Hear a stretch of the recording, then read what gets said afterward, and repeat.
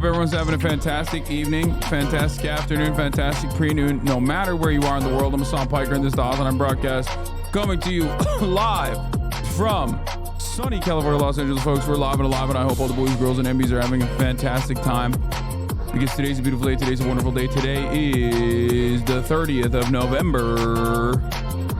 It's Saturday, November 30th, 2024, and I am a little late, and I apologize. It's 11:48 a.m. here in sunny California, Los Angeles, 61 degrees. It's kind of cold, but it's still sunny nonetheless here in Los Angeles, California, folks. We're live and alive. Are you baiting or watching for real? We are live, we are alive, and I'm not baiting anything. Jealous of the sunshine in LA. It's a blizzard in upstate New York where I'm at. Yeah, coup attempt taking place in Damascus. Don't worry, we got it. We'll do fucking a little bit of the Syria coverage. I know everybody loves geopolitical conflict. That's their favorite shit. Even when it's a goddamn happy day overall. Too much style and wrist. Thank you, chatter. Do you see Iron Mouse on Kai's stream? No, I did not. I saw bits and pieces of it. Anyway, you look so hot, Hossie. Also, thank you for the 90-day reacts. Yeah, potentially. Anyway, folks, this is the part of the broadcast where I tell you about my personal news about what's going on in the world of HasanAbi Piker in between the time period where I press the stop streaming button and press the start streaming button. And we got a lot going on in the world. Let me start by saying, first and foremost, last night I ended the broadcast, and what did I do? Absolutely nothing. Hung out with the family a little bit. And by that, I mean I just looked at TikToks. That's it. That's what I mean when I say I hung out with the family. Jimmy Neutron hair. Yeah, I know. I need a haircut. Probably should have gotten one before going to Londonistan, but it's too late now. Anyway, ended the broadcast. Didn't do much. Didn't do much there. What did I watch? Oh, I started watching Penguin, but then I fell asleep. That's what I did.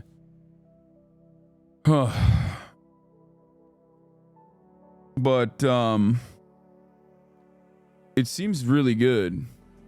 Colin Farrell is disgusting, which is, I think, good for the character. Maybe, I don't know, but he's just disgusting. He's like a real scumbag, you know. So take with that info, do what you will with that info, you know.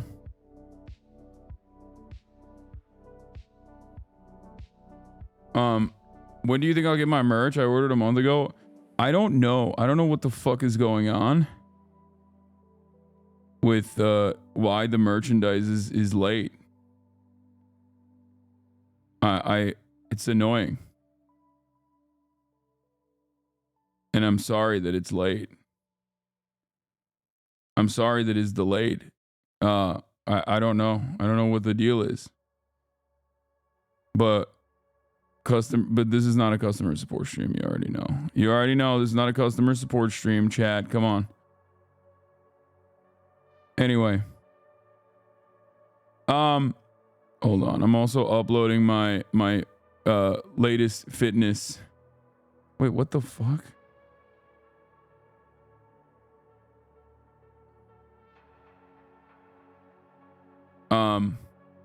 They lightly touch on class politics and Penguin, examples of people abusing populist sentiments. That's interesting. I just heard it's very good. Another cock photo? No, it's not a cock photo. It's not. I'm posting a fitness.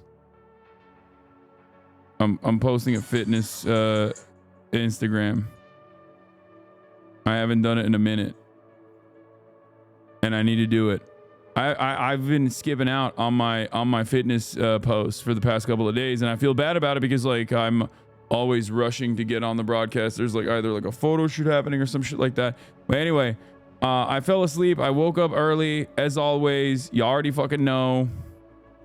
Okay. And what did I do? What did I do after waking up early? I'll tell you what I did. I went and I worked out, as always. You know, did some push, did some pull. I didn't ball. I worked out, I lifted. Did some push, did some pull. One of the things that I don't want to leak too much, but like there's a content creator that I am potentially supposed to do like a major collaboration with, but that collaboration requires me to be measured. Like my size. A collaboration that I'm doing with a content creator requires me to be a certain size, be under a certain size. And the unfortunate problem is that I measured my shoulder to shoulder width earlier at the gym, and it turns out shoulder to shoulder I am 25 inches from the middle of my mid delt to the other side. I am 25 inches wide. So for that reason, apparently I am 1 inch too wide to potentially do this collaboration, to do this thing. And I'm a little sad about it, but I'm going to try. I'm going to try to see if I can shave off some inches from my fucking shoulder width.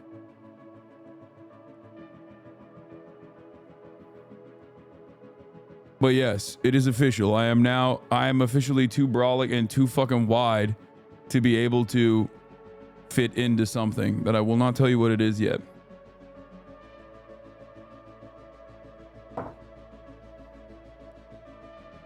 Also, is 25 inches wide? Is that like is that thick? I don't know.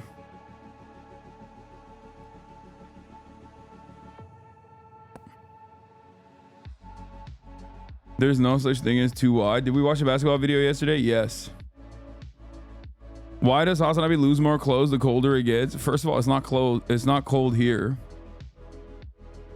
Bro, that's bone structure. You ain't shaving off anything without cannibalizing gains like crazy. So I would just have to like make my delts smaller, like it potentially to fit. And I don't want to do that. So we'll see. Are you going to commit to this monthly? I need to do less politics shit finally. Yes. Your delts would need to atrophy like wild. Pimp glasses on. I love it. Yeah.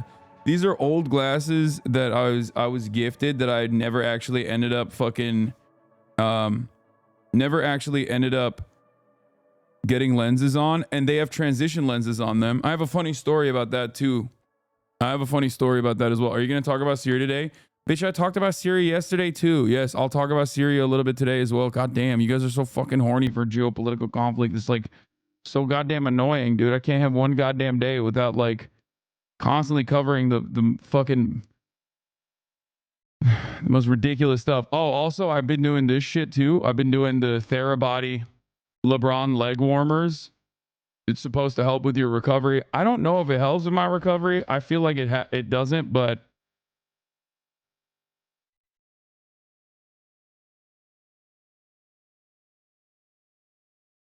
I got scammed, bro. I didn't buy it. Mythological bought it for me 2 birthdays ago, or not the last birthday, but the one before that. And I never actually ended up using it.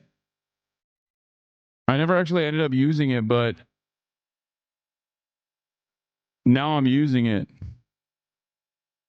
You are a crystal mommy?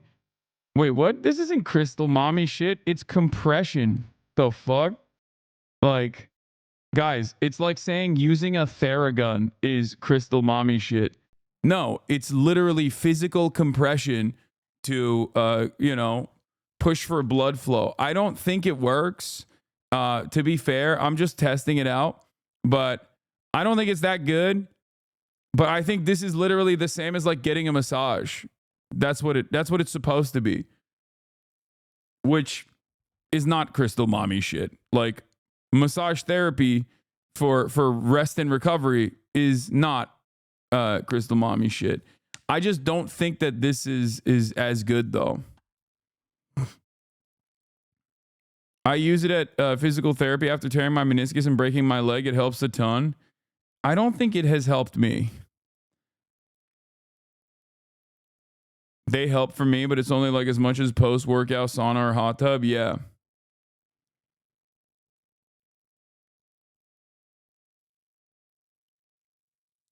It's really interesting. But like technically this is basically a robot doing massage therapy to your legs. That's it. And that is not actually. Yeah, it's not like I'm not going to a fucking chiropractor, chat. I also don't really fuck with cupping either.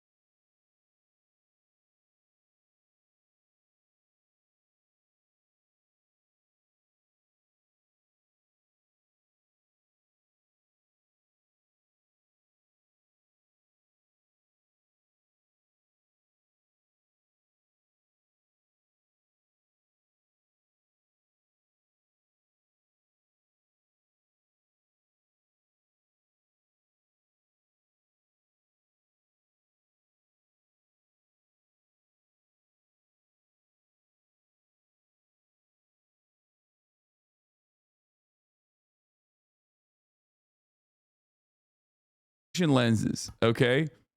Because I was like, oh, these frames are kind of cool, they're interesting, and you know what, I'm gonna get them, I'm gonna get transition lenses on them. And I know that, like, for a lot of people, they hear transition lenses and they go, oh, you're a fucking boomer. Okay, a lot of people hear transition lenses and they go, oh, you're a boomer. I think it's better, in my opinion. I mean, if you're oh, I saw this one. Yeah, I think it's better, in my opinion, to get transition lenses rather than constantly have to swap out back and forth between your sunglasses that you can't see out of and your regular optics. Transition lenses suck dick. They stay dark for too long. Yeah, they don't actually turn back with ease. That is for sure. But I don't really care. So get RX sunglasses. Yeah, I don't want to swap them though. I don't want to swap them. Anyway, but that's not the main point of the story. Here, let's watch this TikTok. Also boost this. Wait, what? Why is there no sound? Oh. And I got transition lenses. What the fuck? Earlier today, I went and I got my new glasses. They were gifted. And I got... Fuck! Earlier today, I went and I got my new glasses. They were gifted. And I got transition lenses put on them so I can actually see and also be able to go outside and have it turn into sunglasses, you know, real boomer shit. And I walk into my optometrist's office to pick up these glasses, right? And I don't realize that I'm wearing a t-shirt that says, I lubricate my AR-15 with liberal cum. So I immediately had to dive into the bathroom of the optometrist's office and flip the shirt, basically wear it inside out so I could pick up these goddamn glasses. Just a fun little story for you guys. That's it. That's all I got.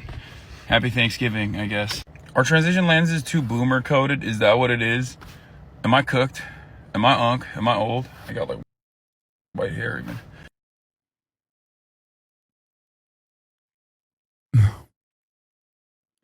Yeah. I had to flip my t-shirt inside out of the sheer embarrassment of walking into my fucking optometrist's office with a t-shirt that I realized far too late had the lettering, I lubricate my AR-15 with liberal cum. Shouts out to Ludwig for getting me the shirt. The glasses are giving zesty Dahmer. Okay. Well, luckily I don't have the long hair anymore. If I did, it would be way worse. Why can't I comment on my own fucking TikTok?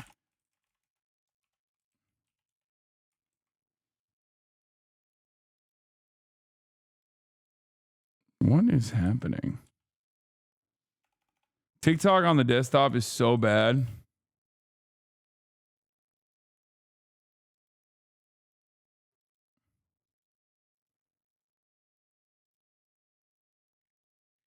Like, it's kind of crazy.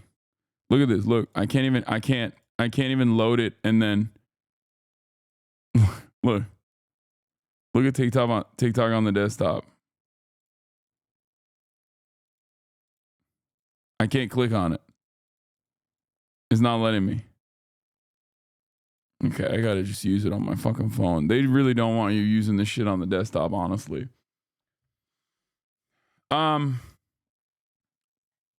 But yeah, that's the situation. You voting for 5 Hearts Under One Roof for best story game? Yes. That's another, that's another fun little story for you guys. Also, yeah, I saw this TikTok earlier. Shit's going viral. I like it, but presidency is just defined by not really fighting for anything and letting your own friends roll over your legislative agenda. I think people are being a little too mean, in my opinion, to the pod Johns, to the pod save boys, because they were nice enough to have me on and also like give me an opportunity to say my piece to a shit ton of liberals who apparently had never really considered, had never really personally considered what this would look like a progressive vision for the party. And I do think that we need to do that. It's good for people like myself to be able to sneak into that discourse and present myself in a charitable manner. I mean, it's seemingly very popular. Like, the episode got to number 1 at a certain point yesterday, and now it's like still at top 6 on Apple Podcasts. And not only is it good, but like I've been getting a lot of normies reaching out to be like, I showed it to my mom. Like, I showed this episode to my mom and she thought it's a breath of fresh air, Like, for a lot of people, this is the type of commentary that they never actually hear. And it once again, it once again makes me feel as though if MSNBC or like mainstream media outlets were regularly churning out my position, that there would be a lot more mass mobilization in that direction. And that's precisely the reason why they don't do it. Because I think people understand what's hurting them. People understand where they hurt. Okay?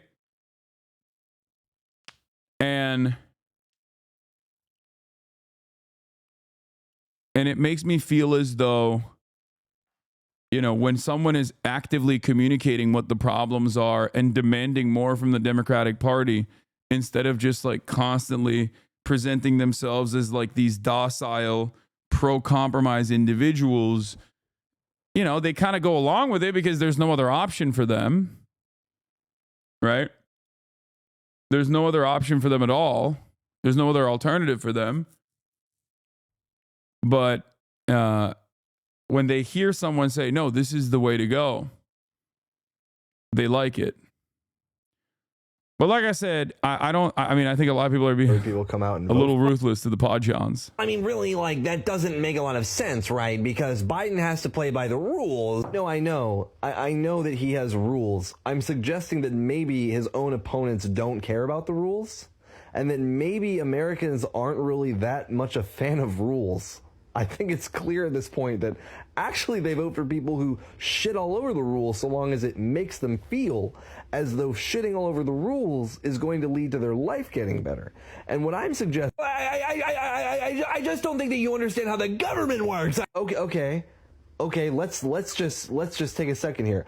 Let's ask ourselves, has any Republican ever had the conversation we're having right now? What do you mean exactly? Well, you know, I don't think that Republicans ever try to back themselves into a corner where they're making all the exact right optimal decisions, right? They're kind of just moving fast and breaking things, and they seem to just pick up voters no matter what they're doing because people are at least appreciating the action as the point. And what I'm suggesting is that maybe Democrats could learn a thing or two. There's nothing to learn. There's nothing to learn from those cretins.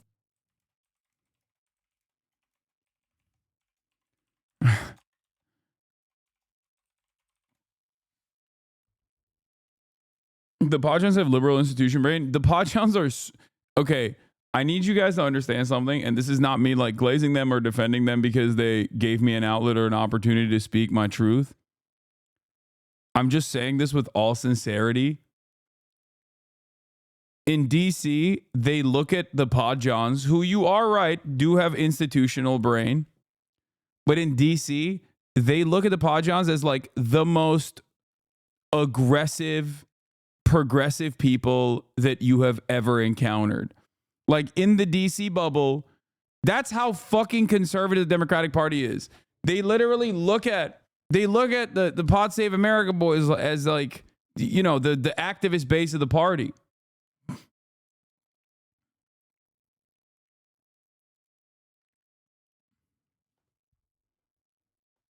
That's it. Like, does chat not know how the Podjons work for Obama? They're the young progressives from 08, yeah.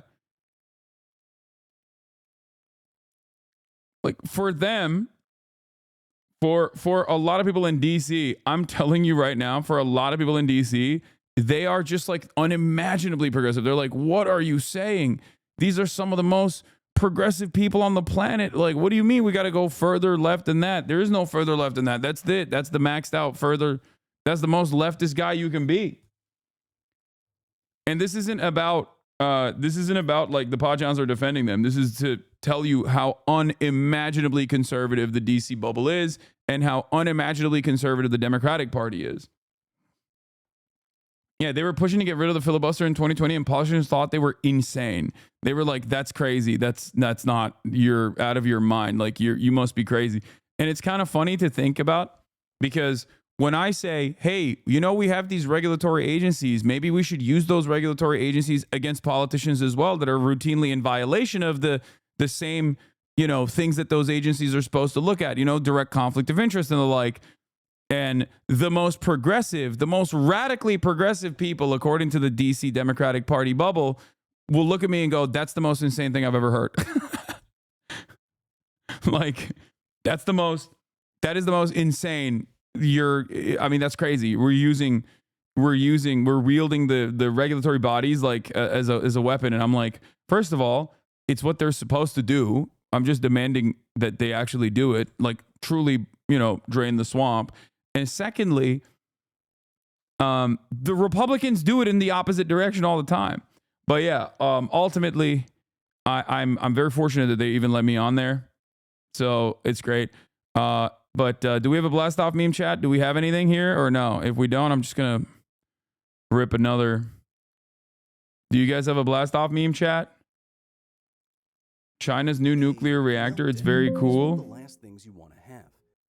Okay, we'll look at that. Well, maybe we'll watch it. Syrian coup in Aleppo? No way, dude. That's crazy. That's crazy. I had no idea.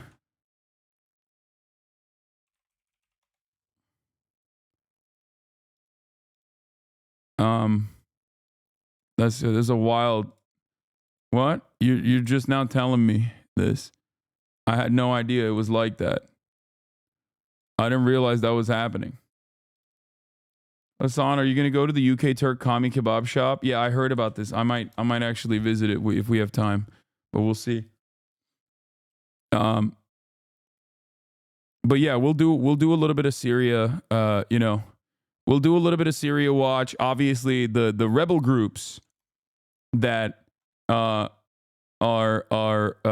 anti-Assad, so they're the good guys unconditionally. Those rebel groups are, they fucking bouldered into Aleppo and took it pretty quickly, as a matter of fact, like a lot faster than anybody could have thought it would have happened.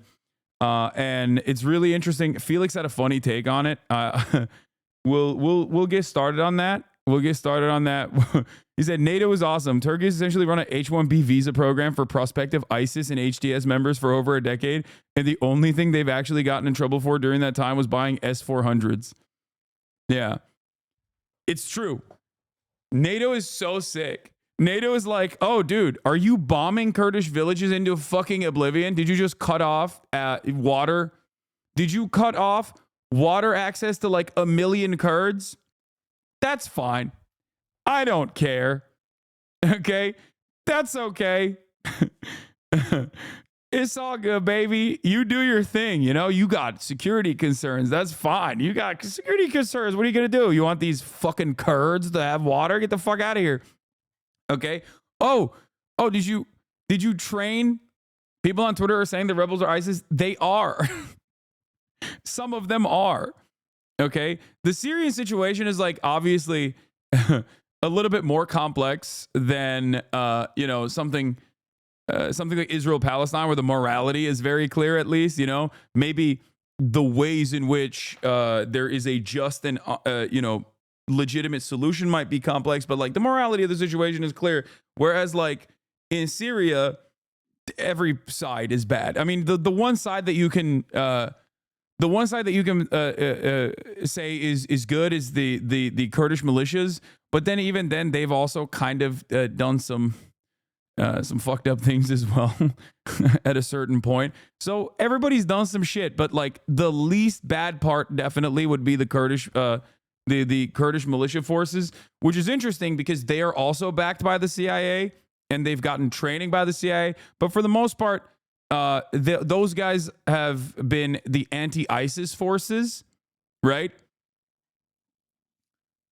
So they are the anti-ISIS forces, and they were very successful in fighting against ISIS, and they've done a really good job doing that. But the issue here is Turkey is also, by way of NATO, the State Department's operatives here, and Turkey is literally fucking priming, funding, facilitating, arming, training the most militant Islamists in the fucking region, and they have successfully overtaken Aleppo at this point. And it's a very weird set of circumstances because you have the Assad government, okay, done a lot of fucked up shit, okay? Very legitimate reasons as to why people would, try to have a Arab Spring style democratic revolutionary resistance against the Assad regime.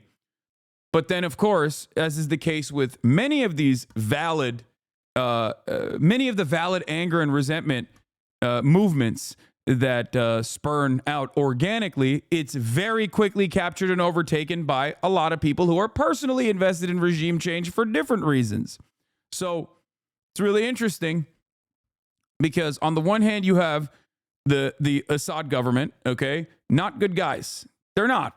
Okay, it's like I would say very similar to Saddam. They're Ba'athist. They're not fundamentalist at all. Just make no mistake. There are differences here. They're still ruthless. They're still brutal. They're still cruel, but they're not like the fundies. And then on the other side, you have these like Sunni fundy groups. Okay, the Salafist groups, ISIS, Al Qaeda, former ISIS, former Al Qaeda. You know, they're always cross pollinating a little bit. And Turkey's backing those guys. Turkey's giving them weapons. Also on the other side, though, Turkey's doing this at the behest of the United States of America. Turkey's a NATO ally. They get to do that. But on the other side, Turkey's literally cooking the other State Department initiative, which is the YPJ and the Syrian Defense Forces that are like the Kurdish militia movements that have existed and gotten funding and training from the American State Department. So you literally have America's own assets fighting against America's other assets in the region because they're fighting against one another.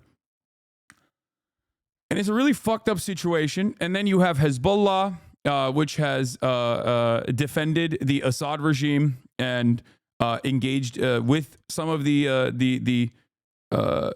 Sunni militias. Some of which are, you know, the ISIS and al-Nusra, like ISIS, the Salafist militias. You have the Russian government that is also backing the Assad regime as well. So overall, it's like every regional actor is you know, they're just trying to take a fucking piece of it. They're trying to move the needle in whichever way they can. Okay. Iran is also obviously by way of Hezbollah, and Iran directly is also helping Syria. And if you want to try and understand it from like the perspective of Hamas, for example, during the initial Arab Spring uprisings, obviously Hamas itself is originally a Muslim Brotherhood movement. So they're like Sunni fundies as well. They're Sunni fundamentalists themselves. In its, as an initial movement, it was a Muslim Brotherhood cutout. So they literally originally were like in support of the Syrian revolution against the Assad regime. So then they kind of had a period of not really fucking with the Syrian government. And the Syrian government definitely never forgot that and was like, yo, fuck you guys for, being along, siding with these guys. Like some of these dudes are ISIS, you fucking piece of shit. And then they were like, well, we don't care. You're being a fucking, stop being cruel. Stop being brutal, even though they originally literally had their headquarters in Syria as well, Hamas, I mean, and then Hamas had to pack up shop and basically move from Syria to Qatar. But now their relationship has actually normalized between Syria, and also the relationship between Hamas and Syria has also normalized. The problem, however, is that it's not like Syria is offering a tremendous amount of funding or helping the Hamas militancy against Israel either, because they have their own shit going on. And ultimately, the worst part about it is that the worst thing that's going to happen is, of course, to the Syrian population, as always, they're just going to get fucking, they're being tossed around from one brutal regime to fucking ISIS militants. It's insane. So, yeah, it's a weird situation overall. It's very chaotic. It's really fucked up.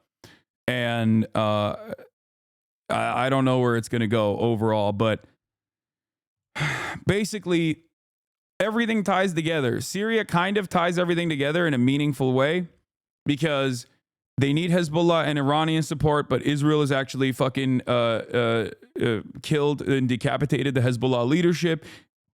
In Lebanon, and they punished Hezbollah by punishing the Lebanese civilian population by ruthlessly bombing them and killing them. So Hezbollah conceded and decoupled themselves from the genocide going on in Gaza, but simultaneously they're like licking their wounds and they have to do a period of reconstruction now. And in that process, they can't actually fucking move into Syria and help the Syrian government defend against, the Salafist uprisings or the rebel groups, some of which are secular too. It's not like they're all fucking Salafists either.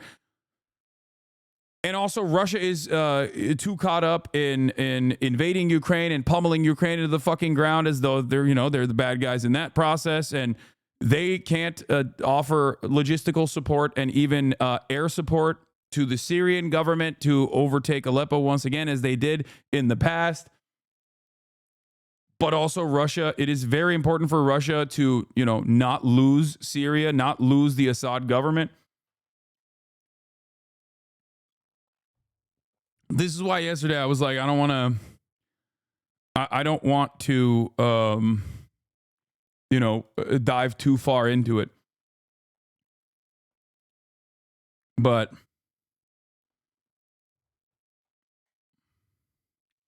yeah. And Syria obviously has a bunch of different ethnic and religious minorities as well. So they're probably not exactly fond of the fucking, the ISIS guys taking over Aleppo.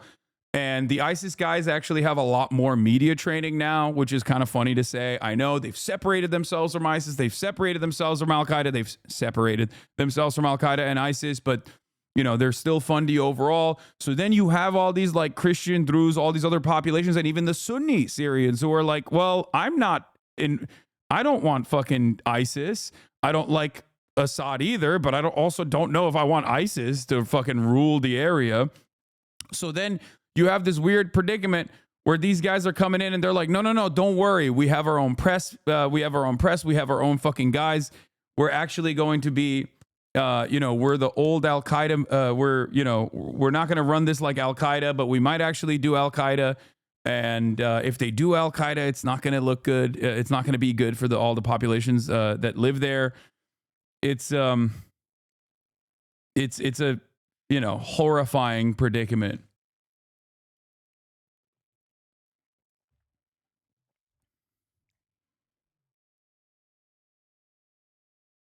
So, Syria is an example of non-linear warfare. All sides are shit and allegiances are confusing and constantly shifting. The result is the Syrian people suffering while USA, Russia, Turkey, and others get to play with their weapons of war. Yeah, I do also, in a weird way, find it interesting. Like, I do find it funny because, like, everybody always says I'm like an unconditional dick rider of the Turkish government and that I'm an Islamist fundamentalist, but the American State Department is on board with the Islamist fundamentalists in this situation, the fucking Al-Qaeda guys. And they are not directly funding and facilitating the actions of the Al-Qaeda guys, but they're doing it by way of Turkey. Turkey's a NATO country. Turkey also is bombing the Kurds, which many of my naysayers will say, Hasan, you love when Turkey bombs the Kurds. I don't. I actually very actively criticize that all the time. But also simultaneously, I'm not exactly fond of like I said, the former ISIS guys and the former Al-Qaeda guys coming in and fucking shit up. And they're being backed and trained by Turkey. So I guess now all of my naysayers, now that the American State Department is on board, is going to say these guys are the moderate rebels, actually. So yeah, the Kurds are good. Yes. So it's a weird situation, and we'll see how it develops. As a Kurd, I don't think America gives a shit about us. They just use Kurds against ISIS because they were not fundamental, that they were most ready to fight ISIS, and now just use them as a chip to reign in Turkey. Yeah, I've said this many, many times over. The rebels are almost entirely led by ex-ISIS members who have ethnically cleansed Kurds on multiple occasions, and Assad is incredibly cruel. Exactly. No good sides overall. None of the major players are doing good shit.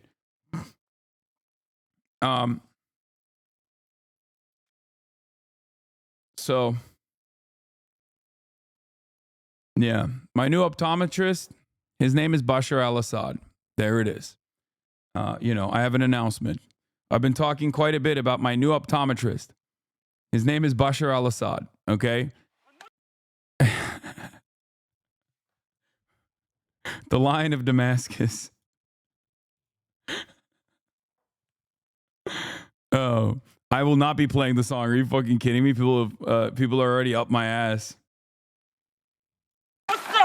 Their descent on Aleppo has been blistering in its speed, taking the Syrian regime and the world by surprise. Opposition fighters now control much of the city, and they're vowing to take the capital, Damascus. What is that? What's that patch? What is that? Huh. That's... I don't know. I don't know what that patch... Maybe it's Red Scare? Y'all... It could be the Red Scare. They could be Red Scare listeners. They could be fans of Red Scare, the podcast, honestly. I don't know what it is. It just, I don't know. I don't speak Arabic. I can't read Arabic. It just like looked weird to me. I've only seen like patches like that on guys that don't have the best opinions, you know?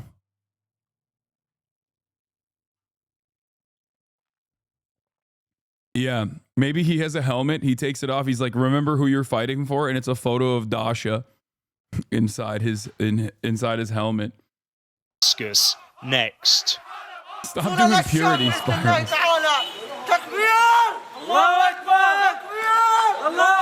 I think it's kind of funny to see American and Western media literally look at these guys going Allahu Akbar, who like openly have supported, but also on top of that, like engaged in what they consider to be global jihad. And I don't mean like jihad as in normal struggle. I mean like global jihad in the way that Americans presented. It's these guys that have done that and want that. And it's kind of funny that these are the good guys, the guys that actually have done that. And the guys that don't want to do that at all, those are the guys that want to do the global jihad.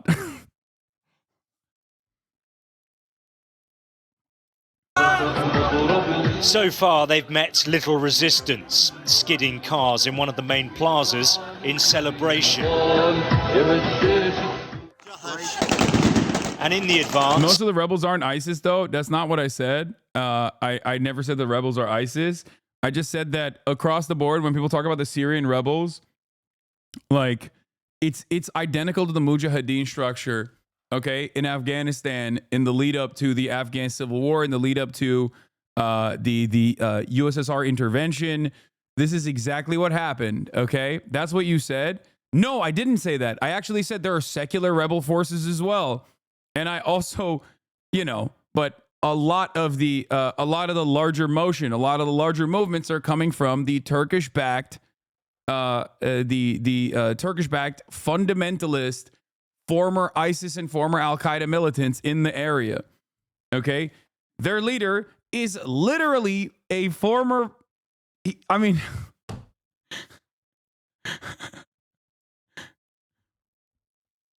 But they're not the prominent ones. They fucking absolutely are the prominent ones. What are you talking about? Come on, dude. Incoming Hasan, you can't use Afghanistan politics as a template to analyze Syria. Yes, you're not even wrong about that. I don't think it's a one-to-one comparison. I just think that America's intervention and involvement in the region is, quite similar. Wikipedia says ISIS is HTS's opposition.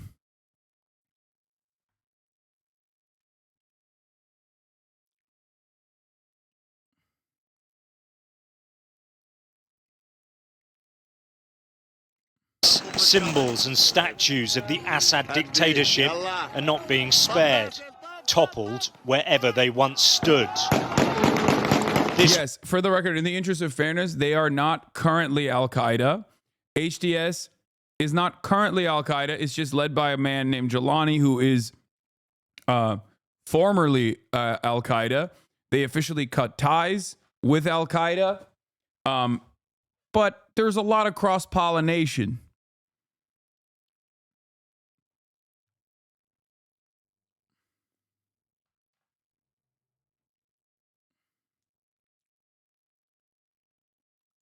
War was dormant, at a stalemate, but not anymore. Aleppo is a huge prize for the rebels, as it was a major center of power for the regime. To see the entire city fall in 24 They have purged most Al-Qaeda members as well. I don't think I would go that far. Their leader has purged Al-Qaeda members from HTS. They're trying to pull moderate for unity. I don't think I would go that far.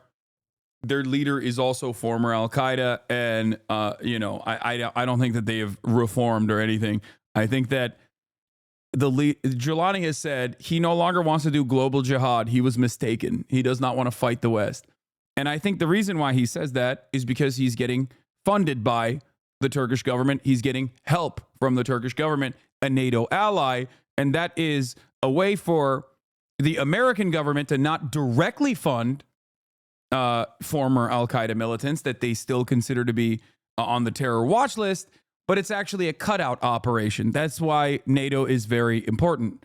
That's how NATO works. You get your NATO ally to do the dirty work for you that you would normally want to do directly, but you can't do it directly because then it's like, whoa, what about the rule-based international order? Like, what's going on? It's kind of weird. Why are you giving these guys direct funding and money and weapons and training? I don't really get it. And then they can say plausible deniability. Plausible deniability, we're not actually directly funding them. It's actually Turkey that's directly funding them.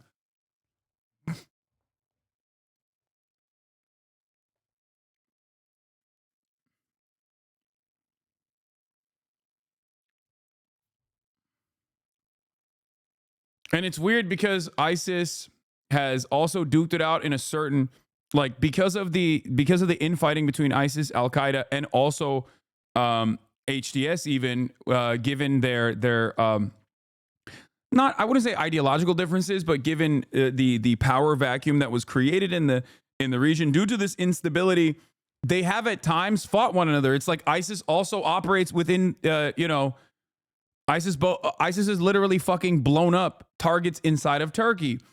So while at the same time, Turkey is like looking at all these fucking Salafist militias and going, great, let's train them. Okay, let's give them weapons. Some of the other groups that fight with one another from time to time in the power vacuum also end up fucking attacking Turkey as well. So it's a little bit more complicated than just these guys hate these guys. They never actually fucking align with one another on anything. That's why I gave you the example of the Kurdish militia forces that are also backed by and offered logistical support. But like literally, they are the American militias on the ground, okay? The Kurdish militias are American forces on the fucking ground, basically. They were most successfully utilized against ISIS in the region. That is before we even talk about like ISIS's inception. There's a lot of American intervention and involvement in ISIS's inception as well, but that's besides the point at this, in this analysis that has no, that's unimportant.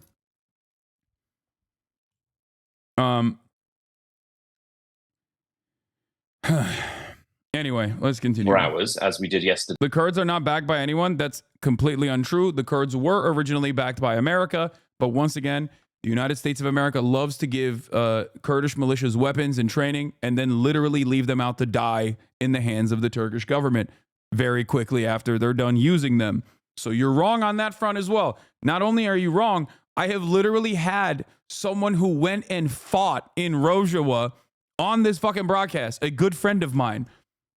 His name is Brace Belden. So not only are you wrong, but also you're so wrong that you're, denying reality, but also I have a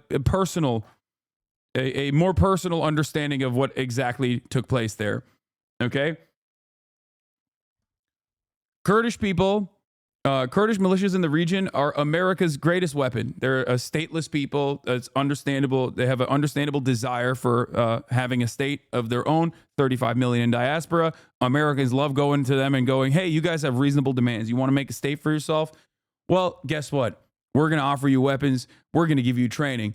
Go fucking, and then we're going to sick you on whoever the fuck we want to destabilize the area a little bit, or even use you as a group that will engage in a cleanup job to take care of our former problems with ISIS, for example. And then once we're done, you're done. Once we're done, hey, peace. Have fun. That's the American attitude, usually. they'll go, hey, we gave you the weapons, we gave you the training. All right, now fuck off. And then the Turkish military comes in and just like fucking starts bombing villages. That's usually how it goes with the American involvement with the Kurds. Today is, I mean, beyond dramatic. It's like an earthquake in the scale of the last 13, 14 years of the Syrian crisis. It is uncertain when this lightning attack will end. Can you give one example of when they went somewhere on the U.S.'s order? Wait, what? You're making the SDF sound like mercenaries, but I'd like an example of where they went that they weren't interested in going already. Okay. I think one of the things that people refuse to understand is that something that I always talk about is the valid concerns that people have. Okay? That's why I brought forth the understandable desire of Kurdish people to have their own nation state. Okay? 35 million in diaspora. So they have an understandable desire, which is why they're aligning with America, even if they don't agree with America. Okay? I'm not saying that these guys are being utilized as a mercenary that is being directed towards whatever America wants to. America just understands that they can use the Kurdish militias in their just cause or in their understandable desire for, building a nation state to its advantage to use it against America's other enemies in the region or to engage in destabilization. This does not mean that America goes, hey, Kurds, go and fucking pack these people up. Okay? That's not what I'm saying at all. I've never said that. It's more so a age-old colonial ambition, which is to use sectarian infighting that is organic and naturally occurring in the region or any sort of instability to your benefit.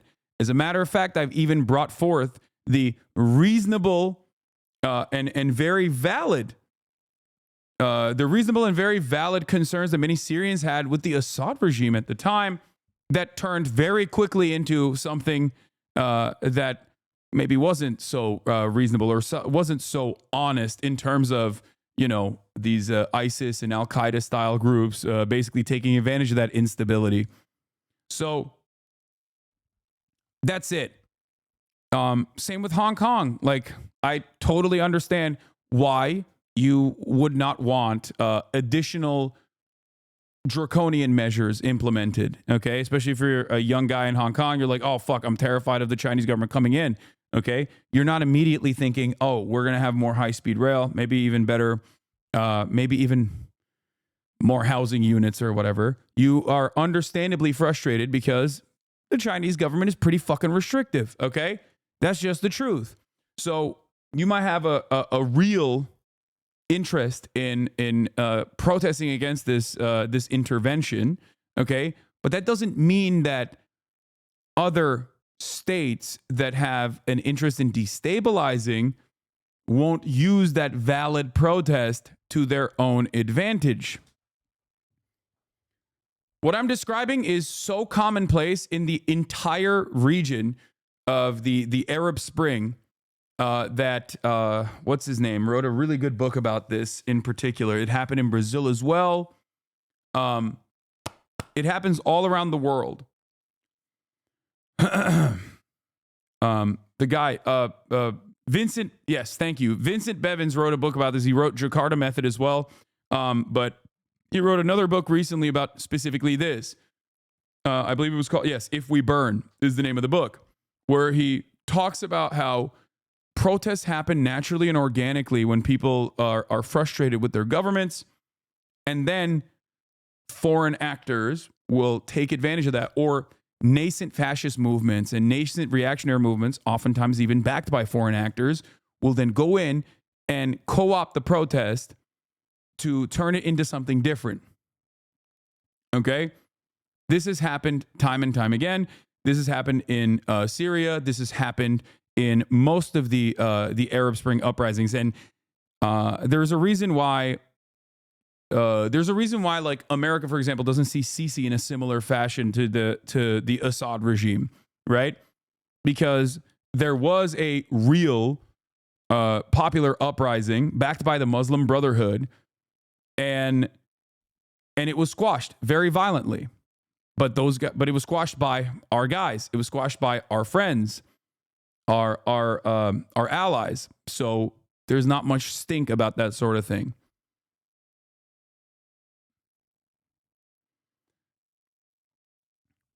Whose responsibility is to make concessions to prevent this sort of divide and conquer methods from working? Anyway, let's continue. It started just a few days ago with the rebels quickly moving through the countryside.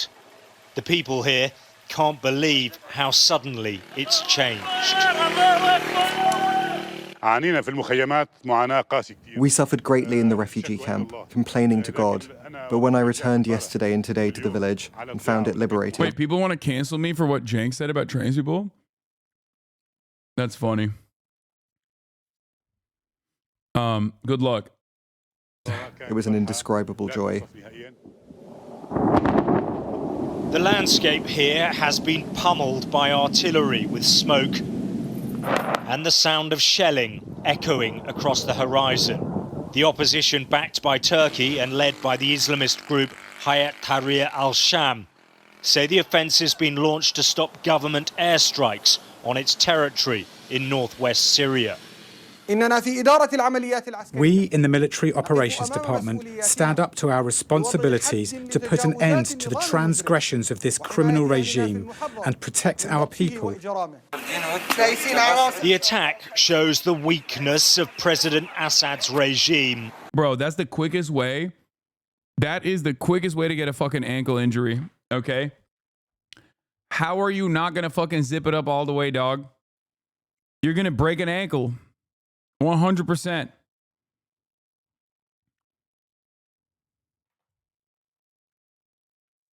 They also compared your platform and Christian Walker to Bonarelli Bonerbox laughing with Elon Levy. Yeah, talk to me when Christian Walker has done propaganda for a genocidal state and paid for a genocidal state to do genocidal propaganda. Yeah, I think there's levels to it, right?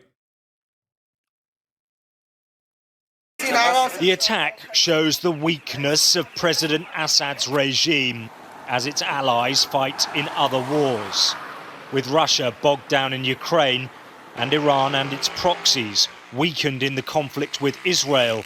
Syria's dictator has been left exposed. Syrian and Russian jets are now launching heavy counterstrikes. This is the aftermath of an assault on central Aleppo.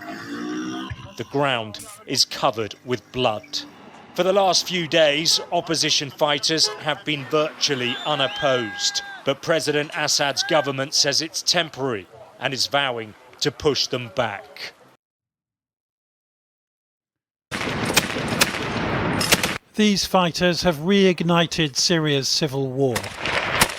A loose coalition of jihadist and secular rebels whose lightning advance poses the biggest challenge to President Assad in many years. Their prize, Aleppo, Syria's second biggest city, retaken by the government in 2016 and now back in opposition hands.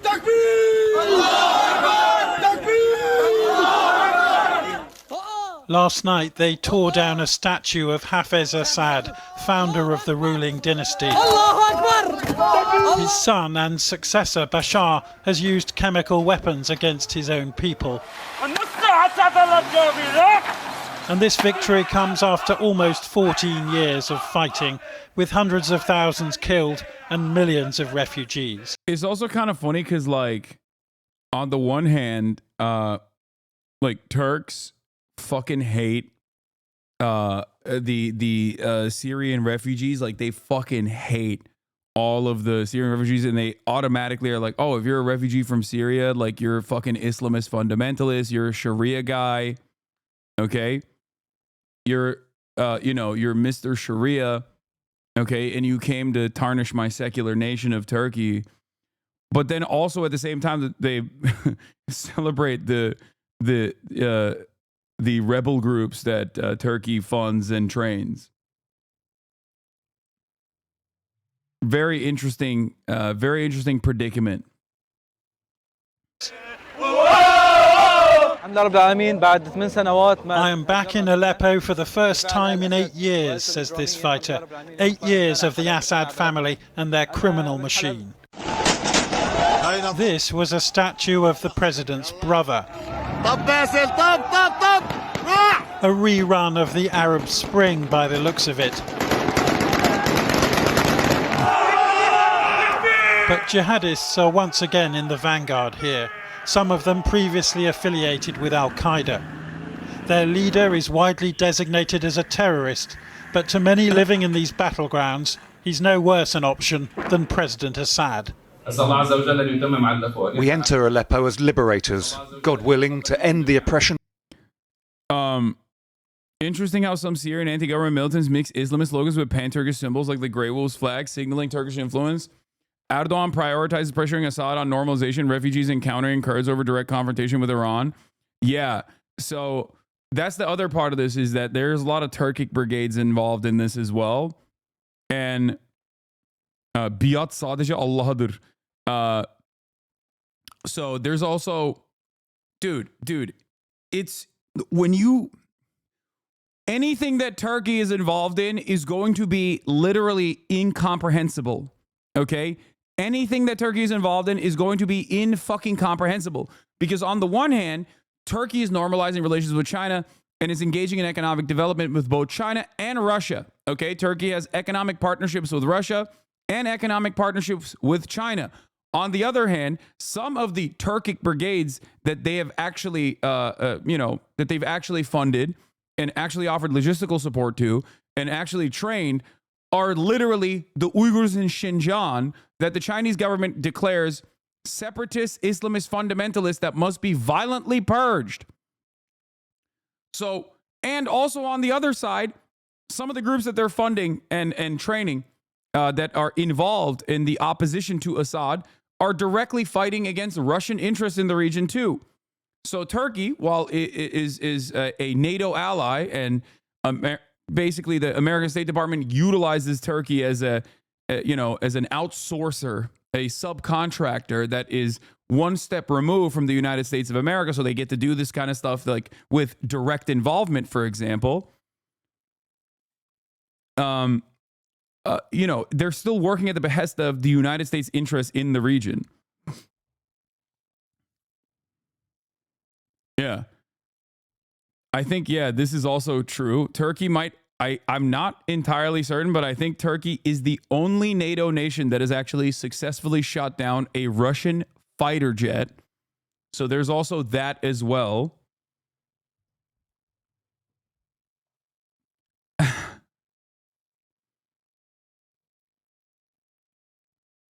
There's that little situation.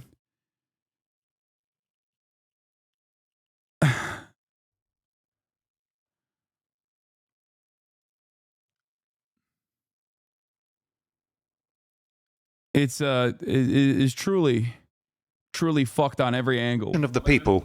Advise all our brothers not to enter people's homes. It is essential that there are no violations. The Syrian government says its army has made a tactical retreat. What is this? Russia, Ukraine is losing ground. The European continent is divided. America is preoccupied with domestic issues. All of our historic enemies are out of the picture. War Monitor says Russia stabbed in the back by Turkey. Who would have thought? Dude, it's a very weird situation because, like I said, it's not like it's a weird situation because Turkey once again is not only at the table but is directly the table. Okay?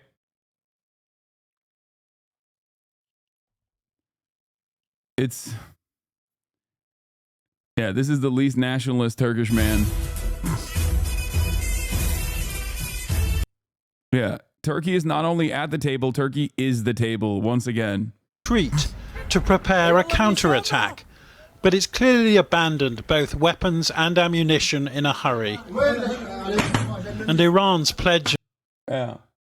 I'm wondering how a lot of people who are my naysayers because of my anti-NATO position, I wonder how they're going to fucking square the circle, you know what I mean? I really do feel bad for them because they have to assume this weird stance now where they're like, no, actually the fucking former Al-Qaeda ISIS rebel groups that Turkey is funding are the good guys in this process.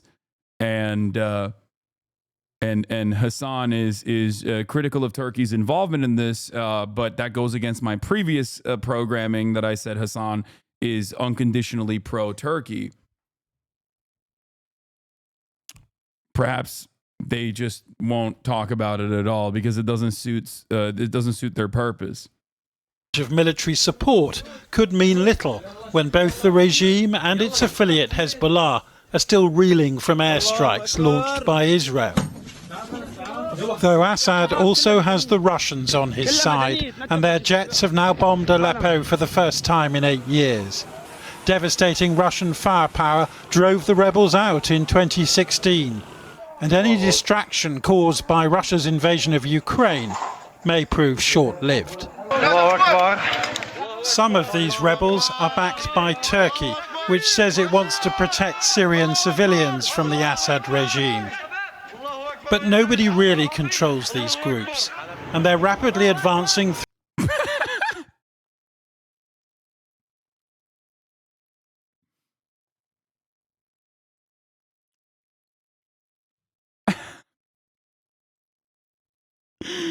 Yo, dude, it's evil Brace. It's evil Brace. Oh no. There are Brace Beldens. There are Brace Beldens all around for those with eyes to see.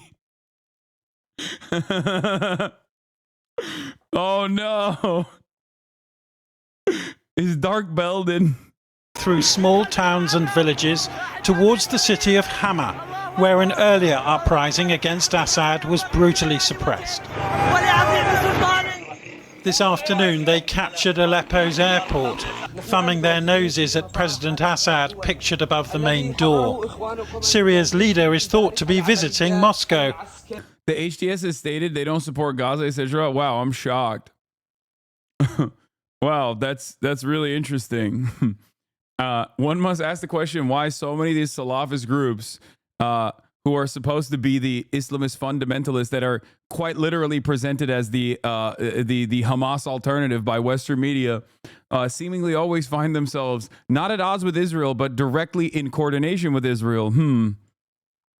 Yeah, they're against Israel's enemies. Okay. This doesn't mean that the Assad government has offered like a tremendous amount of support to Hamas, by the way. They have not. Or historically, they have done more, I think. But in the last couple of decades, especially since the civil war and Hamas's initial support for some of these groups that were rising up against Assad, made Assad go, "Oh, you guys are fucking fake friends." But yeah, when people say like, it's a very weird situation because people will be like, "Oh, dude, you're a Zionist if you fucking if you say anything bad about Assad, like you must be a Zionist. Like these guys are, Assad has been so helpful to the Palestinian cause." And it's like, I don't know if that's true. You know what I mean? Like, so there's a lot of people. This was like a very hot button issue. And there's a lot of people who were very invested in what took place in Syria. But, I assume those guys are going to come back and pop off quite a bit on every side of this conflict. But where he's no doubt urging Vladimir Putin to come to his assistance. The rebels also filmed themselves releasing jubilant prisoners from one of Aleppo's jails, in what is an astonishing revival of Syria's long-running revolution. In the last few days, these fighters have ended the last 8 years of government rule here, forcing one of the world's most repressive regimes into retreat. That regime is responding predictably tonight by opening fire on protesters in Daraa. It is pretty crazy that they're like, it is pretty crazy that the coverage of of former ISIS and Al Qaeda militants is like so positive, you know? Yeah. Yeah. Rafat said Assad is a maniac, as all Israeli leaders. Yeah. Shouts out to Rafat. Rest in power. Assad is as maniac as all Israeli leaders, he says. She's a piece of shit. Her call for free Syria, all while supporting genocide against Palestinians, makes her worse. Ignore.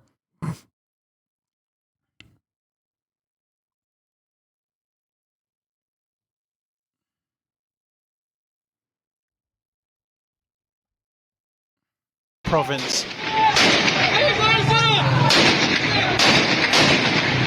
Though remarkably, the city of Hama now seems to have fallen to the rebels without much of a fight.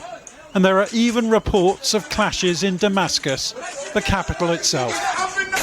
Wait, did you say the Syrian rebels were ISIS fighters? Oh my God. Oh God, I can't wait for that American Enterprise Institute twink to come after me to be like, yeah, these former Al Qaeda and ISIS, some of the Syrian rebels, and it's not just my statement, it is just objective fact, also reiterated by fucking Channel 4, are yes, former Al Qaeda and former ISIS militants. Well, joining me now is Fouad Syed Issa, who's a Syrian activist and founder of Violet, an organisation which supports human rights and refugees in Syria. Fouad, I know you're in touch with people in Aleppo and other cities in Syria. What are they telling you about what is going on the ground? Yeah, thank you so much. Actually, our team in Violet arrived to Aleppo. Once again, I am offering nuance to the subject matter. I am not in favor of Assad either. I'm not saying that the Assad government has been good. I'm not saying that at all. They are brutal, repressive, very violent, okay?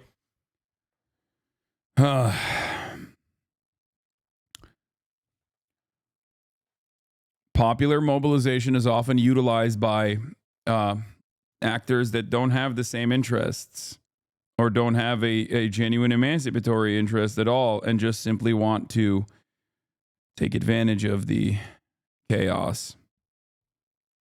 This morning, and they start their response from the early morning when it's all under rebels' control, the Syrian rebels' control, and many like attacks happening from the morning with aircraft, the Russian and Syrian aircraft to Aleppo city, and it's a very crowded city around. I mean, 1 million of people are living in there, and the people are scary from this bombing and chilling in the area.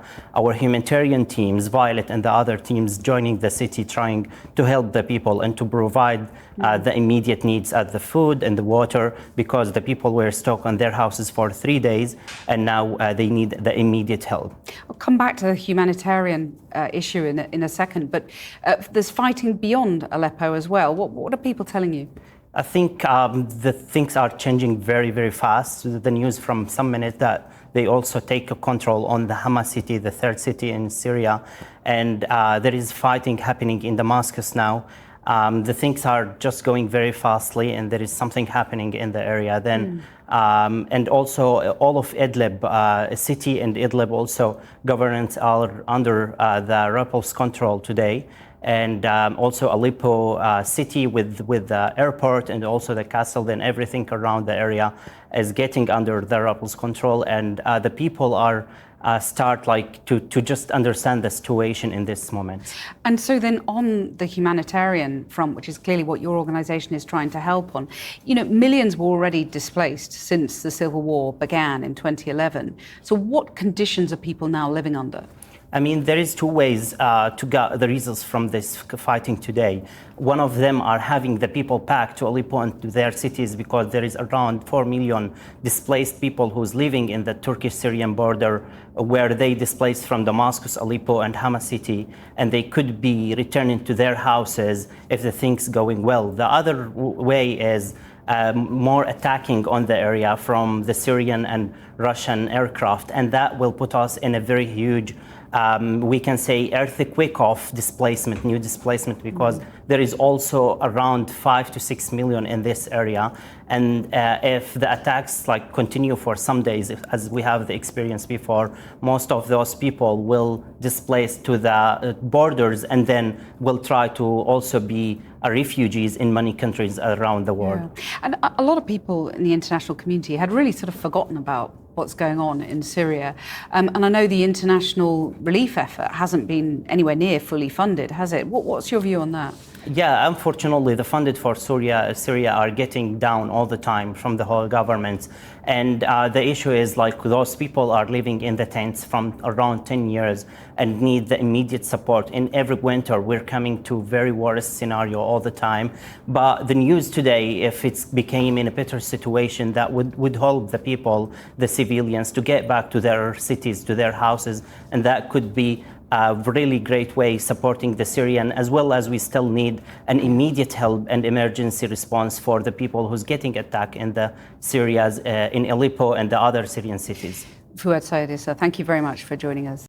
Today, the Israeli military said it launched a strike on military infrastructure at the Syria-Lebanon border that it claims Hezbollah was using to smuggle weapons. The Israeli military is also warning displaced Lebanese residents from returning south to more than 60 villages, 3 days into a fragile ceasefire agreement. But Israel is still fighting Hamas. By the way, this chatter, they keep saying HTS isn't backed by Turkey. You are talking about the Syrian National Army, which isn't involved in this conflict. HTS is not formally backed by Turkey. They have refused to collaborate with the Free Syrian Army that is backed by Turkey. And on top of that, they have actually fought against one another. Having said that, however, they have also fought against Kurdish militias at the behest of the Turkish government. So you're both right and wrong. You're definitely wrong when you say the Syrian National Army is not involved in this at all. You're wrong about that. And not only are you wrong about that, you're so wrong that, I mean, direct media coverage of this that's happening is openly saying that the Turkish-backed forces are also absolutely involved in the overtaking of Aleppo. It's just that the HTS movement is the most prominent one, and I think is like the most media trained one, I guess. So they're the ones that are getting the most play.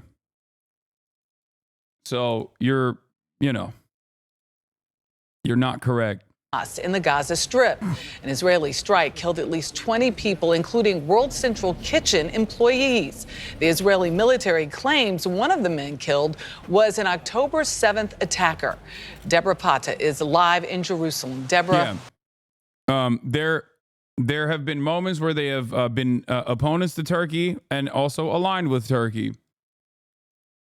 Good morning. It just, you sound downplaying Assad's crimes and horrors. Wait, what? No, I'm not doing that. You're hearing that because that's what you want to hear. I have maintained the position that virtually every side in this, with like some exceptions from the Kurdish militia movements, is objectively not very good guys. They're very bad guys. A very good morning. Well, this is the second time World Central Kitchen workers appear to have been killed in an Israeli strike. The last one was in April, which killed 7 staff members.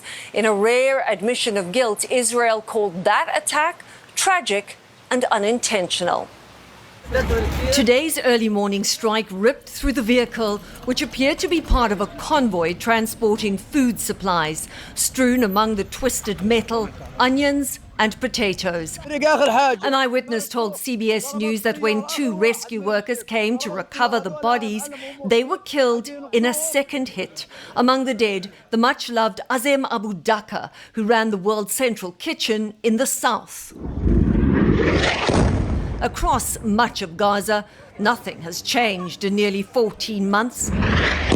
Palestinians still face relentless Israeli bombardment. Aboud's brother, was killed in a strike in Nusayrat. He was just walking down the street when the tank fired, the young boy said. His blood was spilled right here. Abu Khalid Shraim's wife was killed in the same attack. Hunched with grief, he wept over her body. Goodbye, my precious. I wonder if CNN will talk about this. Yes, they will, because it's happening. Yes, of course they will. They will talk about it with very different terms. They will talk about Syrian people that are being killed in this, Syrian civilians that are being killed in this, especially with like bombing campaigns coming from Russian forces and Assad's regime, as real human beings, like the real human casualties, because they are. They just will never extend that same kind of coverage to the Palestinians, because the Palestinians are being killed by good guys. So that's why you don't see a lot of the same style of coverage when it comes to the metric ton of horror that Israel's unleashed upon Lebanon and unleashes consistently upon Gaza, the people in Gaza. He sobbed, "Forgive me." Everyone here lives in constant fear that tomorrow might be their turn to bury their loved ones. Oh, he's asking about the World Central Kitchen guy? Oh my God. Yeah, that's the other thing. Israel also killed 3 more World Central Kitchen aid workers and then claimed one of them was Hamas and also did October 7 or some shit. And if Palestinians are not dodging Israeli bombs and bullets, they are searching for bread amid a hunger crisis that grows worse by the day.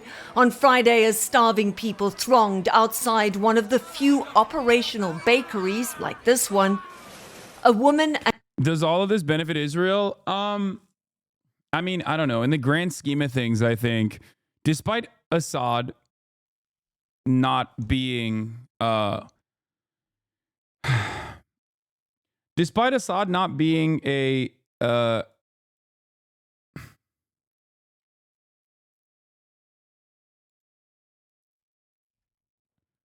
despite Assad not necessarily being very helpful for Palestinians, he's still not in the orbit of Western control. Like, he's not in the Western sphere of influence.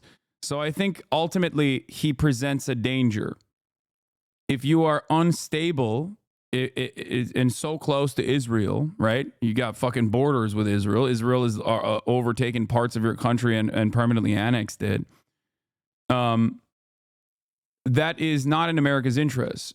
It is, however, in America's interest to destabilize your country and use the popular uprisings against you because you're a brutal fucking autocratic regime, and use that to their benefit to either constantly have you in the grips of destabilization and civil war, or completely pack your shit up like they did in Iraq. And it's a bullshit. Assad is not stabilizing Syria. You're completely wrong on this issue. That's not what I said. But Assad is not in the sphere of Western influence, so it is a dangerous prospect for America's desires in the region, because he could, at a certain point, become a threat to Israel. And he is a threat to America already, given the fact that he collaborates with the Russian government. He collaborates with the Russian military invasion of Ukraine. Okay?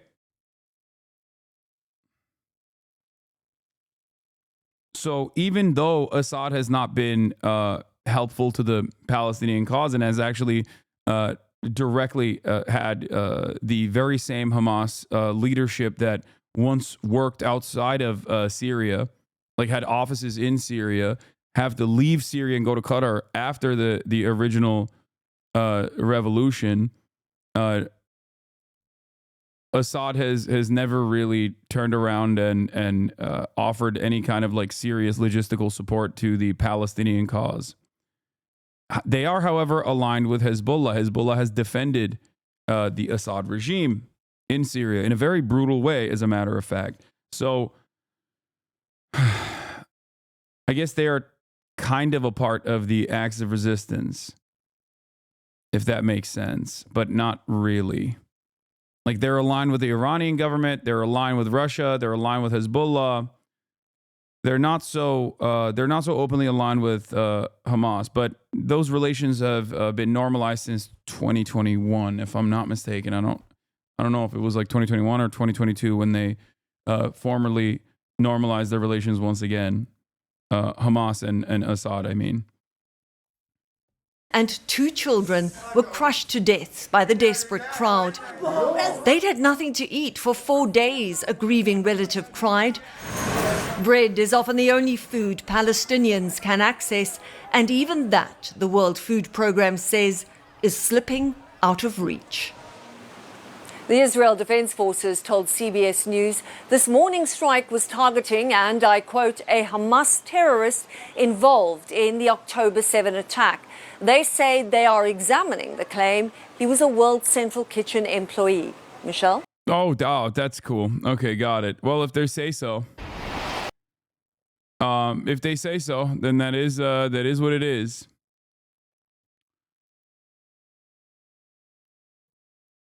Yeah, that's the other part of the story, which is that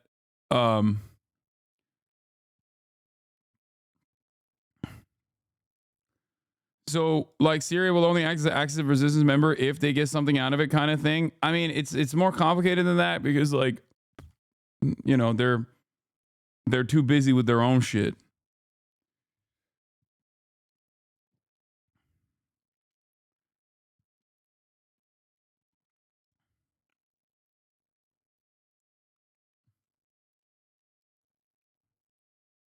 Russian foreign policy is so much better than the US. Wait, what? Where is this guy? Where did I miss it? What happened? Someone in the chat said Russian foreign policy is much better than the US. No, Russian foreign policy is very similar to the US foreign policy. They're just a regional actor and not like as significant in the global stage. But as far as like Russian foreign policy goes, if you think that they're not also aligned with Israel in many respects, despite the fact that they also are very much interested in undermining American power in that region, and therefore sometimes find themselves aligning with Iran, for example, I don't know what to tell you. But, you know, Russia and Israel are like this, okay? They are. Russia might... Bro, it's like Turkey, okay? It's exactly like fucking Turkey. Turkey says a whole bunch of shit. Erdogan will come out and be like, I'm going to fucking invade. I'm going to use the NATO force to invade Tel Aviv. I'm coming for you, Benjamin Netanyahu. I call you Benjamin Satanyahu.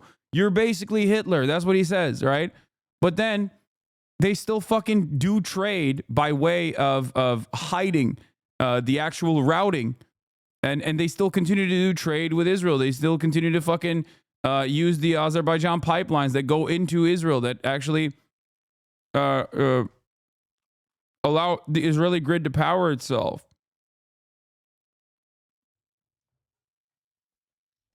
Okay? So most of these people have incomprehensible views if you're looking at it. Like, most of these state actors do not have like a very well-defined framework. Like, I think America very obviously is pro-Israel unconditionally. But if you were to look at a country like Russia, or if you were to look at a country like Turkey, which is a NATO nation, as the second largest NATO military on the planet, okay, yes, while they simultaneously craft trade deals with Russia and they constantly talk a big game about how pro-Palestinian they are, they're not actually all that pro-Palestinian when it comes to economic interests. And even the fact that like the FSA and other Turkish-backed militia movements also taking advantage of the lack of support that Russia or Hezbollah could ever offer to the Assad regime, like they moved in collaboration with the HTS movement to overtake Aleppo. So Russia is allied with BRICS and Iran against the US and NATO. Oh my God, he said BRICS, dude. Yeah, I'm bricked up too, brother. You know, India.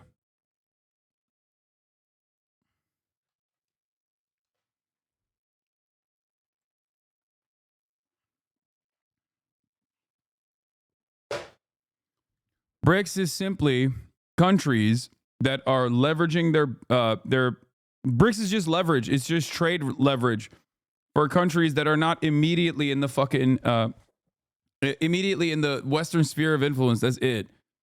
It's not like ideologically bound by anything. It's just a way to hedge your bets against America if America decides to, turn off the money faucet or something.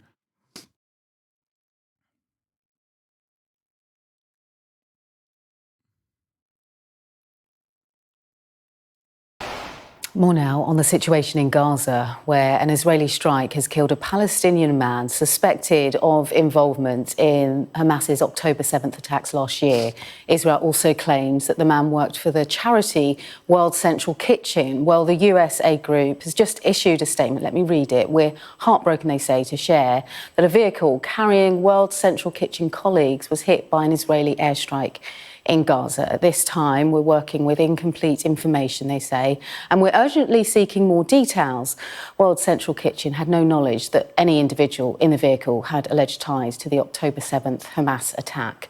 World Central Kitchen is pausing operations in Gaza at this time.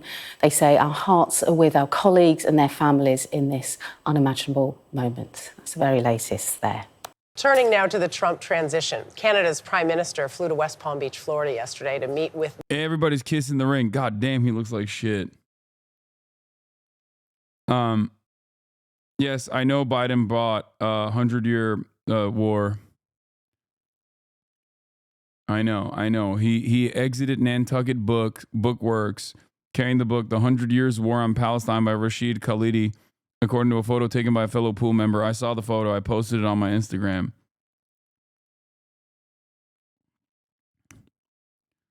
It doesn't mean anything. He's just doing a fucking photo op.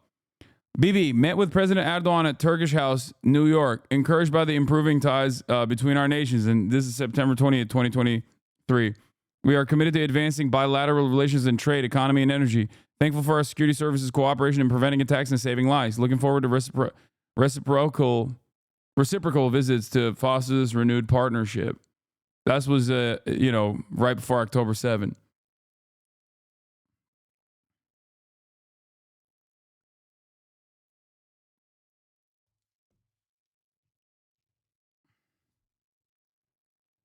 Russia and Ukraine have a special relationship with Israel since Soviet times, but things have changed in the past decade. Israel is currently arming Ukraine. Russia is not selling weapons to Israel, and more Russian safeguards in relation to Israel are being removed. Last few months, they started intercepting Israeli missiles for the first time and so on. Yeah. But I think that historic relationship is still there, especially when you consider how many of the Israeli population is also former Russians or currently Russian. Like, there are... Remember at the time remember when I talked about how, like, there are people out there who are both pro-Russia and pro-Israel? And it's, like, not as unique as you would think. The people who are pro-Russia pushing Z and also pro-Israel, those people exist. And they're not just like random people in Republican Telegram groups, right? That have been duped by a WhatsApp group and the messages they see there. It's actually a shit ton of Israelis and a shit ton of Russians as well. So the idea that, you know, a major percentage of the Israeli population being Russian is not significant in this analysis is silly. Of course, it's very significant.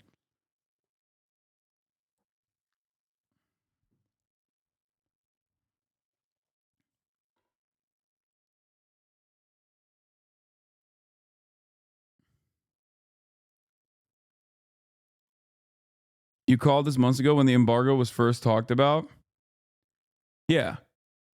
Yeah, this is shipping data and satellite imagery indicates that a tanker onboarded oil at a Turkish port and shipped to a terminal in Israel. Yeah. I mentioned this months ago when I was talking to Jeremy Scahill. And because of the pressure that the Turkish government withstood from, you know, popular uprising, popular mobilizations against the Turkish government for continuing trade with Israel, they basically turned around and hid that they were trading with Israel. Yeah, shipping data and satellite imagery compiled by researchers with Stop Fueling Genocide campaign supported by the Progressive International indicates that a tanker shipped crude oil directly from Turkey's Ceyhan port to a pipeline near Ashkelon in Israel. The port is the last stop on the Baku-Tbilisi-Ceyhan pipeline, which is crude oil being transported from Azerbaijan to Israel. The oil is then shipped from the Heydar Aliyev terminal at Ceyhan to Israel, according to almost 30% of its crude oil imports. On the 10th of November, amid global protests against Turkey's role in facilitating the shipments, the country's energy minister denied that any oil tankers bound for Israel had left Ceyhan port since Ankara began its trade embargo.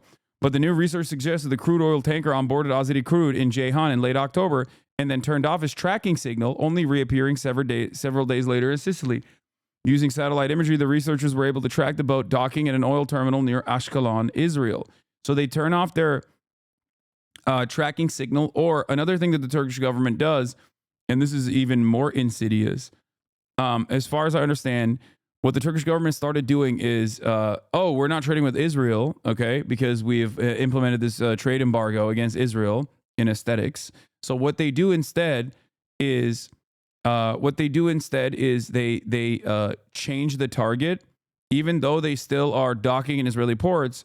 They say that it's actually trading with Palestine. So they change the destination to Palestine.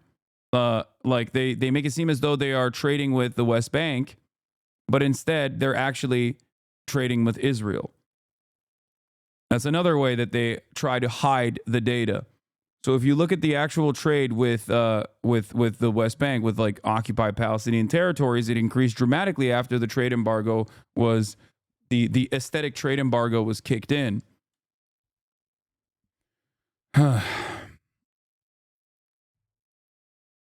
It's this is how it works. This is how people do it. This is how people maintain their important relations. What? What the fuck is this? Alleged sex tape of streamer Destiny and Nick Fuentes services online. What? I doubt that this is real. That's the most insane thing I've ever seen, dude. This is too much. No, I mean, I don't even want to think about that. Why, fuck. Ban whoever linked it, please. I don't think that is, this is, what the fuck is this? What? No.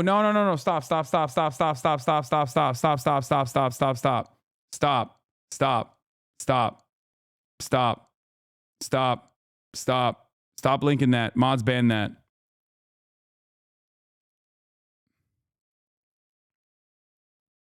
It's unsubstantiated rumors. Stop. It's not Fuentes from fucking Tristan Tate tweet. It's revenge porn. It's fucking revenge porn. Leftists fucking suck. Yeah. That's ridiculous. You're next, big boy. Yeah. You want to see how hard I fucked your dad's ass last night? Is that what you want to see? You're next, big boy. Yeah.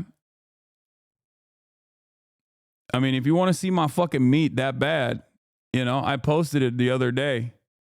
You don't have to look for revenge porn, okay?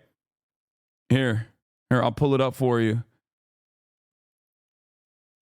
There it is. Here you go, dude. You can make out the outline and fantasize about it, okay? Dumbass. Say you're next, big boy. I am a big boy.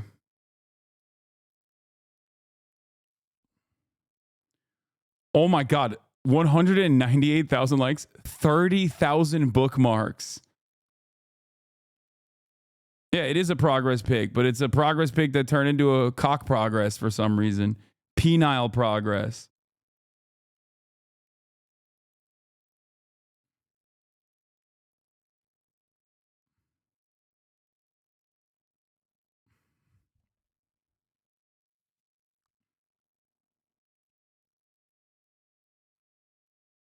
Anyway.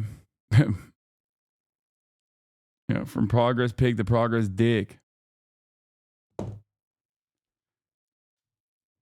Anyway,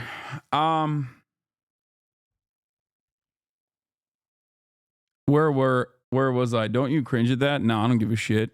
I grew up very, very fat. I love when people objectify me. It's really funny. Whenever people say, like, the only reason why people watch you is because you're hot. I'm like, thank you. Thank you for saying I'm hot. You know? That's cool. It doesn't work in the same, it doesn't hit the same way when you do it. When you objectify a man in a patriarchal society, it doesn't hit the same as objectifying a woman. Okay? There needs to be a pre-established historical context and historical oppression associated with it. When you objectify a man, you're just basically fucking saying that a man is hot. You know?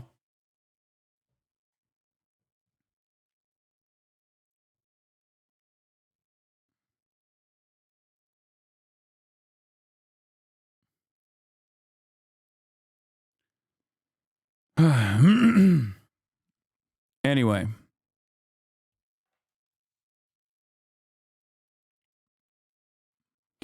Marine shipping data revealed that the Sea Vigor tanker arrived at the Haidar Aliyev terminal in Ceyhan on the 28th of October and was recorded as heavier after departure. As the terminal is the last point of the BTC pipeline, and almost exclusively exports crude oil according to marine traffic, the researchers say this indicates the tanker likely onboarded Azeri crude. Okay. What is this? Cavernacle has this pro-Israel group is absolutely unhinged video. We might watch that later, but according to port logs, the tanker arrived in Sicily lighter in weight, suggesting that it offloaded its cargo between the two recorded stops. Using satellite imagery, researchers were able to identify the tanker docking at the EAPC terminal near Ashkelon, Israel, on the 5th of November. And this is simply just the tip of the iceberg. The evidence for Sea Vigor is the tip of the iceberg in relation to the ongoing trade between Israel and Turkey. Middle East Eye previously reported that the advocacy group Oil Change International, which authored a report tracking oil shipments to Israel up until July 2024, said its data sources show multiple shipments from Ceyhan since May. Why do you think that Turkish people are more pro-Palestine than Azeri people? Because Israel gave weapons to Azerbaijan and the Azeri forces in Karabakh. And also, it's a very, very important, reliable trade partner. Israel and Azerbaijan have this trade partnership with pipelines that go through, the logistics that go through Turkey as well.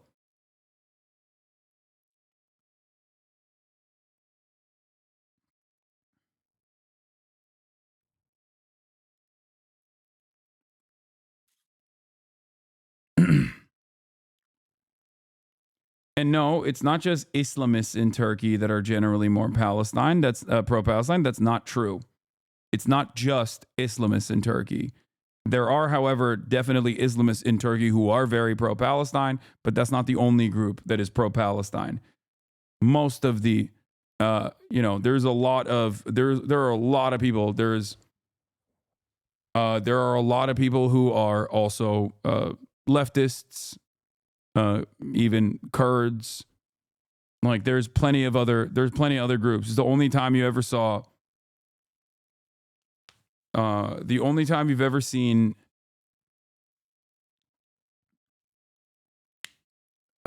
flags flying for PFLP and Hamas at the same time in Turkey, with the TIP and the Turkish Turkish Worker Party side by side with some of the Islamists.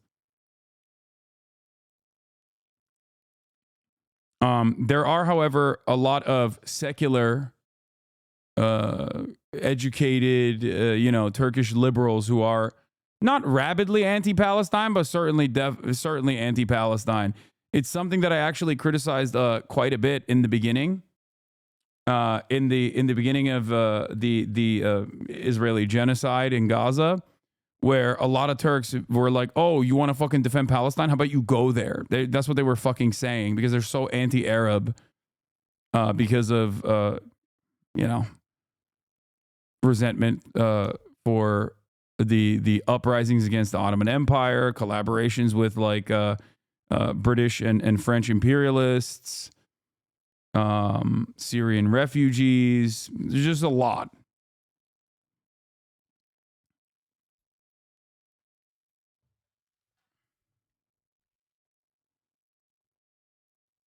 Anyway. I don't think you have to pick a side in this. What, in Gaza? Yes, you can. What do you mean? Yeah, I'm anti-genocide unconditionally. You want to do a giveaway? We can do a giveaway.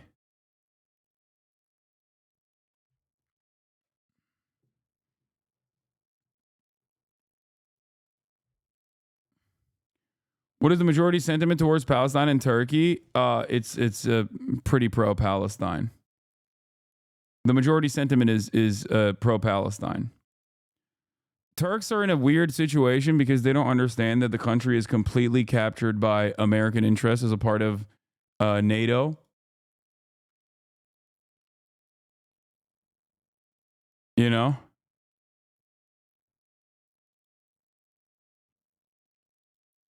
But they also hate American interference. That's why they'll be like, you're a British agent or you're an American agent. Like that's something that's like very commonplace. Like Turks will be like, you're an American asset. You're a British asset. You're an agent of the British. But like the Turkish government and a lot of like the ultra-nationalist movements are directly created by the American State Department. Amerikan Nusha, aynen. Yeah, you're a servant of America. It's kind of funny because sometimes they say that to me too. And it's like, dog, what the fuck do you mean? But yeah, the Turkish state there is a reason why the Turkish state presents itself as pro-Palestinian. And that is because of the massive, massive amounts of support from the Turkish public.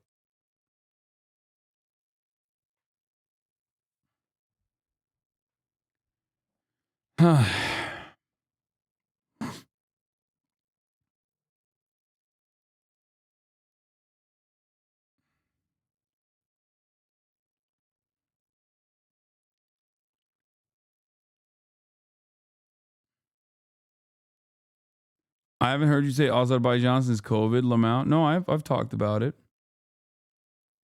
Biz bağımsız olduğumuzu sandığımız bir illüzyonda yaşıyoruz. Aynen.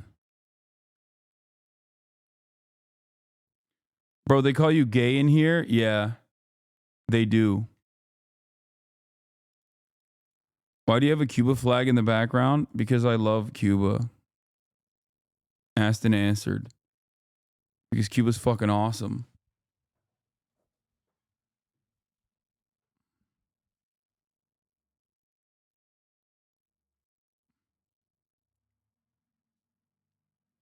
So sad that Turks who are supposed to be educated and secular don't know that an extreme minority collaborated with the British, consisting of two large tribes who worked with the British when the overwhelming majority of Arabs in the Levant and Mesopotamia fought with the Ottoman army against the British. Yeah. Which was also mentioned which is something that Joseph Robinette Biden is going to learn about, as a matter of fact, if he reads 100 Years of War in Palestine by Rashid Khalidi. Interestingly enough, it was also featured in the book by Rashid Khalidi, 100 Years of War in Palestine. If he knew how to read, he would probably read that book and maybe learn some things. Giveaway's over.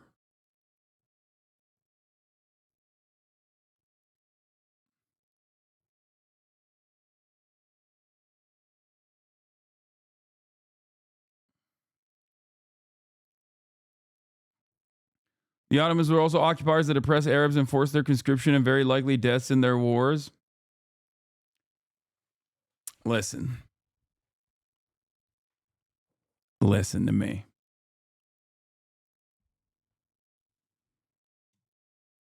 I'm not going to say anything.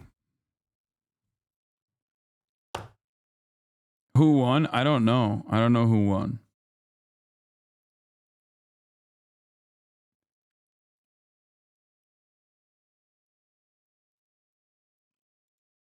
April says. Congratulations, April says.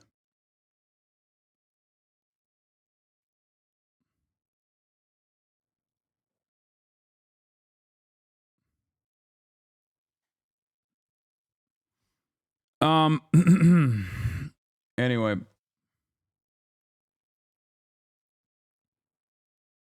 So yeah, this is the situation. This is Turkey's involvement with Israel. Hey yo, watch yourself. You were doing some weird shit here in Qatar, so we had to kick you out. What do you mean? I've never been to Qatar.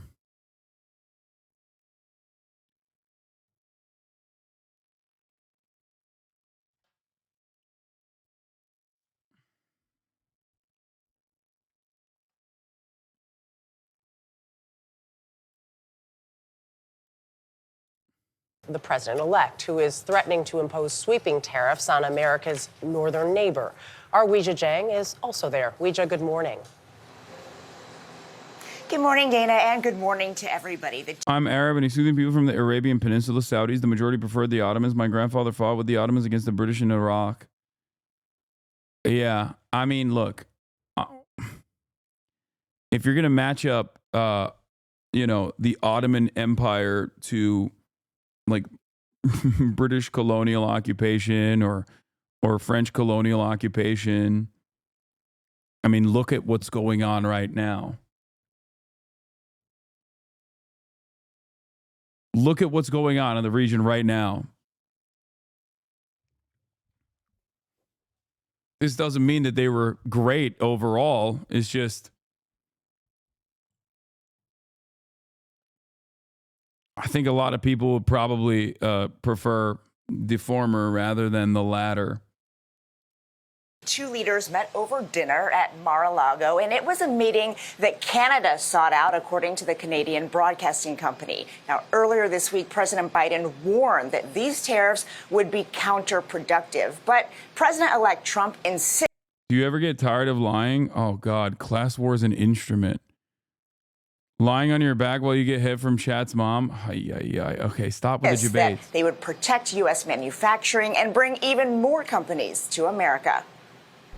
Canadian Prime Minister Justin Trudeau's visit to Mar-a-Lago comes as President... Easier to kiss the ring. Where's Assad now? People are saying he's in Russia. I don't know. Elect Trump threatens to impose a 25% tariff on imported goods from Canada and Mexico. Trudeau has warned against the move. Both North American allies are weighing retaliatory tariffs on U.S. products. Mexican President Claudia Sheinbaum spoke by phone with Trump on Wednesday, but she said the issue did not come up. From world leaders to tech giants like ex-CEO Elon Musk, who spent Thanksgiving at Mar-a-Lago with the Trump family. The line to meet with Trump is long. On Wednesday, Trump hosted Meta CEO Mark Zuckerberg at his Florida resort for dinner. Trump's incoming deputy chief of staff, Stephen Miller. We'll see what comes of that. And Mark, obviously, he has his own interests and he has his own... I can't believe Jank tweeted what he tweeted yesterday where he's like, oh, the establishment has failed. I'm like, I don't know. I don't know how the fuck.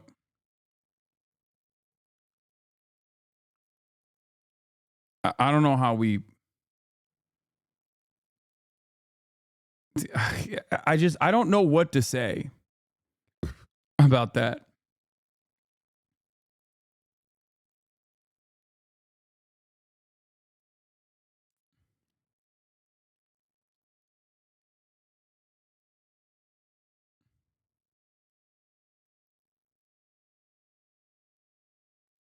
Watch the Jose video. It's very good and not too hard on TYT or anything. Yeah, I'll watch that later. What is this? Oh, that's funny. I've been trying to figure out why I'm more optimistic now than I was before the election. Even though I was so against the guy who won, I know now MAGA is not my mortal enemy, and neither is the extreme left. My mortal enemy is the establishment, and they have been defeated. Dude, to say that the Donald Trump administration is not the establishment is so crazy. Like they already ran the country. Okay? Not only did they run the country, but they didn't do a great anti-establishment job at it. It's like no different than saying, oh, Donald Trump is going to fucking is no different than saying Donald Trump is going to drain the swamp. Just give your Twitch channel to Jank. He owns you and is the left. He is the left. He is. He is. I'm not. I'm not the left. What is? Did he say other? It's not just that the establishment candidate lost. It's that their media is mortally wounded. Yeah. Fox News, on the other hand, not the establishment media, it seems. Good video I saw on how people get radicalized into reactionary positions and then can be de-radicalized. Okay. The source of their strength was not insipid politicians like Mitch McConnell and Joe Biden. The source of their strength was their propaganda machine, the mainstream media. Now online media is strong enough that their oppressive monopoly on American mind has been broken. Now we're in the jungle. They hate that. I love it. This uncontrolled marketplace of ideas is where I'm home. I'd rather be the populous woods than in the establishment prison.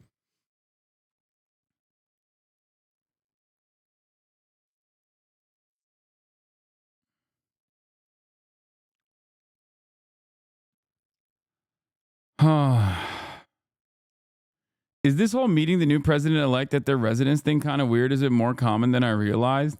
It's unique because we haven't really had a situation like this before where a former president who has already like established relations with these other global leaders before has lost an election and then won it again.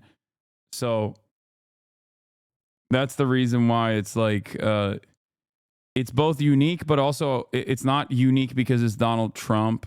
I think it's more so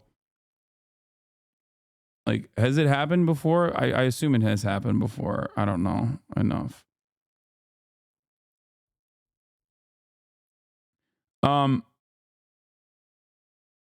By the way, why does this have Groper Cleveland? Why does this have 68,000 likes? What do you think, dude? Because it's on Twitter. It's on Twitter. You say anything right-wing on Twitter, you're going to get a lot of love. I thought we established this.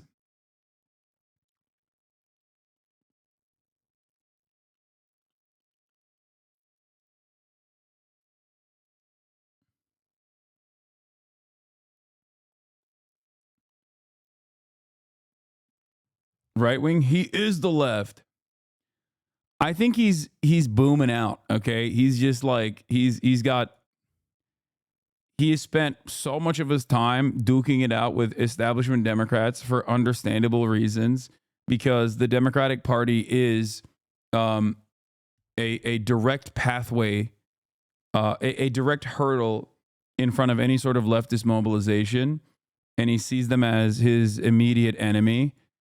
But while I also understand where he's coming from on that front, I don't have the same optimism that he has in terms of this misplaced optimism that he has in terms of like the Republicans winning. They're going to fucking put, I think the Republicans are going to put the left in jail, you know? I don't think the establishment has been defeated. I see the situation as more uniparty than anything else. I see it as two sides of the same coin. With one side being far worse than the other, for sure. But the side that is far worse than the other is not the Democratic Party. The side that's far worse than the other is the Republican Party. It's not like the Republicans hide their rampant corruption.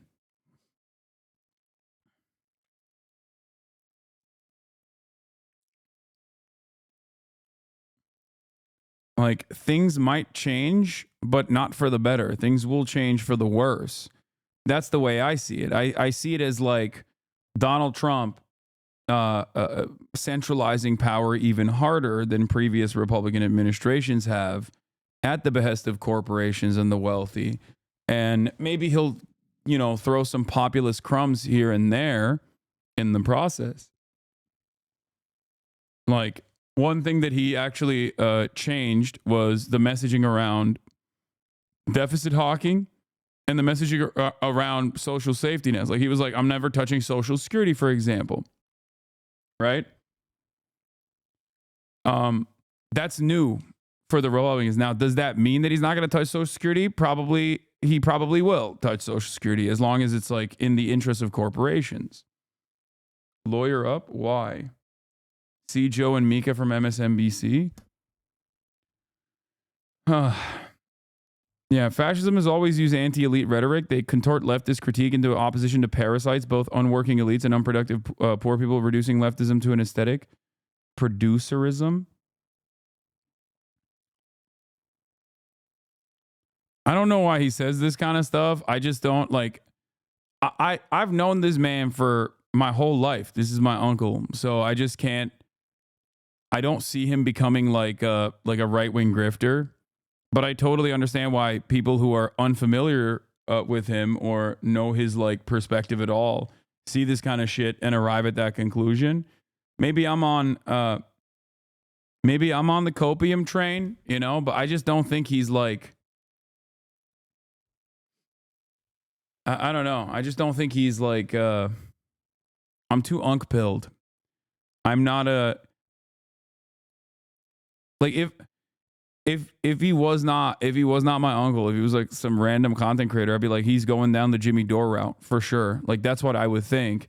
But knowing him personally, I don't think he's doing that. But you know, only time will tell.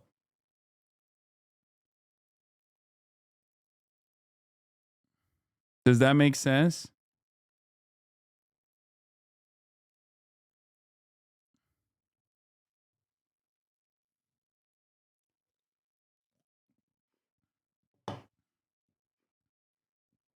Just don't turn against us abolitionists like he has. I mean, the funniest thing is like if he's ever heard me talk to an abolitionist like Lolo or whatever, or even yourself, Cinemarxism, he would probably understand where I'm coming from a little bit better. But I also don't see any valid reason to single out abolitionists or anarchists in general to be like, those are my enemies, like to portray myself as like more moderate and more rational than they are. I have my disagreements. But I still understand that people like yourself are directly at the forefront of moving American society in a positive direction. I'm never going to fucking cast aside people that are I'm never going to cast aside people, even if I have disagreements with them, on as long as they are fighting the good fight. You know? This is one of the things that I have tried to maintain as a position, to actually create a big tent within some semblance of like anti-capitalist movement in this country.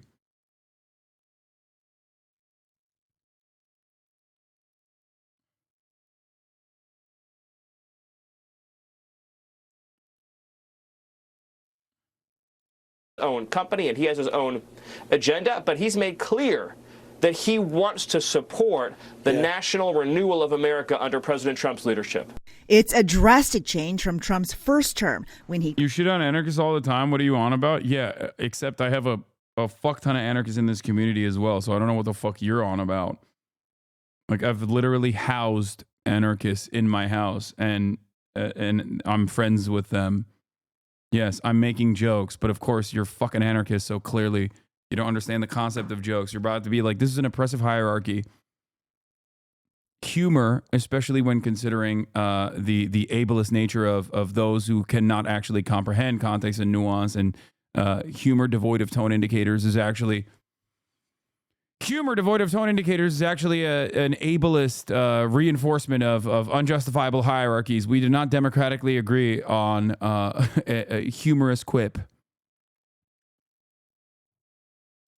Clashed with big tech companies and even sued several of them, alleging censorship. We're going to hold big tech very accountable. This time around, a long list of Silicon Valley billionaires poured money into the Trump campaign and flooded social media with congratulatory notes when he won. Chris Lewis is a tech policy expert who worked for the Obama campaign. I think they're engaging in smart politics. I think what the public should see is that folks who have access often get preferential treatment from a Trump administration.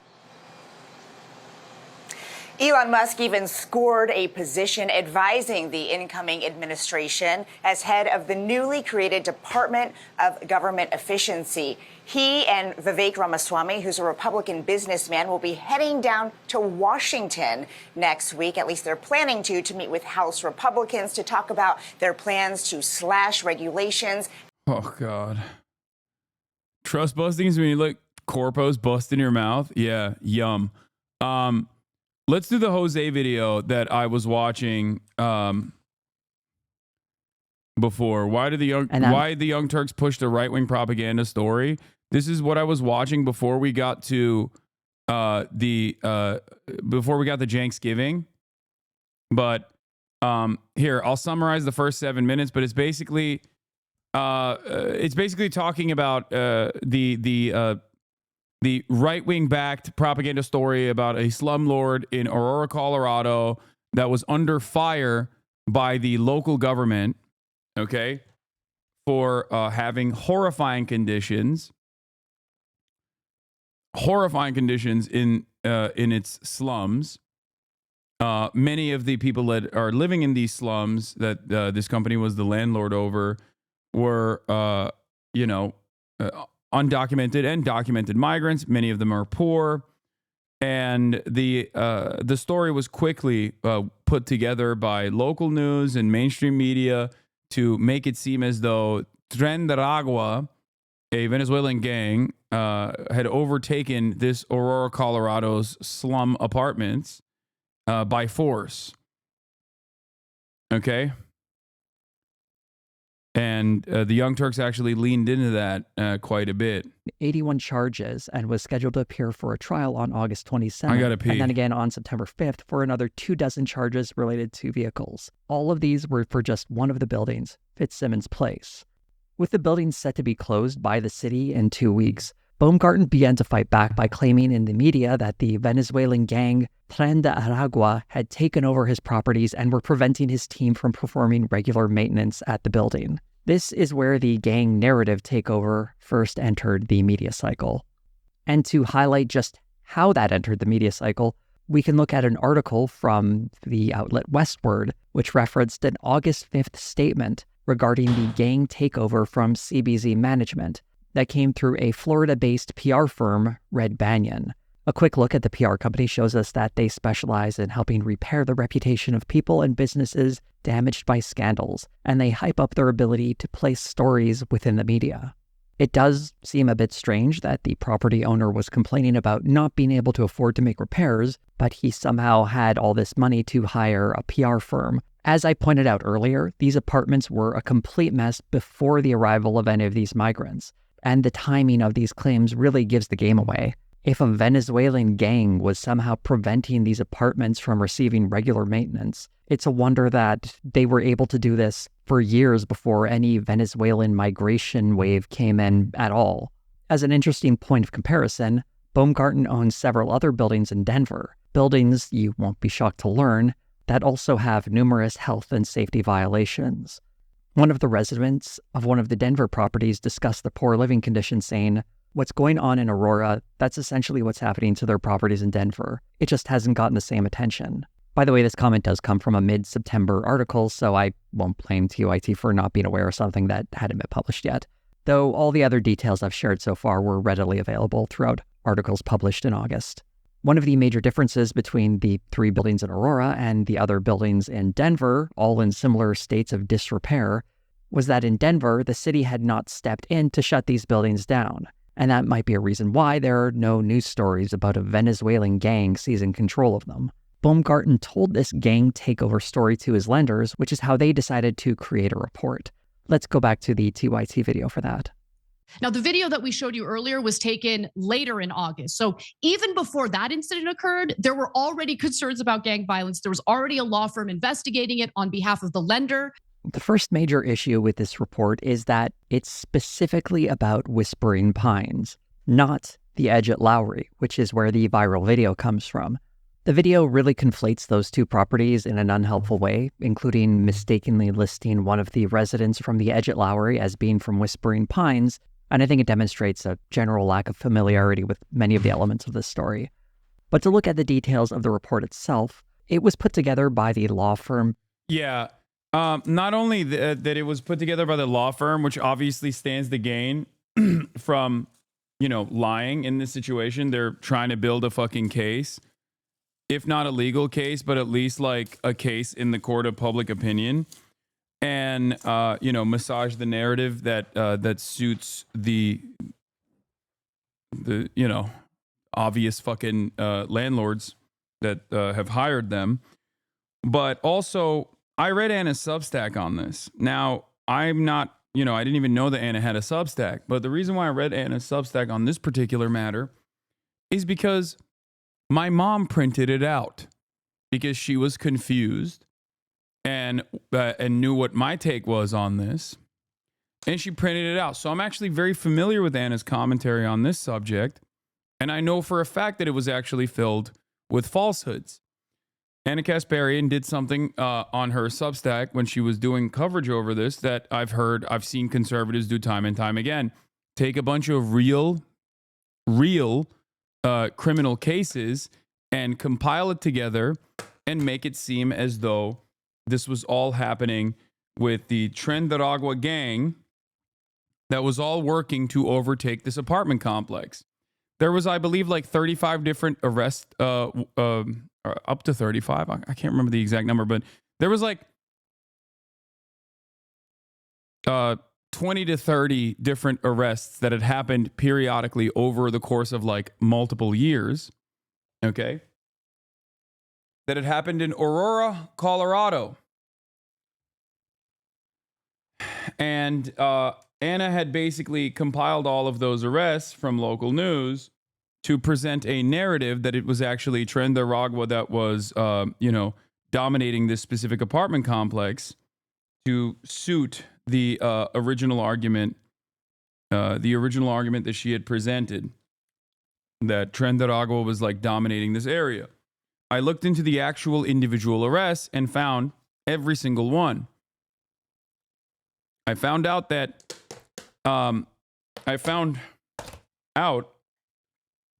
many of the arrests were for, domestic violence or, assault, battery, things of that nature. Now, these are still completely heinous crimes. Many of the people that she presents actually are not a part of the Trinidad gang either. They're just like other immigrants. Some of them aren't even immigrants. And none of it actually showed that this one specific gang had actually taken over the apartment complex. None of the crimes that they were arrested for had anything to do with the Aurora, Colorado apartment complex being overtaken at all. And it,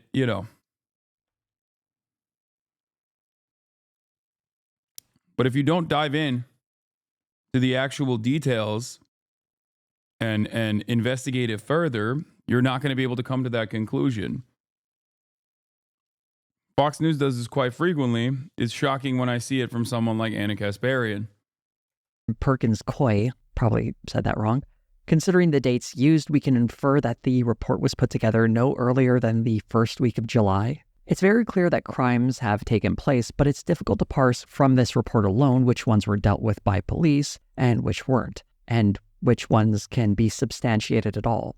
Looking at the more obvious crimes, there was a case of assault in November 2023, but is followed by this interesting line.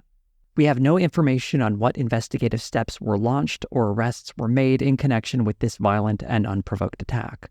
It seems like something they might have wanted to reach out to the police about, but for some reason they didn't. There are much wilder claims as well, such as child trafficking, but there's no direct evidence of that.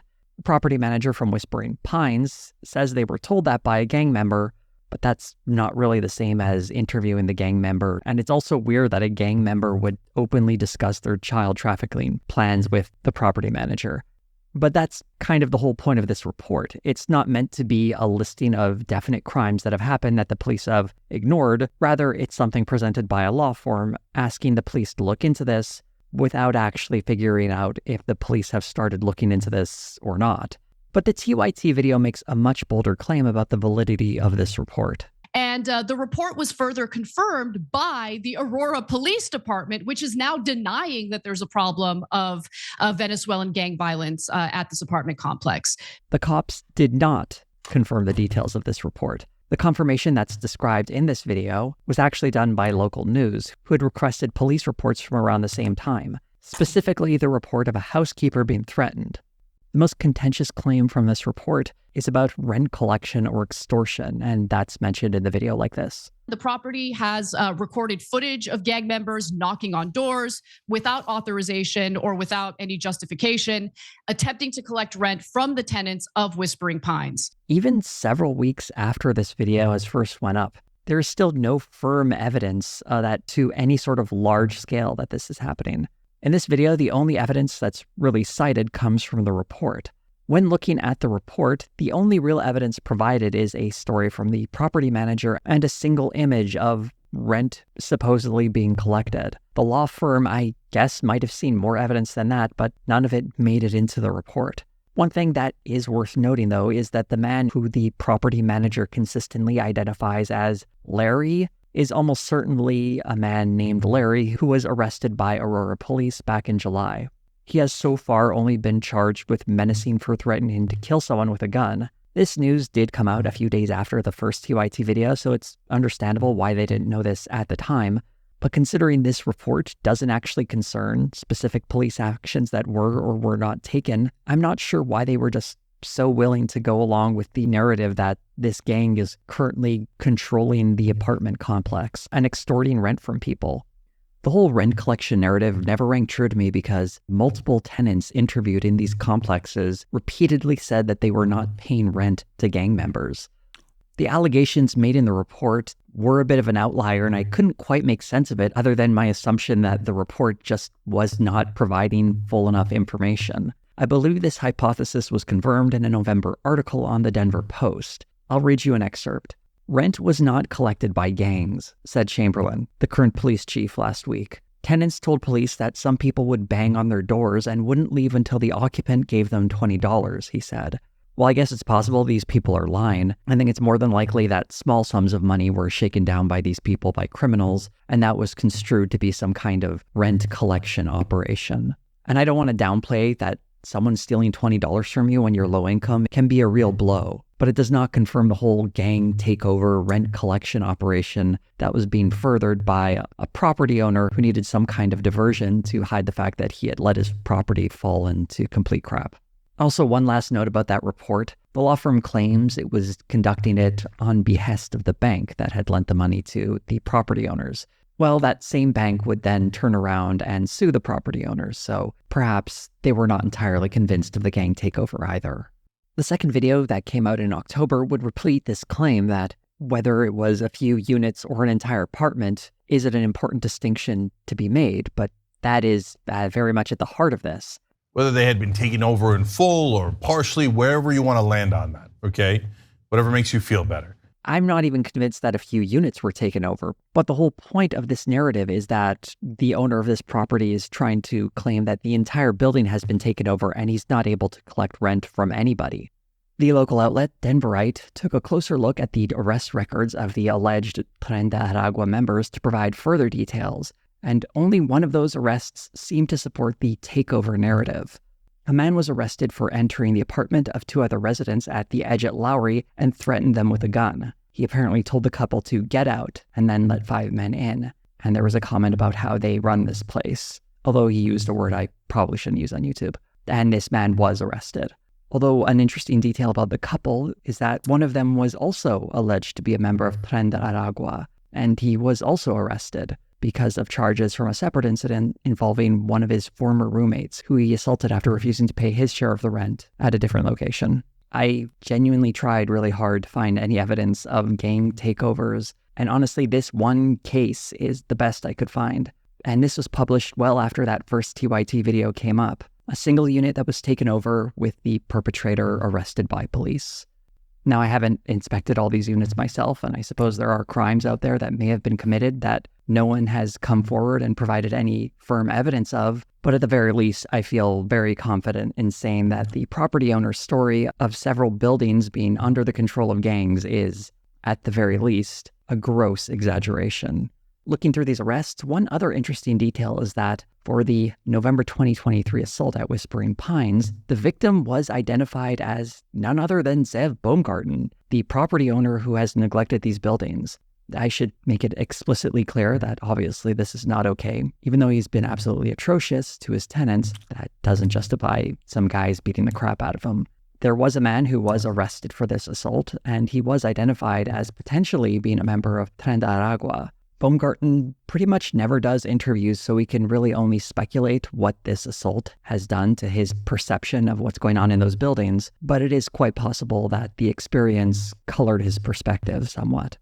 And I should restate, regardless of any sort of assault, his negligence towards the property, including allowing conditions that increased the incidence of crime there, go back well before the Venezuelan people moved into those buildings.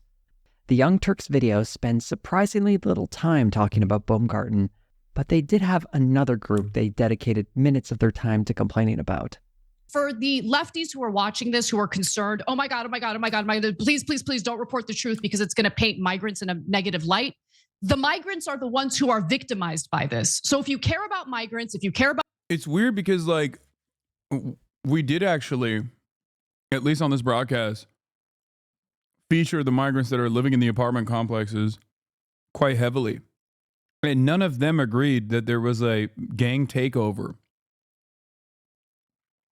So in a situation like this, they were all saying, no, this is our fucking slumlord who's like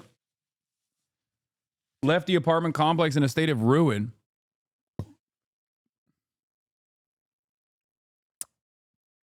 Yeah, if I have, on the one hand, a slumlord who has hired a PR firm that is in legal trouble with the local government, with the local authorities, for the horrifying conditions that he's subjecting his tenants to, so much so that, like, these buildings are condemned. And on the other side, I have the actual tenants who are saying, like, yeah, I don't know what the fuck this, like, this Tren de Aragua shit is. Like, yeah, there's gang activity in this area. It's a poor neighborhood. But, like, no, the real problem here is the fucking tenant. Not the tenant, sorry. The real problem is the landlord. Yeah, I'm gonna go with them. Like, the real victims. I'm not just gonna fucking bring up the victims of this story to drive home a narrative that actually undermines the victims. About immigrants, you should not want them to live under these conditions. If you're pushing back against the demagoguing of immigrants, I just did that. That's how you do that, okay? But if you say, in order to push back against that, I'm just gonna pretend that no immigrant has ever committed a crime and that those gangs aren't here and they haven't taken over anything, you sound ridiculous. Hearing stuff like this makes me wonder what portion of this video comes out of concern for the residents and what portion is being created to push back against annoying people on the left. I'm not saying it has to be one or the other, but it seems like a bit of both are clearly at play here. As someone who is annoyed by people on the left, I understand that impulse. And hey, sometimes it's important to push back against annoying figures who are making it tougher to operate in that space. But when it comes to genuine concern over these residents and how they're being victimized, I've already described a lot of context that was left out of that story. And more importantly, there was no mention whatsoever of what was going on in Fitzsimmons Place, the third property supposedly taken over by a violent Venezuelan gang. If you truly care about the residents in these complexes, I don't know how the story of Fitzsimmons Place can be ignored. So let's go into some detail about that. Fitzsimmons Place was declared a nuisance attracting criminal activity by the city in September of 2023. The city described how crime at the property had gone up 30% since 2019 when it was purchased by Baumgarten.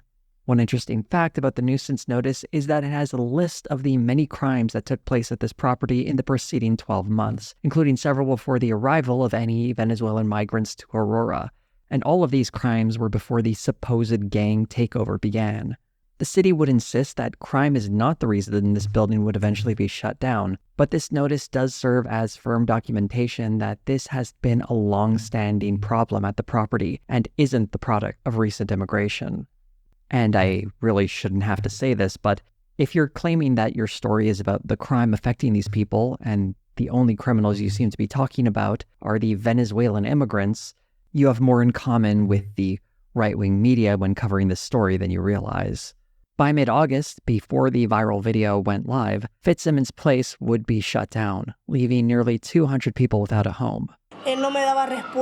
She says for the past 3 months, she's always paid her rent on time, but has had continuing issues with lighting in the kitchen and issues with the front door and pest control problems.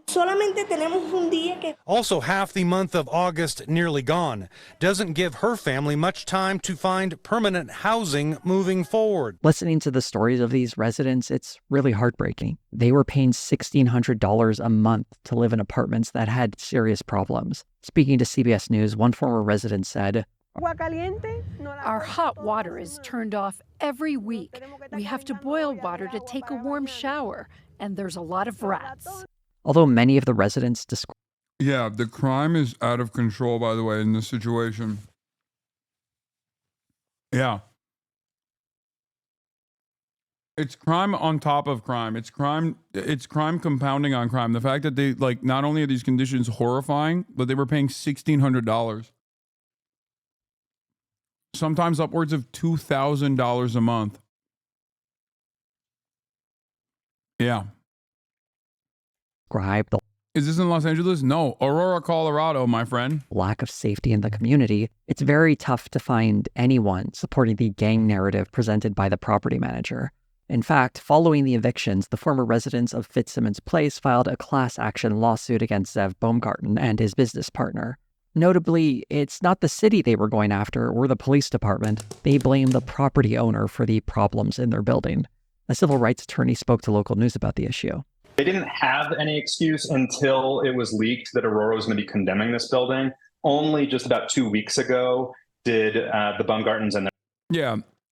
We also, obviously, on this broadcast, interviewed a HasanAbi head who was a former local council member in Aurora, Colorado, who had actually visited these slums before. So, you know, when you actually look at the real victims in this story and also the real local administrators in this story, you get a very different picture than the story presented by the fucking landlord. Like, I don't understand. Like, I'm not saying don't feature the landlord's perspective in this at all. Yeah, it's still newsworthy to you know, say this is how he is defending himself. And it's also worthy of investigation. But if you hyper focus on what the fucking landlord is saying when their building is being condemned, if you hyper focus on what the fucking landlord is saying as he's in the process of having his goddamn building being condemned, yeah, and not necessarily like feature the actual residents, then you might as well just be doing pro landlord propaganda at that point. their companies hire a public relations firm to start pushing this narrative that the building was taken over by gangs. And for that reason, they had to cease property management operations. But the reality is they had ceased operations long before this news leaked that Aurora was going to be condemning the building. By the time the viral video came out, Fitzsimmons Place was already old news. And it's hard to say a gang has taken over a building that has been completely shut down. But realize when people are talking about apartment buildings that have been taken over by gangs, of the three of them, one of them isn't even open anymore. But while we're on the topic of Fitzsimmons Place, those 81 charges I mentioned against Baumgarten from the city were conditionally dismissed. Baumgarten waived the right to a speedy trial and must now reimburse the city up to $60,000 to secure the property. He then either has to sell or lease the property to a new owner, or bring the building back up to code to resolve the many issues it's facing. This needs to be completed in the next 6 months. Although the delay in the trial must be some kind of relief to Baumgarten, it seems strange to me to take that agreement because it seemed like the perfect time to present all the evidence of a gang having taken over a property because of the city's negligence.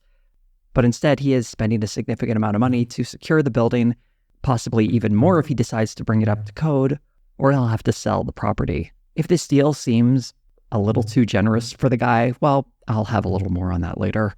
There is one section of the video that does come close to understanding what might be happening here. some of them are saying, no, the gang violence isn't the problem. The real problem is the landlord. But both things can be true, guys. The landlord being neglectful and not taking care of the building could actually attract more crime. That usually happens when gangs or criminals see a building kind of falling apart. They see it as an opportunity to come in and take over. And so I don't see that as, oh, well, it's one or the other. It could totally be both. What bothers me in this video is that it really dismisses the claims of many of the tenants that are trying to highlight how the property owner has completely abandoned them. The tenants are trying to get people to understand that this isn't a story about crime, or at least it's not a story specifically about gang crime. And the reason that this story made it into the headlines isn't because gang violence is out of control in these buildings, it's because gang violence is being tied to an immigrant community so a property owner can scapegoat them to hide his own negligence. And that's the frustration being created by this video. Instead of focusing on the bigger problem making the lives of these tenants miserable, attention is instead being redirected to the more salacious story of a Venezuelan gang. That's probably why the tenants have been vocal after the fact, trying to change that narrative. But instead of highlighting the many stories of the tenants of these buildings, we instead get clips of Cindy Romero in the TYT video. Honestly, I'm not too interested in digging into the details of this lady because she's a private citizen. But what's more important than this specific tenant is the only tenant that has actually gone against the overwhelming majority of the tenants that have said it's not the fucking gang activity at all, it's actually this like shit-ass landlord, was someone who was personally handpicked by a right-wing council member, okay, and was given a new apartment.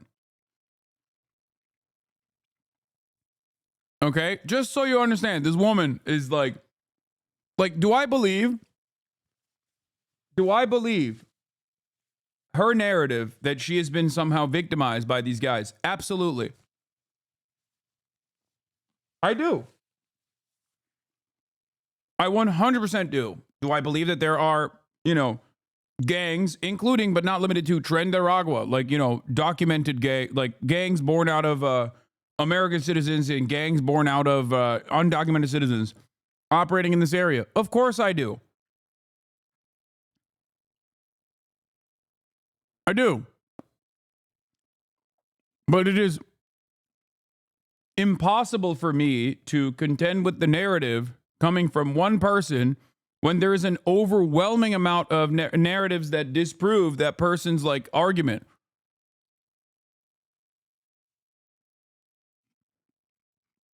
If she were to talk about her own individual and personal experiences, then that's fine. That's understandable. She has every right to do so. But if she's going to portray this as some broader narrative of undocumented migrants overtaking a facility in its entirety, and she is this standalone person, and on top of that, she's gotten a new apartment from a right-wing fucking council member who masqueraded as saving this person from the treacherous grips of Tren de Aragua. I get why. I get why she would have this narrative. What is this? Guess who's a hypocrite and is going on an anti-Semitic steak and kick stream? Ain't no fucking way. First ever steak poker night? Exclusively on Kick streaming? No.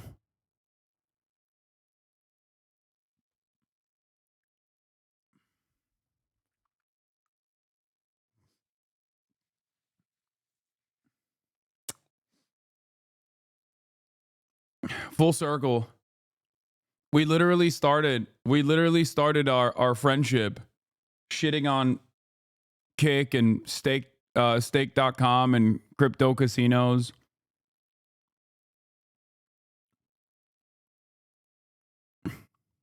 Look at us now.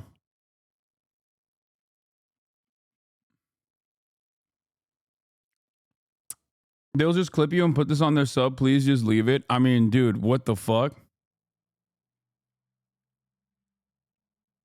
I don't know. I'm sure there's a reason for this.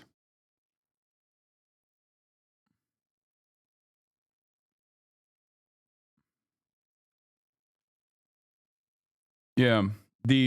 I'm glad that Ethan is appearing on non-anti-Semitic platforms like Kick.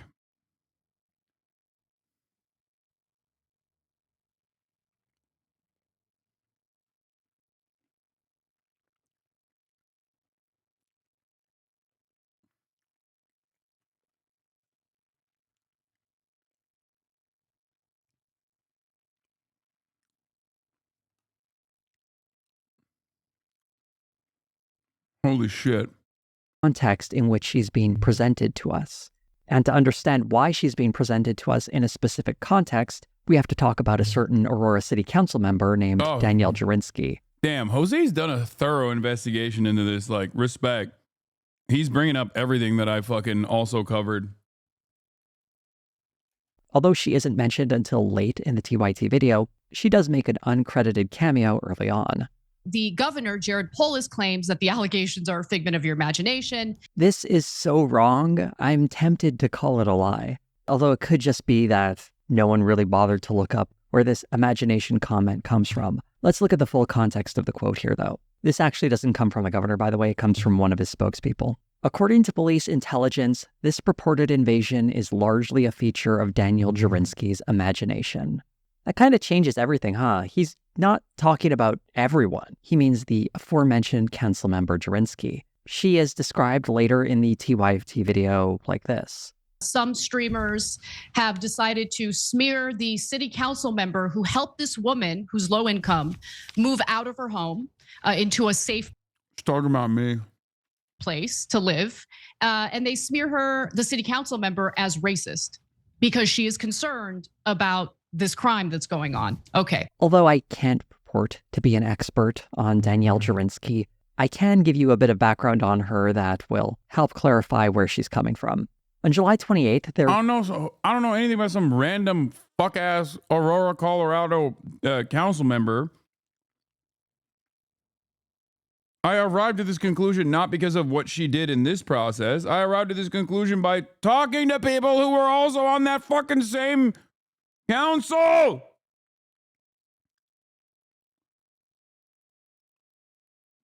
Instead of just reading Fox News articles on this issue, I actually did do some deeper investigations. You know, whether it be featuring the actual tenants and asking them, or seeing the PSL, like local organizations on the ground, going to the actual tenants and asking who was responsible for their pain and their struggle, or whether it be interviewing council members, former council members, about the current state of the Aurora Council. There was a massive gathering of about 3,000 to 4,000 people in a shopping center parking lot where these individuals had gathered to hear about the presidential elections in Venezuela, many of them naturally being Venezuelans eager for news about their home country. The gathering alarmed some residents, and rumors began swirling on social media. One of the loudest voices was Aurora City Councilor Danielle Jurinsky. Jurinsky had already been vocal in the past about her displeasure for the influx of new arrivals south of the border. She is very much an anti-immigration city councilor. Her post on Facebook regarding this gathering was far more heated, though. In part, it read, "Thousands of these folks took over and completely shut down a part of our city. The police were totally overrun and were forced to get out of the area for their safety. A police car was shot up. This is the United States of America. This is your city.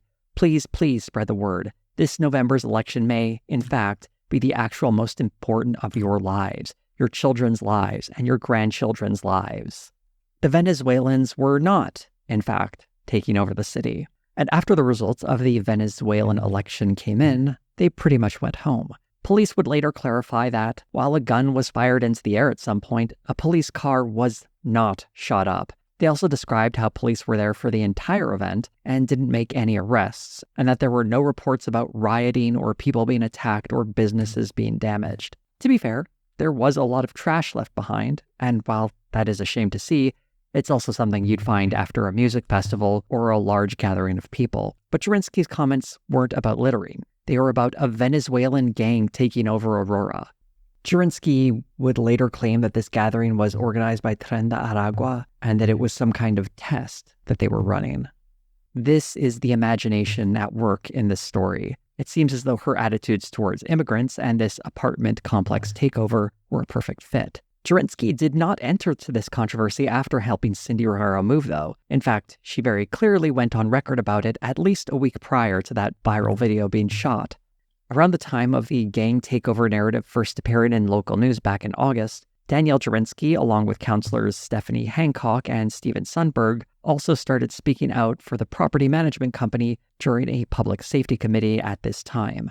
They claimed there was a big gang problem in the city, and they didn't believe Fitzsimmons Place was being shut down because of code violations. Here's some footage from that meeting. What we believe, our opinions are not up for debate. This is our beliefs. The three of us believe that there is a gang problem, a huge gang problem, that apartment complexes and areas of our city are being taken over. This is what we believe. There was another part of this meeting where Jurinsky mentions the property manager for Fitzsimmons Place was physically attacked at the end of 2023. And then the property manager was beaten so badly he was hospitalized last November, Mayor, and APD is aware of this. It's interesting that Jurinsky mentioned this particular assault because it was detailed in that report I mentioned earlier that was sent to the city on August 9th that supposedly details how gangs had taken over properties managed by CBZ. This video was uploaded on August 8th, the day before that letter actually arrived to City Hall, so it suggests to some degree that Jurinsky...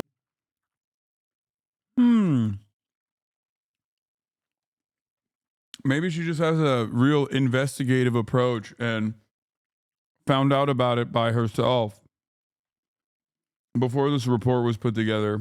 Or maybe she's directly working in collaboration with the slumlords. I don't know. He has been in communication with either CBZ management or the law firm conducting the investigation. Do you remember that settlement that pushed back Baumgarten's trial? The one over Fitzsimmons Place where he's spending $60,000 and might have to sell the property?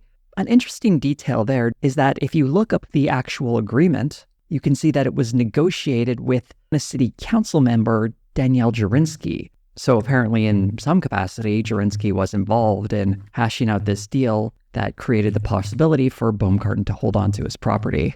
Just another interesting connection between the two.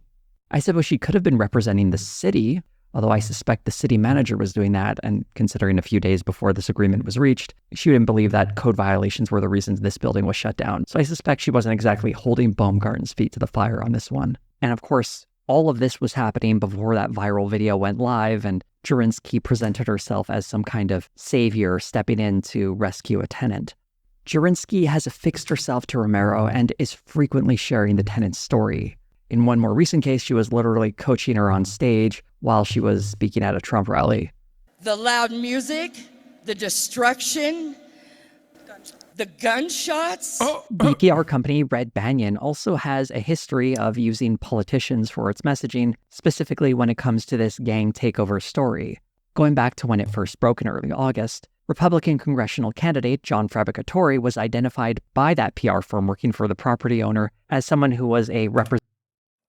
Oh, here's my favorite guy. The fucking ICE agent.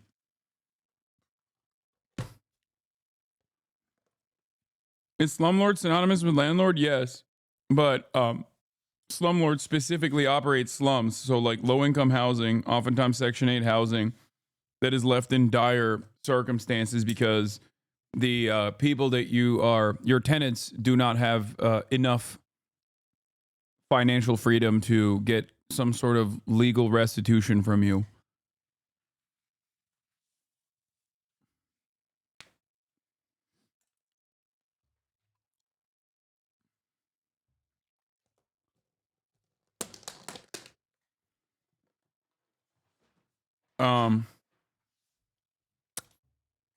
Fabricatori! Representative for CBZ Property Management. A quote from a 9 News article reads, Fabricatori said the city didn't want to arrest illegal aliens because of bad optics. And he said, they always say this.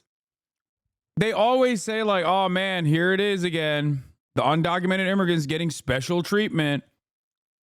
I don't know how the fuck anybody could believe this shit, dude. You got to be a real dumbass to be like, yeah, some of the poorest people in American society also happen to be the most privileged. These institutions that are constantly trying to fucking defend them. It's so stupid. Cherry Court, thank you for the 5 tier 1 gifted subs, helping some of the less privileged in the community by gifting them some gifted subs, allowing them to send links if they choose to see fit. You can also subscribe in order to support the broadcast for $6 or for free with a Twitch Prime. Twitch Primes are free. I haven't done a fucking call out to subscribe in a while. Gotta remind myself and everybody else that we're doing that. Ads are not back. I'm not doing an ad break. The property owner had invested in improving the building. Now, I'm not saying anyone is on the payroll for one company or another, but I think there is a confluence of interests going on here. We have a property owner creating a gang narrative in an attempt to deflect responsibility for his own negligence towards his properties, and a politician advancing their own career using anti-immigrant rhetoric. So we have two very self-interested parties using this story to advance their own careers, something that is completely missing from that TYT video.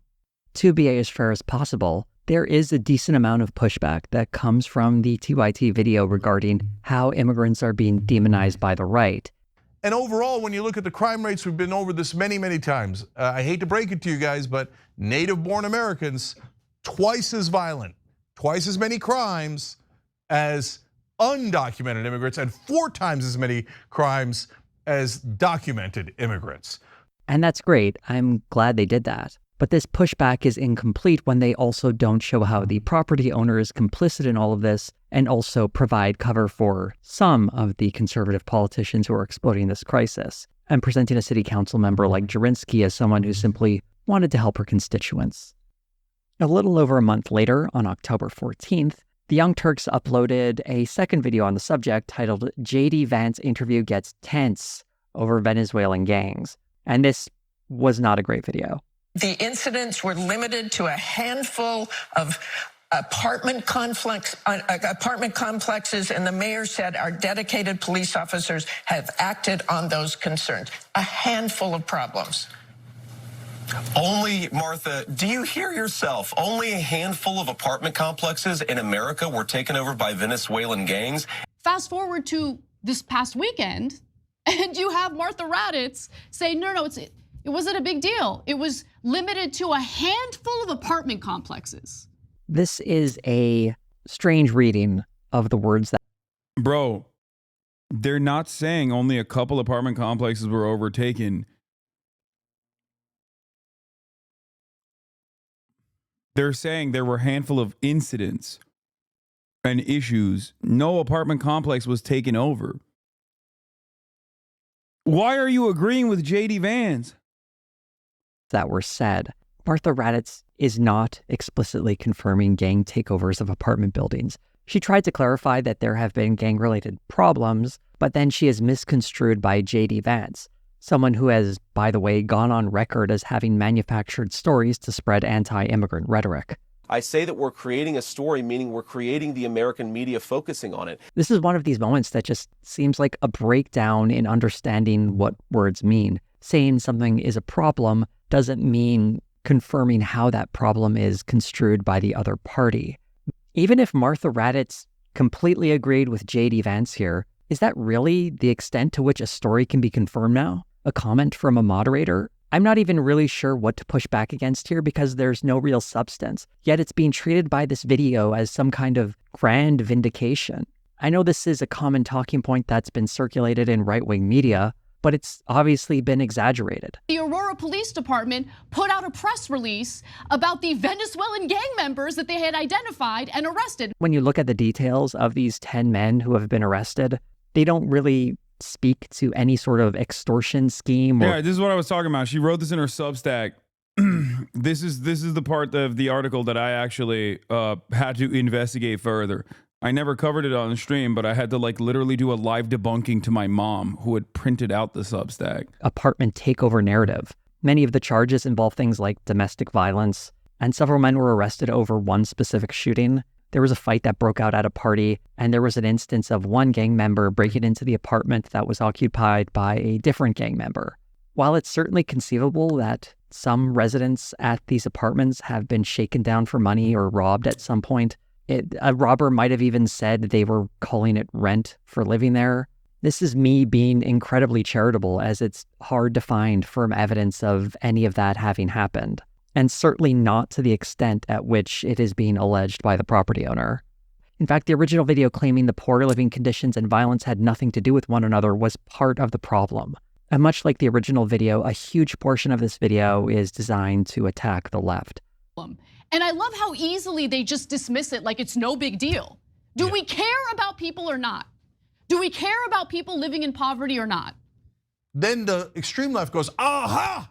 That's actually the landlord, and there's no Venezuelan gangs at all. Everybody's fine. No apartments were taken over, and we live in Shangri-La. And when the leftists see this, like, who are they talking to, bro? I didn't even know they were like duking it out in the marketplace ideas like this on their fucking regular broadcast.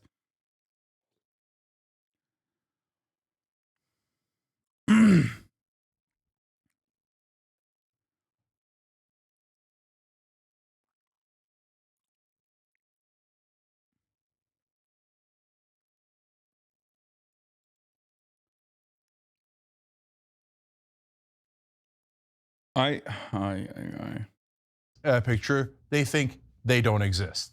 I don't understand why this is part of the story. It just reads incredibly petty and meaningless to engage in this sort of thing. But as someone who considers himself to be on the left, I do feel like I need to respond to this. I'd point out that there are a lot of great leftists doing important work, specifically when it comes to this story. There was one underreported one I really wanted to share, and to be honest, it's a huge part of why I wanted to make this video, because this is something that was not widely reported even in local media.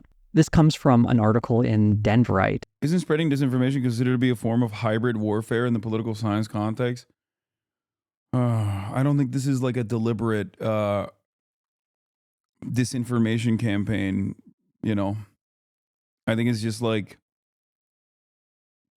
people legitimately becoming more and more disillusioned and losing hope that anything good can potentially happen, and becoming organically more reactionary on a lot of these issues. How do you non-deliberately fabricate a story as a news organization? How do you non-deliberately fabricate it? You just fucking copy the notes of Fox News because you agree with them. That's how you do it.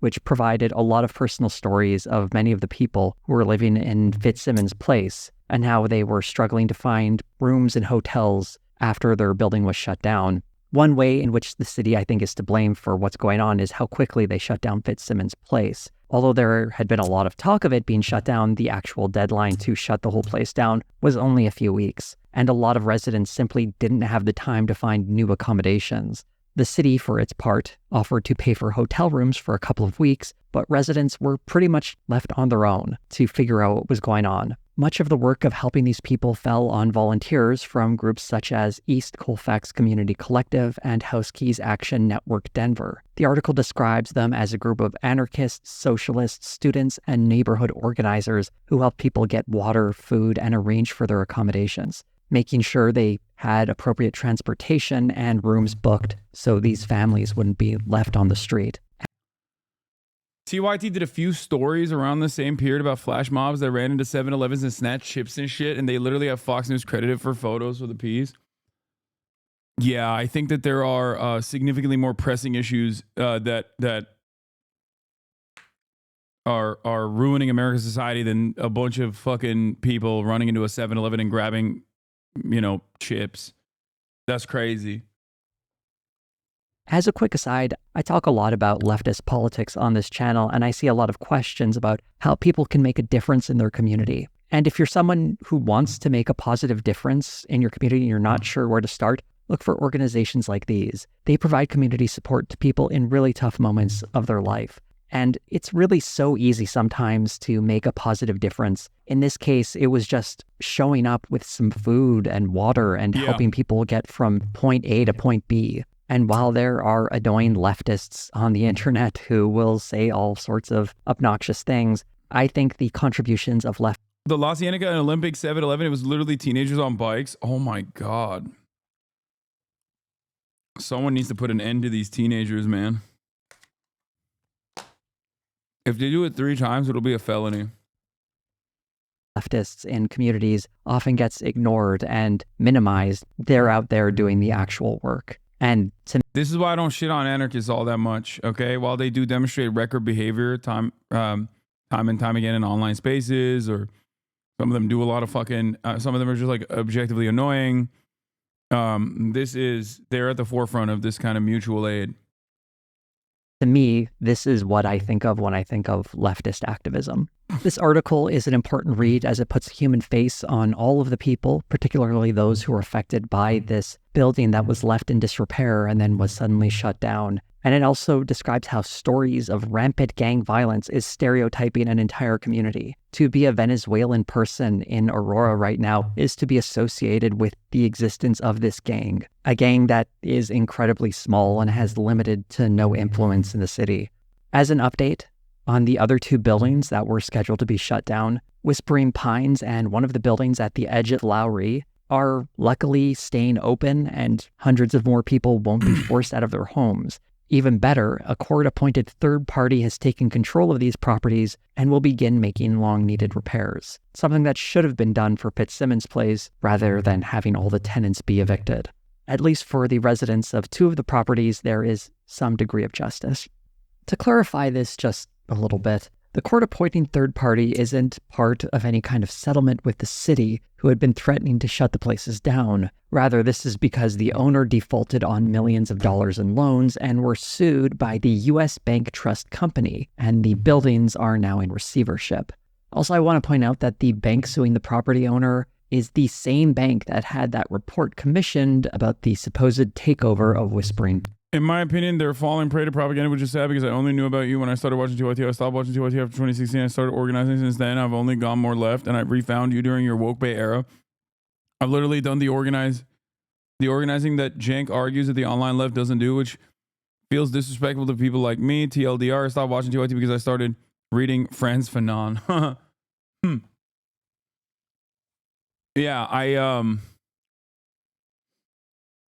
Yeah, anarchists don't shower because they're too busy doing praxis. That's why they don't shower. I'm not going to shit on anarchists that much.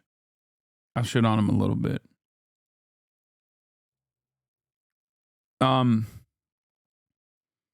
Yeah, I don't know. It is kind of sad to see. Not kind of sad. It's just very sad to see. I don't know. I think this is why I always say, judge me by my enemies, okay? This is why I always say, judge me by my enemies. Because I think it's important to understand that if I have disagreements with people who I otherwise think are, on the same path of justice and truth, and are doing their very best to fight for human rights, fight for emancipation, like, I'm not going to spend a whole bit of time shitting on them, even if I have disagreements, even if they're shitting on me, okay? For years and years, I have maintained this principle, which is that, like, I don't spend a good bit of time talking about people that are, at the end of the day, doing a decent job, sometimes in combating right-wing sentiment. A lot of people did not understand this, like, part of the reason why I never really gave a shit about Vosh and rarely ever talked about Vosh, regardless of the fact that he was constantly fucking ripping into me and presenting me as this, like, pro-Russia guy because of my anti-NATO position, which if he was a little bit better read, he probably would also arrive at that if he was ideologically consistent, was not because, like, I was scared of Vush's unimaginable intellectual superiority to myself. It was because I just didn't see it as a productive thing. You know what I mean?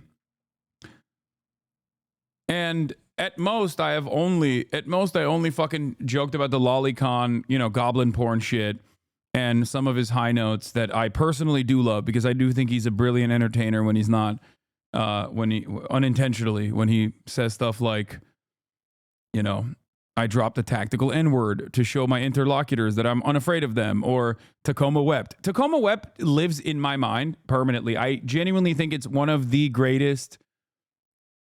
It's one of the greatest, like Aaron Sorkin-esque moments that organically happened. And the fact that it happened because Brace Belden, my famous anti-NATO YPG fighter friend, Brace Belden, was able to trigger him into having that Aaron Sorkin-esque Tacoma Web moment is like, it's just is Kino. It's perfect. And I would even say, I wouldn't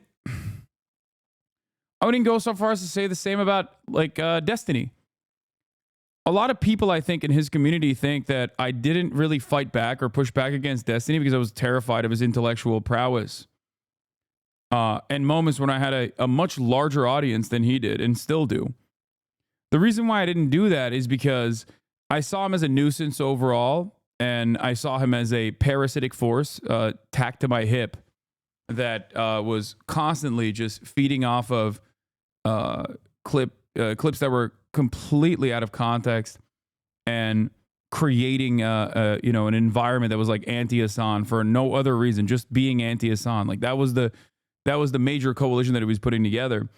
But like the reason why I stopped the I will never talk about Destiny opinion was because he openly came out as pro-genocide and pro-Israel. Okay? There were a bunch of different things. There were a bunch of different things that like Destiny and Vosh at different points had at a bunch of different points, both Destiny and Vosh had like defended some weird reactionary takes, had weird reactionary tendencies, especially a lot more on the Destiny side, by the way, than Vosh even. Before the Israel stuff.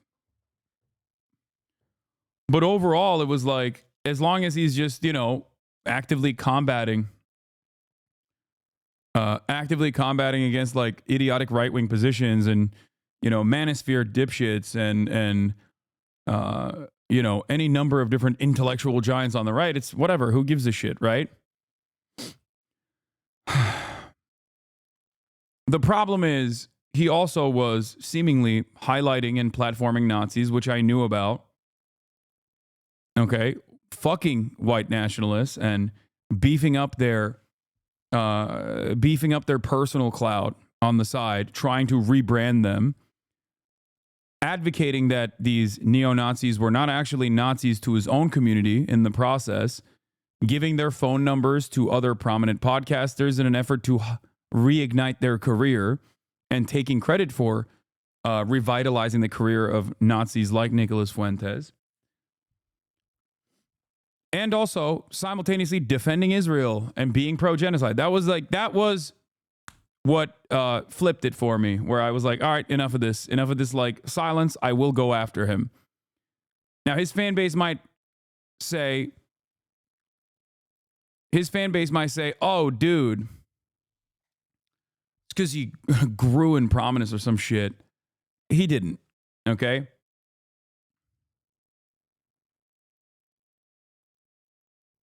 He hasn't stopped coming after me. The only thing that changed on my end was when he became a massive propagandist while still claiming that he was on the left. He became a massive propagandist for something that I consider to be unconscionable. A good part of his content is anti-Hasan shit. I know. So for me, that's, that's where I draw the line for sure.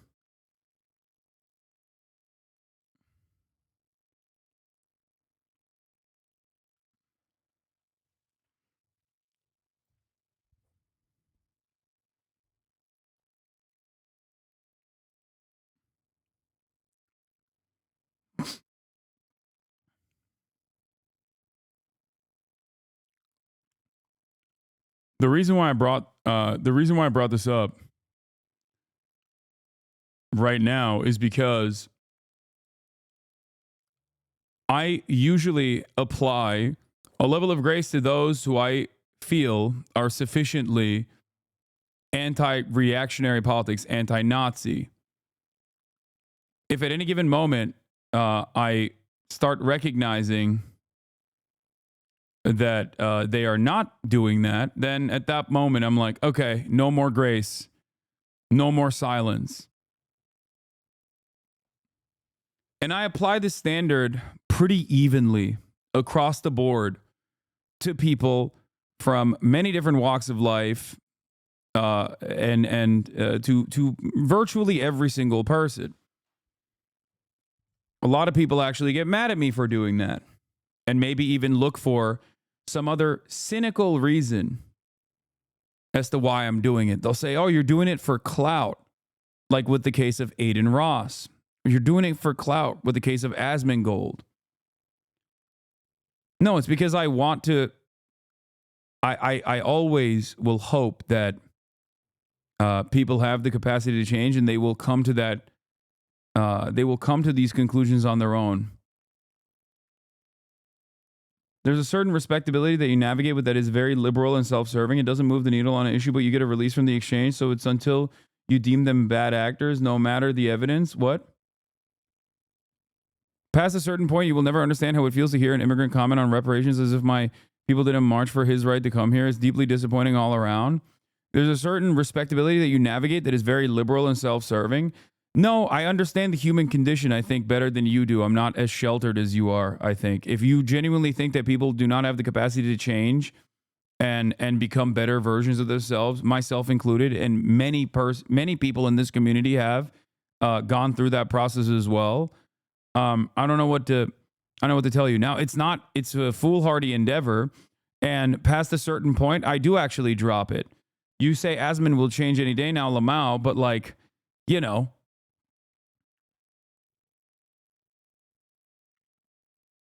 I think you guys fail to comprehend that, like, I'm talking about being charitable to people who make a fucking living shitting on me, Asmongold included. I'm saying you get a release from changing people and everyone else isn't wired that way. No, I don't get a fucking personal... Oh my God. It's like saying no act is truly altruistic because you're deriving satisfaction from helping others. Like, yeah, okay, no shit, dude. Yes. You got me. Okay. Yes, I do. I do get some semblance of satisfaction from being able to convince people that they're wrong. Yeah, you're right. You arrived at a fucking brilliant conclusion. Does that change the dynamic at all? I understand the importance of solidarity. I recognize that, at least given the current material conditions and the culture that comes out of it, that America is inherently hostile to any sort of anti-capitalist sentiment. So yes, I will try to change people's perspectives and maintain charitability to the best of my ability, understanding that we do live in a white supremacist, homophobic, bigoted, anti-black, anti-trans, misogynistic, patriarchal society, and therefore a lot of people are going to never really examine the positions that they arrive at due to social conditioning. That's it. I get where people are coming from. I myself have had right-wing opinions in the past on certain issues. Here's me talking about trans issues. I saw this older TikTok that I reposted recently. Call me Nancy Reagan. Not this. That just popped up on my For You page, but here, I'll show you this.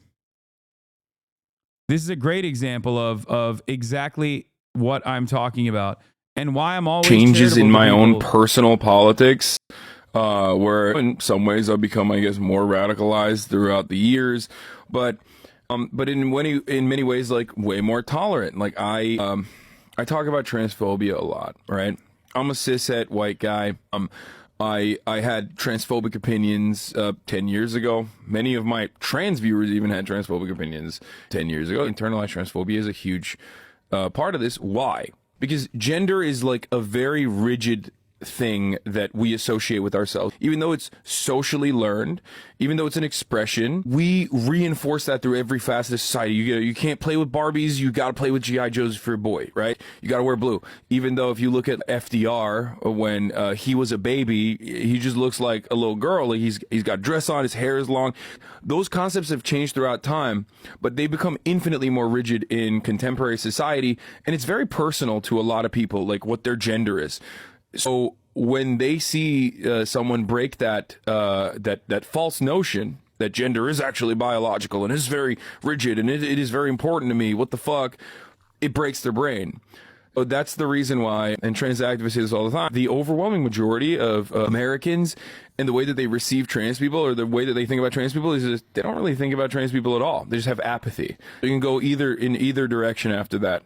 You meet a trans person, they're chill, you start learning and developing empathy for them, or you become this insanely transphobic person like Matt Walsh. And luckily, most Americans are not like Matt Walsh. Right. But why did I describe all of this? It's because I personally went through that journey of like understanding and developing empathy for trans people and became an advocate for trans rights. And I think that everyone is capable of becoming more open-minded and reforming and learning new things, and had changes in my own personal politics where in some ways I've become, I guess, more radical. There you go. Chad is basically yelling at you for having a higher threshold. While I can find it frustrating, it doesn't mean that you're wrong. I didn't say it's bad. I said how it's not how most people are socially acclimated. People think you are wrong, but you just process things differently. Yeah, well, here I am making an argument as to why I have this position. That's what I mean. Okay? Online leftists abandon material analysis when they see a stinky gamer influencer that gets on their nerves. Then they use the student politics like an Old Testament weapon. It's a means of fake practice. No, but I also understand where the frustrations come from. Also, you called me a liberal. That's why I was frustrated with you. Okay? But I get why people are frustrated. Why the fuck would you not be frustrated when you see your favorite content creator, who's supposed to be the arbiter of all things woke, all of a sudden offering grace to a content creator who you know is like dehumanizing you actively?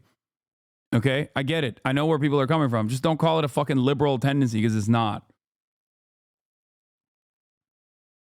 You ever just have the stream on but not listen? I think many people in this chat do that.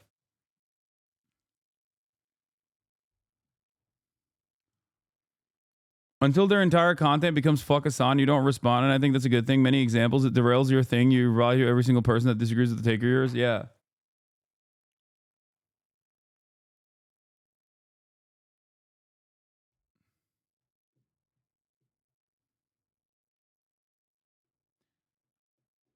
I will say, however, that, this is why we go back to judge me by my enemies, right?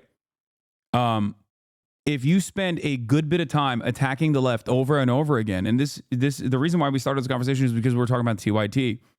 If you are constantly trying to farm an audience to show how reasonable you are, by singling out like radical components on the left, on the extreme left, that you are actually directly at odds with, that you are diametrically opposed to show everyone else how good you are, and how moderate you are, how reasonable you are, then yeah, at a certain point you pass the threshold of no return, where you're no longer a leftist at all. You're no longer progressive at all, in my opinion. Why are you avoiding my questions and shying away from addressing my points? I don't know, because you're probably fucking baiting me. Wait, you didn't actually say anything. You just said, why are you shying away? What?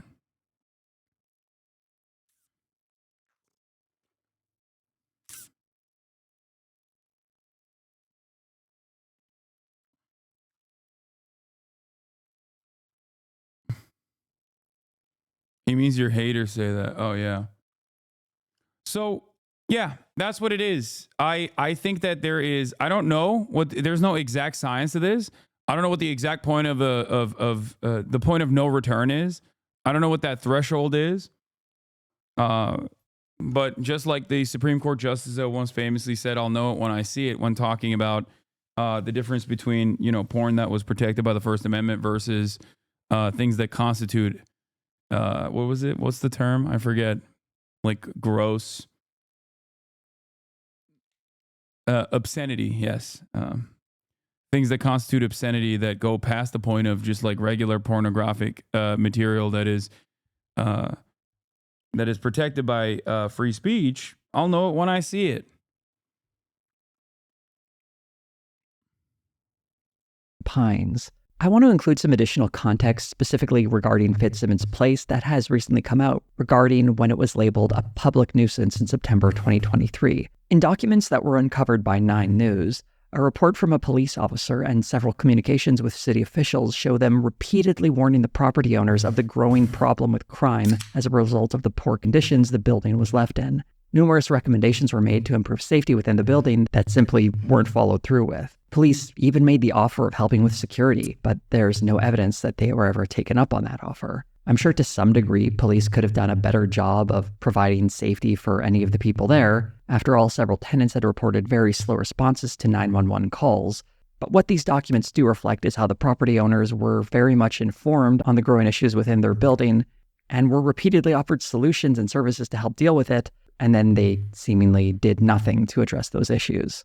The documents also make mention of an unnamed gang having a presence in that building, though there is no mention of any sort of elaborate rent extortion plan. The closest they get to that is that apparently after a shooting in October of 2023, threats were made to some residents not to speak to the police about it. And to reiterate, this report only covers Fitzsimmons Place, which was closed in mid-August. I do have one more update about Zev Baumgarten, and this is kind of an odd development. The guy was scheduled to appear in court on October 24th, but apparently the city hasn't been able to find him. Several summons were sent to the addresses registered to him, but they all came back saying that... Well, when you got the fucking... when you got prominent city council district members on your side, you don't really need to do that sort of thing anyway. The addresses were not found. They tried sending the summons to his lawyer, but got no response. If anyone knows this guy, they might want to let him know that the city of Aurora is looking for him. And it is crazy how above the law you are if you're rich. Like, it's crazy. You could just do whatever the fuck you want, dude. God, the American criminal justice system is such a joke. And he has to appear in court soon. This video was not very fun to make. And it really seems like a piece of bait that was designed for media outlets to further the interests of conservative politicians and a property owner. While I don't think we should never talk about it, period, or pretend like gang violence isn't happening, not providing that additional context, I think, allows stories like these to perpetuate. Another thing that really annoys me in these videos is the ridiculous disparity in power between the two groups being complained about. Even taking the video at face value and pretending it's not leaving out important context that would dramatically change people's understanding of the story, you have, on the one hand, the voices on the right, which include Donald Trump and various high-ranking Republican officials who are in the middle of a political campaign to take control of the federal government. On the other hand, representing the left, you have some online leftists. After looking at all of the context of this story, it very clearly appears to me to be bait, specifically to get people talking about the date. Yeah, that's the other thing as well. When you find yourself in the throes of reactionary feelings, okay, when you find yourself in the comforts of like reactionary thinking, right, you end up falling for the bait over and over again. And this was something that I talked about with respect to Anna Kasparian, when she was talking about like the other hole or the third hole or whatever the fuck that like random nonsensical Daily Wire or not Daily Wire, Daily Mail argument was. Republicans like the Republican media especially like to focus on random nonsensical shit that is not actionable, that is not meaningful, that is silly. Like it's just a simple afterthought, right? And then they try to present the entirety of the left as this thing, right?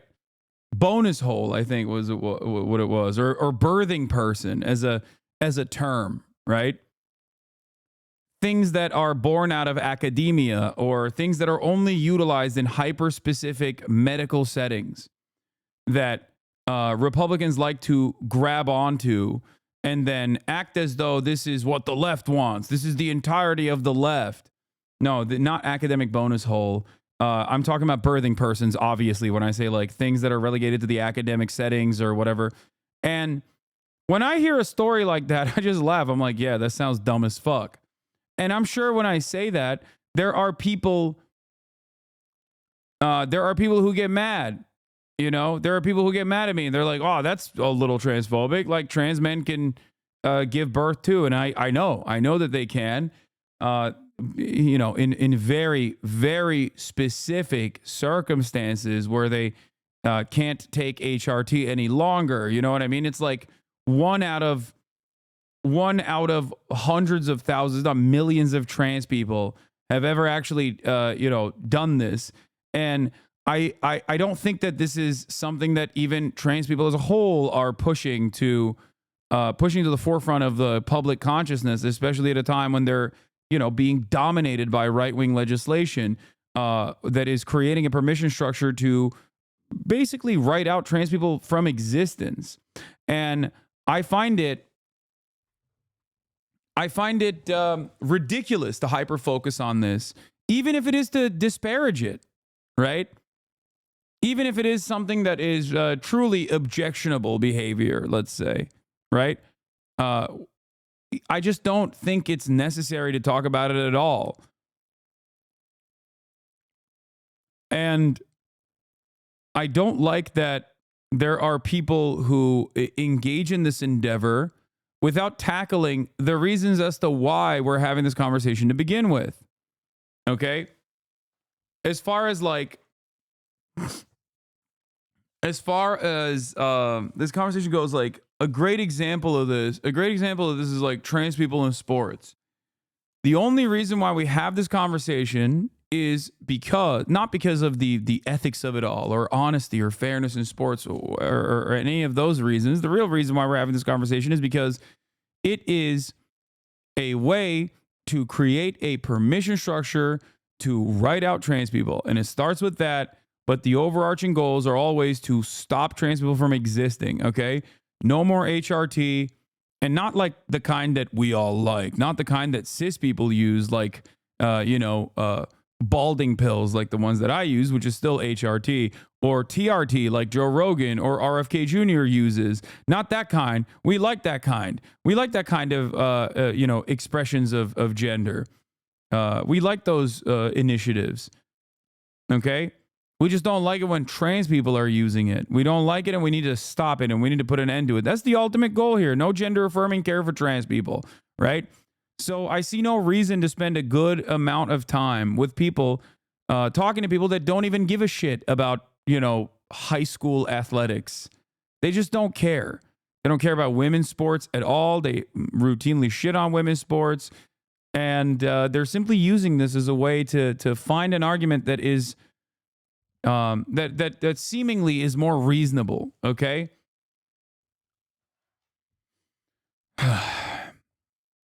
Then there's the people who maybe in good faith try to tackle the problem and offer reasonable critiques to the problem itself and say, hey, you know what? Like, trans people are not exactly dominating in the field of sports. And I myself have engaged in this conversation every now and then with respect to like examples of very prominent, very famous athletes that have used hormone therapy and have become legends in their own right, overcoming great adversity, such as Lionel Messi, for example. And the reason why we don't make a big deal about that is because Lionel Messi is a cis man. And at the end of the day, though, most of these people that fucking come at it, most of these people that like talk about this problem or claim that there's a massive problem to begin with are doing it because they've been duped by others who are transphobic. And this creates a fantastic permission structure to shit on trans people. That's it.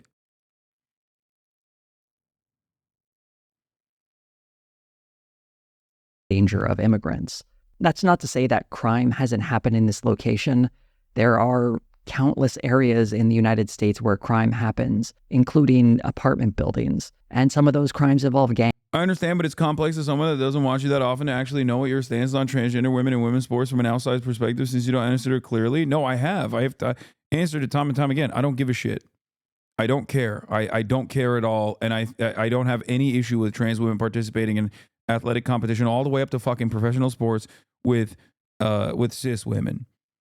As long as there is like a level of regulation where someone isn't just like saying I'm a trans woman now without actually undergoing any sort of HRT whatsoever to simply go and compete against cis women, I have no issue with it. And for the record, that example that I just said, that counter narrative, even that in and of itself is not a real one. It's so not a real one that the only time when people fucking actually come out with this is actually Republican charlatans themselves that are like, we couldn't find a single fucking person that actually wanted to portray themselves as a woman to specifically dominate, female sports. So we became that example. Right-wingers do this all the fucking time. They do it all the time. It's so weird. Yeah. Here's the greatest example of this. The Daily Wire show, Lady Ballers, wasn't supposed to be a work of fiction. It originally was supposed to be a documentary tracking the process of a cisgender man that, lied and cynically tried to become try to claim that they were female now so that they could fucking participate in female athletics. They couldn't find an example of that in the real world, and they couldn't even recreate it in the real world themselves, so they decided to make a work of fiction instead. That's how it works, okay? Because nobody wanted to legally, transition to be able to win some sort of fucking athletic competition.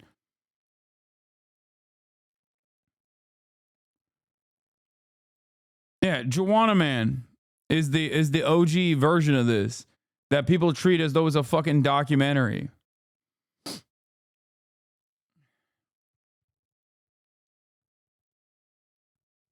Alex Novell came after Josh Sider. Oh no, this is the guy who might have some internalized transphobia, right? I don't fully know who the fuck this person is. I've only seen him in like women's clothing a lot, and there's a lot of happiness in his eyes when he's like dressed up like a pretty lady, and there's a lot of sadness when he's not.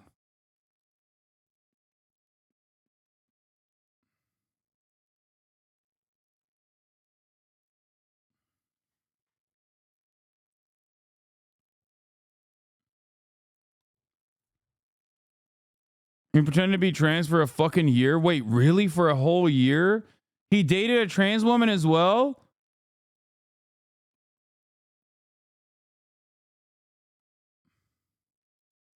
I'm black. G, follow the science, bro. Trust the science on that. And since you're a black man now, should you be allowed to say the N-word? Oh, no. Oh, no, no, no.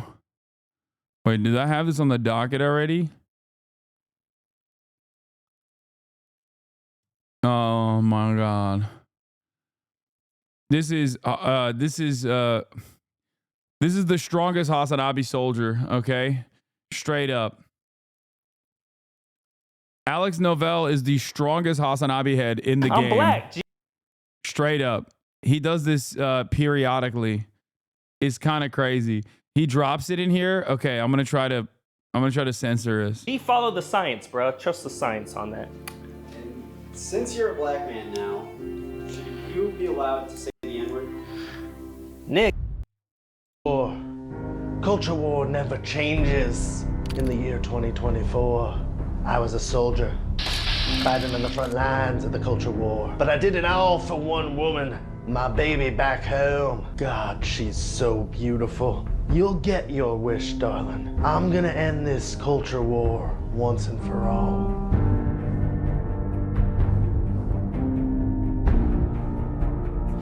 Yeah, I think I do think that dude might be actually trans and is just like experiencing internalized transphobia. Like I would never say that about someone like Matt Walsh, who I think is just like a hateful little pervert and just like hates trans people. But this guy is different. He's giving Steven Crowder, you know?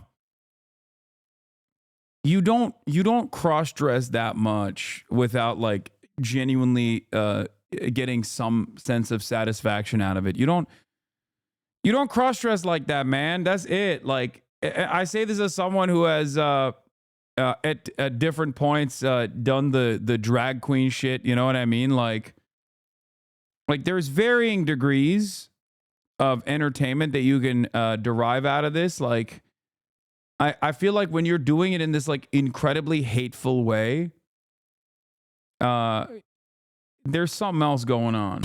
When I know that I have to go to work, I still get kind of that anxious feeling from the pit of my stomach, but I just go out there and do what I have to do. To me, being a male dancer, it's one of the best feelings I've ever felt before. Wait, this guy was a male stripper? By women all the time, I've still been unable to find one that I can see myself having a future with. My heart's definitely open. It's time for the final curtain call and find true love. This is Josh Sider. What you just saw was a clip from a single episode of The Bachelorette that introduced Josh Sider to the world back in 2015. How are you? Okay. Wow. Ooh. Oh my gosh. Oh, good. I was like, I better get some of this. Oh, hello. Oh my God.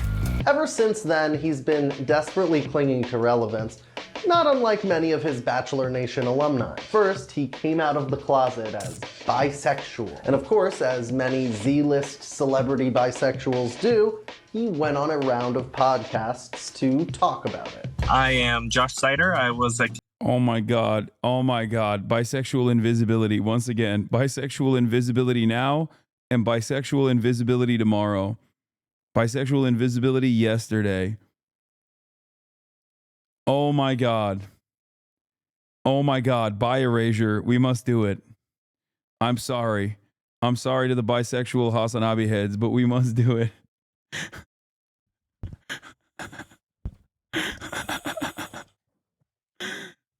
Dude, not all bisexuals are like him. Yeah, it's a joke, man. Fucking calm down. I'm joking. Although there are some fairly prominent examples.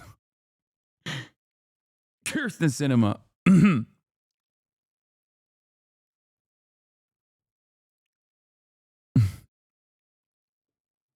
even Nancy Mace, as a matter of fact, who is in the closet.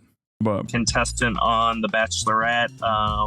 I've also been linked to some other drama going on in reality shows and on social media, and I'm just me, and I recently came out as bisexual. Yeah, all we have is Aiden from The Yard. That's true. That's so true. Aiden is literally carrying this unimaginable weight on his fucking bisexual shoulders, okay? It is crazy. It is crazy how he carries bisexuality. Isn't Lola bisexual too? Exactly my point, okay? Exactly my point. Bi invisibility now. I'm just kidding. Oh, Jesus. Sexual, and so we're chatting today. Now, Josh, you were on the 11th season of The Bachelorette, which aired in 2015. When, back then, did you identify as pansexual, or was this kind of a journey for you?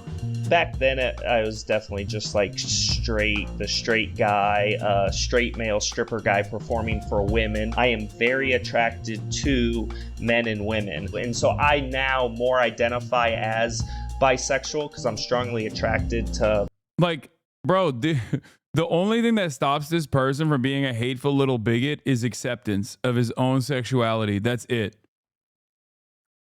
Like, not to do the classic trope of being like, yeah, it's actually every homophobe is actually a gay man.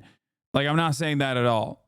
Okay, there are plenty of fucking straight dudes that just hate gay people or are terrified of gay people. I'm sure that there's some semblance of like insecurity about their own sexuality or in their own place in the world that factors into the equation. But like overall, like this is one of the very clear cut, very obvious instances where this dude would not have become a hateful little bigot if he just was like, yeah, I accept my sexuality. It's it's a little confusing. It's a little scary to like lean into it, but I have become a comfortable person, comfortable in my own skin. That's it. Of men and women. Then after Monica Beverly Hills from RuPaul's Drag Race broke up with him, Josh Sider faked his own death. On his official verified Instagram account, there was a very lengthy statement announcing that he had passed.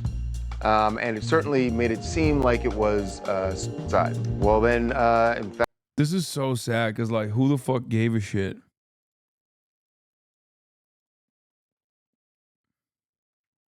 You know what I mean? So he just like, he was like, yeah, I'm dead. And then nobody actually cared. So he was like, damn, I'm back alive. In fact, just a couple of hours ago, this popped up on his verified account. Hey guys, as you can see, I am alive and well. My account was hacked. For the last 24 hours, I've been trying desperately to get into it.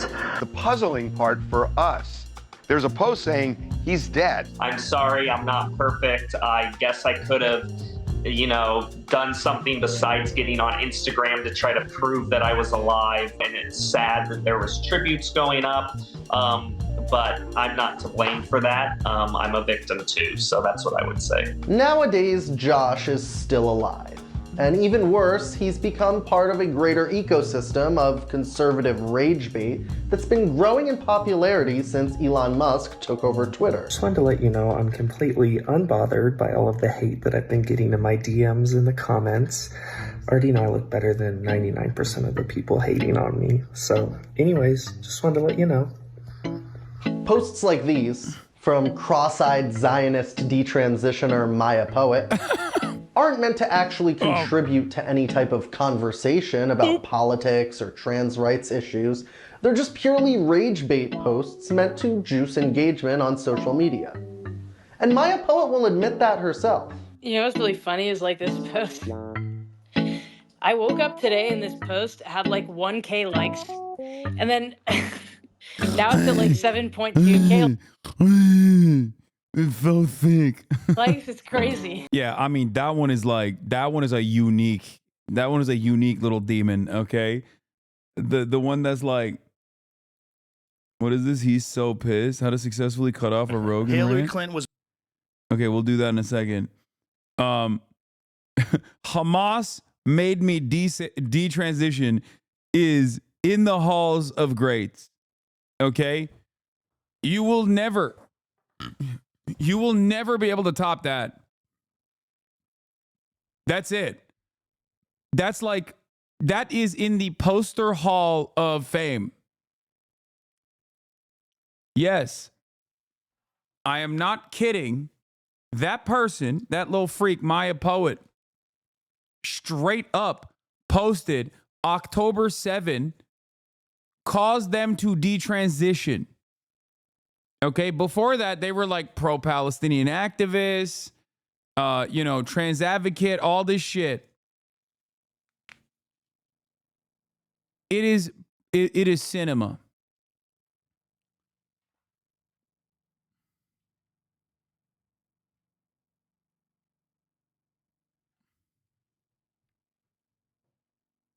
Where is the tweet? I'm sure someone has it.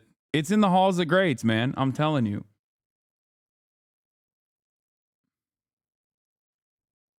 Nobody have the tweet? The Peace Poet 99. Tomorrow marks my 1-year anniversary of not wearing a breast binder.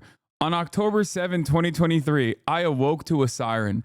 I didn't have enough time to squeeze myself into the barbaric breast squashing device I had used to pass as a man. I had only enough time to run to a bomb shelter.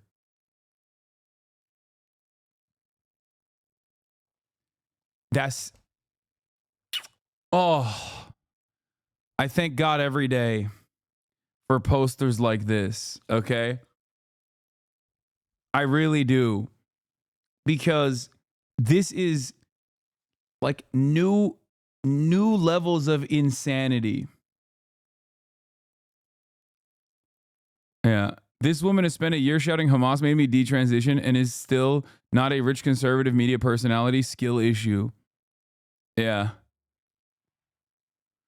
Oh, so fucking good. It's spectacular. Yeah, Tumblr could never, honestly.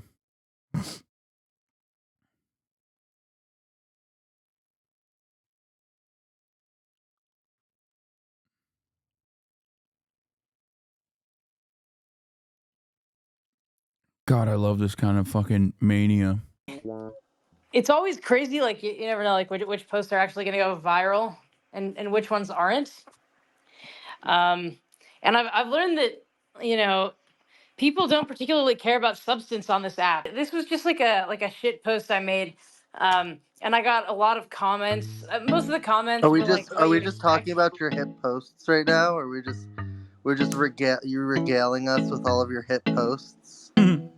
You can regale us with your hit post, but no, I'm actually just waiting for more people to get into this space so that we can discuss this topic. Earlier, you're posting a picture of you and Andy, and you said, "What would you say to us if you saw us on the street?" Is that not rage bait? Come on. No, it's not rage bait. I mean, Americans seem to think that it is like acceptable to uninvite their other family members from Thanksgiving dinner because of who they voted for. So that's kind of like, you know, I try to not allow my spaces to become too much of an echo chamber. I tried to get Maya to talk to me outside of one of the echo chambers. The 11 types of transsexuals / low IQ behavior. Oh, man. God, I love this shit. I love this shit, dude. Hey, listen, I'm just invested in, you know, the diversity of opinions. We are so back in the pocket of 2016, baby. It's great.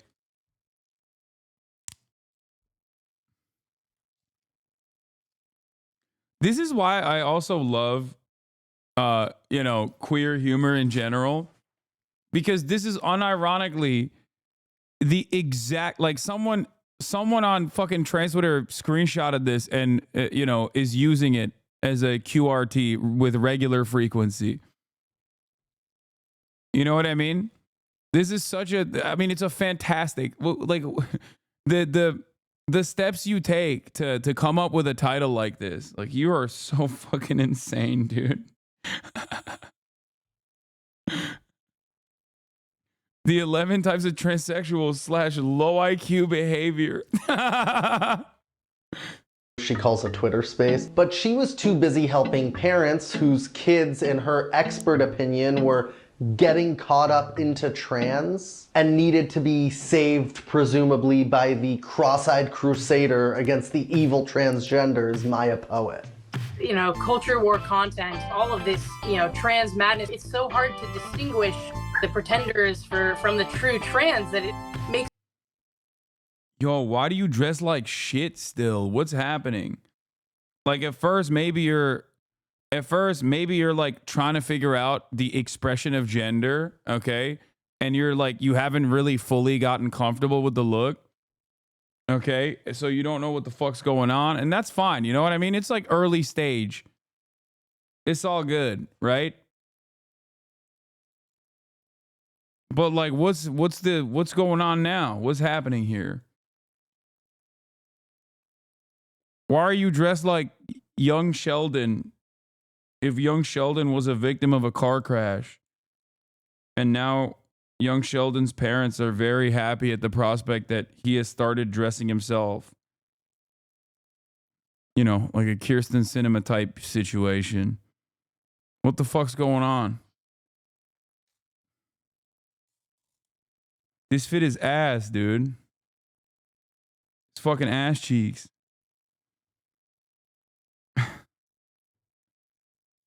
One question if trans is a legitimate concept at all. All they care about is views. They don't care about objectivity or the truth. And so they're incentivized from a money standpoint. Ah, damn, he's got titties on him, bro.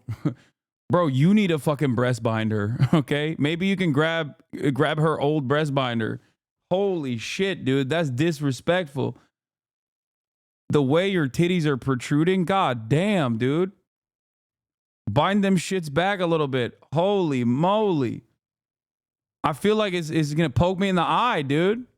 To create rage bait titles that get the public fired up. Fear-mongering about trans people has become a serious platform that Republican candidates can run on to Coming from you, that's rich. Listen, I try to hide my shits, okay? I got some memories on me too. I'm fucking stacked up. Y'all know this. It's disrespectful. If I was tittied out, you know, 3:30 p.m. on an afternoon, all the goddamn time, none of you would be fucking paying attention. All right? Yeah, that's what I was thinking of as well. Yes, that's why I said disrespectful. Barney Frank looked disgusting, nipples protruding in his blue shirt before Congress. Very, very disrespectful.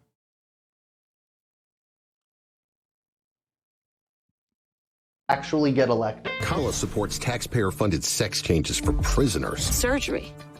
For prisoners. For prisoners. This was so funny. It's like just say you're going to protect trans people. They're our neighbors or something. You had to be like hyper specific. Yeah. If you come into the country illegally, I'm going to give you bottom surgery. And I know her ass was saying that because there were probably some fucking groups that were up her ass. Because I remember at the time when she was running the woke route, people were like, hold up, you were an attorney general. Didn't your office like, you know, do a fuck ton of harm to like trans prisoners or whatever? That's why she was like, you don't understand. I'm going to do bottom surgery to everybody. Every transgender inmate in the prison system would have Didn't you actually suck? What? access. Kamala's for they, them. President Trump is for you. I'm Donald J. Trump, and I approve this message. But it's not just Republicans farming for rage clicks. I bet you didn't know that Kurt Cobain was probably trans. Even left-wing trans creators like Lily Tino get accused of rage bait by other left-wing trans creators. Is she rage baiting? Maybe. I see why a lot of trans people just don't really have a lot of respect for her. How do I feel about her? I don't know. Would I follow her? No. You, in particular, I would say, are like someone who's faced maybe the most hate out of any trans person on the internet by other trans people. Yeah, I'm not everyone's cup of tea. I get it. Like, people just have their taste in the kind of content they want to consume. But I do think a big part of it is my voice. I do think that because my content is... I feel sad. I mean, I don't know. I feel like if she wasn't trans, it wouldn't be that big of a deal to do this kind of rage bait. But then like when you're trans and also rage baiting, then automatically like you are responsible for every trans person. I feel like it's just it's a byproduct of being like a hyper visible minority, you know? Like it's not these are grown ass adults is on. Yeah, I mean, she's not my cup of tea. I don't give a shit, but it's just kind of like I see this, you know?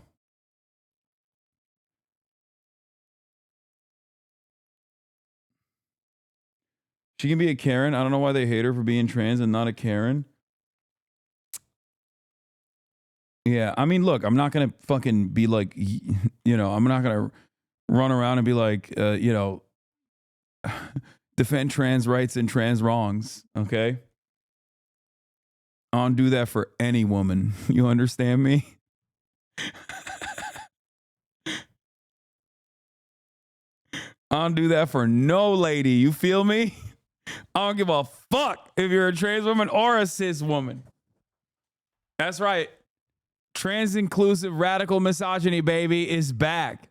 It's back on the market. So grabby, right? Especially the Kurt Cobain video is such a great distillation that trans people saw that video. People have this visceral reaction to me being a non-passing trans person that is so sure of herself. And in some ways, I think just kind of weird. I don't say that as like a good or a bad thing. I think I just have kind of like a slightly different vibe. Like it's not a very normal vibe. I'm kind of tweaky sometimes and I have weird speech patterns. But yeah, I'm just... look, I try not to harbor anger against trans people who hate me because I get it. Like what I do in my videos, when I sit down to film them, like let's take the Kurt Cobain video, for example. That was maybe one of the first that really started getting me a lot of hate from the right, but also from some other trans people, is I made a point about Kurt Cobain possibly being trans. And people got really upset about that, but for different reasons. I sat down, I knew that would upset people. That's not why I made the video though, right? The goal is not to make people mad. The goal is to educate people, right? And in 2024, a big part of getting views on your content is by making them interesting, right? And nobody will touch us on for 24 hours after that comment. What? Making them yeah, except for your mom. Fucking got him. Vibrant and catchy, right? I'm trying to teach people something, right? About how to be a better person, how to be more accepting, how to be more loving. And in the process of doing that, I am offending some people.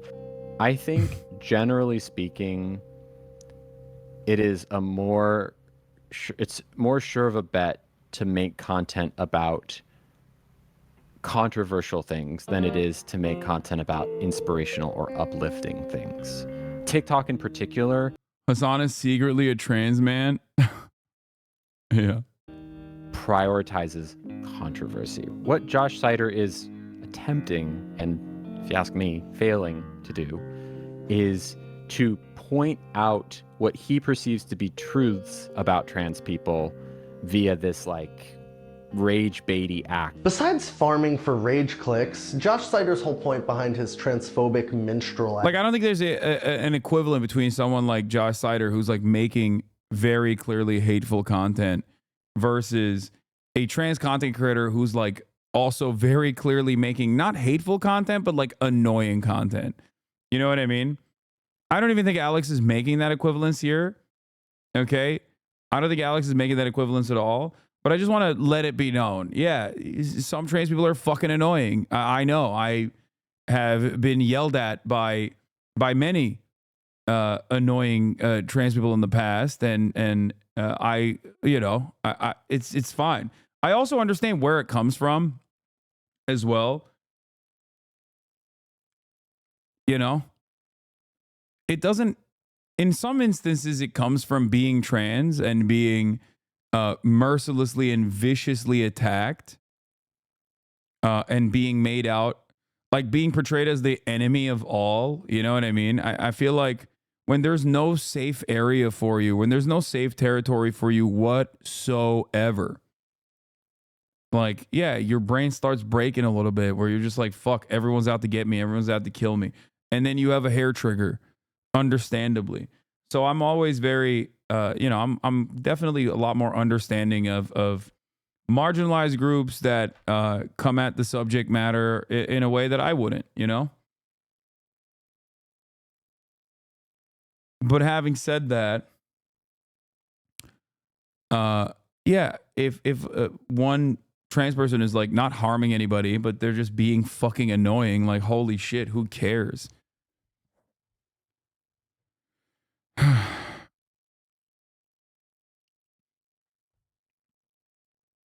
Act is to prove that anyone can identify as anything they want. So by that logic, why can't I identify as someone who works for the Daily Wire? So I reached out to Josh Sider via email. Hi Josh, I'm a documentary filmmaker based out of New York City. I'm wondering if there's a chance I could interview you for a film I'm working on in collaboration with the Daily Wire. God damn it. The film will act as a pseudo-sequel to Matt Walsh's What is a Woman, and will premiere across theaters in the US this coming summer. Please let me know your thoughts and when you would be available to film. Thanks again, Alex. What did she do that was annoying? Everyone just kind of skipped over that part. I've seen some of her videos. She does like TikToks where she's like rage baiting. She does the classic, like, the thing that she does is I think she does setups. I'm not entirely certain, but the Kurt Cobain one is like an example of it. And I think even in certain instances, like, she will make TikToks about like being misgendered or something. Right? Isn't that what it is? And then like we'll yell at, you know, waitresses and stuff that aren't even like trying to misgender her. You know what I mean?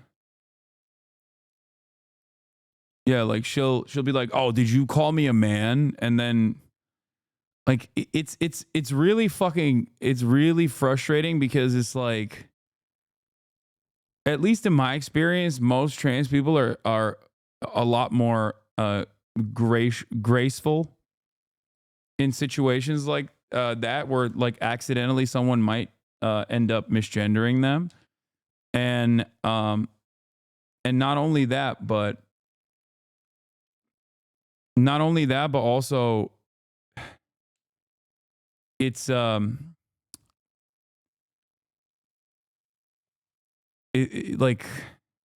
how do I describe it? Like, it's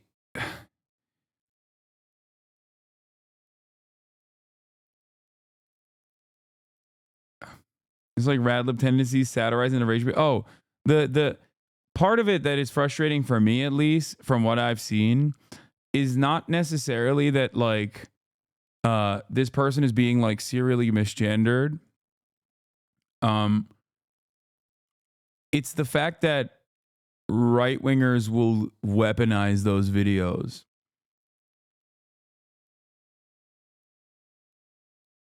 Does that make sense?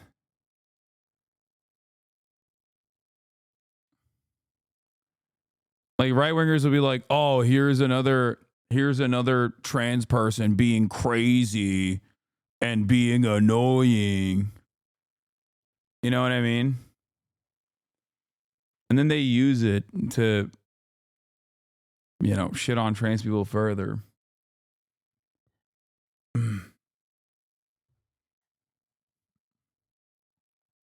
Novell. It was a long shot, I thought.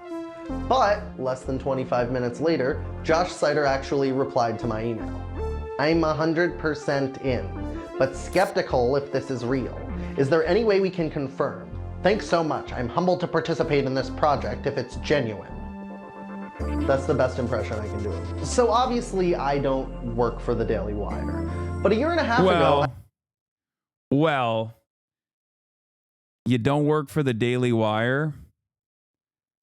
I don't know, Alex. HasanAbi fan tricked the Daily Wire into hiring him. HasanAbi Reacts. I like that he also did a HasanAbi Reacts video as well on his account. You kind of did work for the Daily Wire, Alex. I made a video called "I Tricked the Daily Wire into Hiring a Leftist." A few hours after my interview, I got an email from the Daily Wire's internal recruiter with some documents they wanted me to sign. One of these documents was an NDA. Ugh, the dreaded NDA. And I still had that NDA from the Daily Wire. So I sent that to Josh Sider as proof that the Daily Wire was involved in the project. Some people might say that he said he doesn't want clip channels uploaded their reactions so he can do it himself. Oh yeah, don't. Clip channels, do not upload this reaction. We want Alex to upload this reaction. He's a part of the HasanAbi Clips Industrial Complex. I just did was unethical or forgery or something. I don't know. I don't know the terminology. But these are actually the exact same tactics that the Daily Wire has used to trick the parent of a trans woman into an interview with Matt Walsh. When I see a child who, you know, believes in Santa Claus, and then let's say this is a boy and he says, "I'm a girl." Mm-hmm. This is someone who can't distinguish. Oh, they can upload? It's okay. All right, never mind. Clip channels, you can upload. Alex says it's okay. I also was thinking about potentially uploading my reaction to my page as well. I really like this video. You fucking killed it so far. Between fantasy and reality, so how could you take that as a reality? I would say that as a pediatrician and as a parent, I would say how wonderful my 4-year-old and their imagination is. I'm just trying to start by getting to the truth, you know. Yeah, I mean, I'm really uncomfortable with that language of like getting to the truth. Again, in social life. Why is that uncomfortable? Because it sounds actually deeply transphobic to me. Because he's an academic, man. What the fuck? You can't be asking.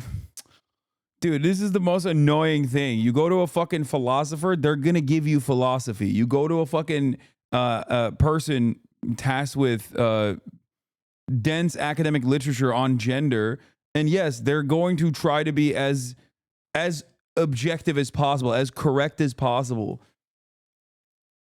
I hated this, like, I hated his, like, chop job that he did on all of these fucking conversations. And if you keep probing, we're gonna stop the interview. If I probe about what the truth is? Right after he signed the NDA, and within the same day of wondering whether my project was genuine, Josh Sider sent me his actual address. Next, I sent Josh all the questions we would be asking him early, so we'd have time to prepare for his big film shoot. Hey everyone! So I'm back in action today. I have a film crew coming and we're filming for a movie. So super exciting. I can't wait. I think it's gonna be really educational and just really gonna help a lot of people. So any whoosies, bye everyone! Look, I knew this. Dude, this is not in any way, shape, or form misgendering this person, but when she's queening out, she's so happy. Like look at the fucking light in her eyes, dude. Okay? It's like, just be comfortable. Be comfortable with who you are. Come on. Come on. She's experiencing gender euphoria. Like, it's like, it's crazy. A lot of people. So any whoosies, bye everyone! Is the only time he Look, smiles on I knew Twitter? this footage would be cringy, but I wasn't prepared for the absolutely diabolical levels of cringe that this turned into. Hey everyone! Come on in!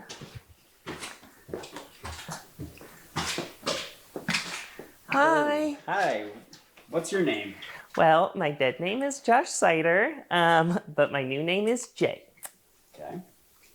And when did you first know that you were a woman? Well, I found out at the ripe age of 36, and I consider myself lucky because a lot of us don't find out until we're 50 or... Yeah.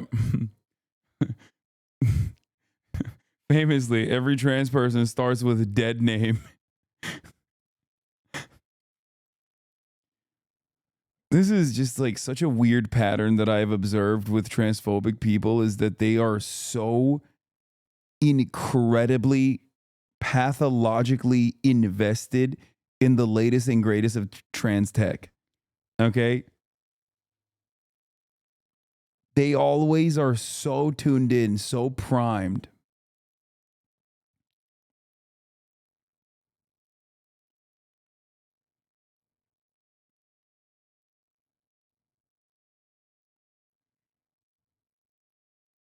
You're 60 years old. Okay.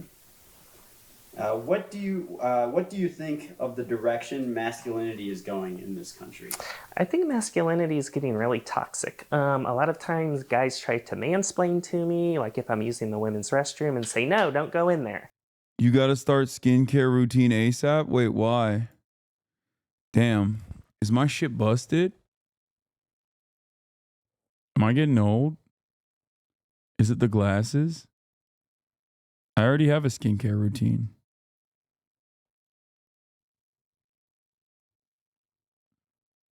They read you to filth, brother?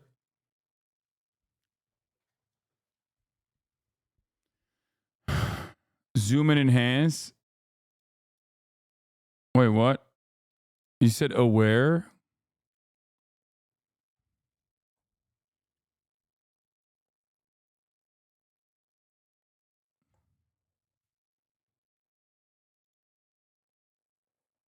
It's over. Is it over for me? Is it Jover?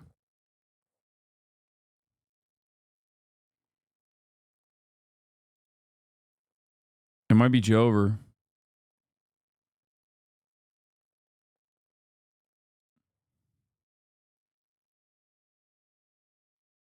Stop it, you're making me gay. So I don't like it. It's really aggressive.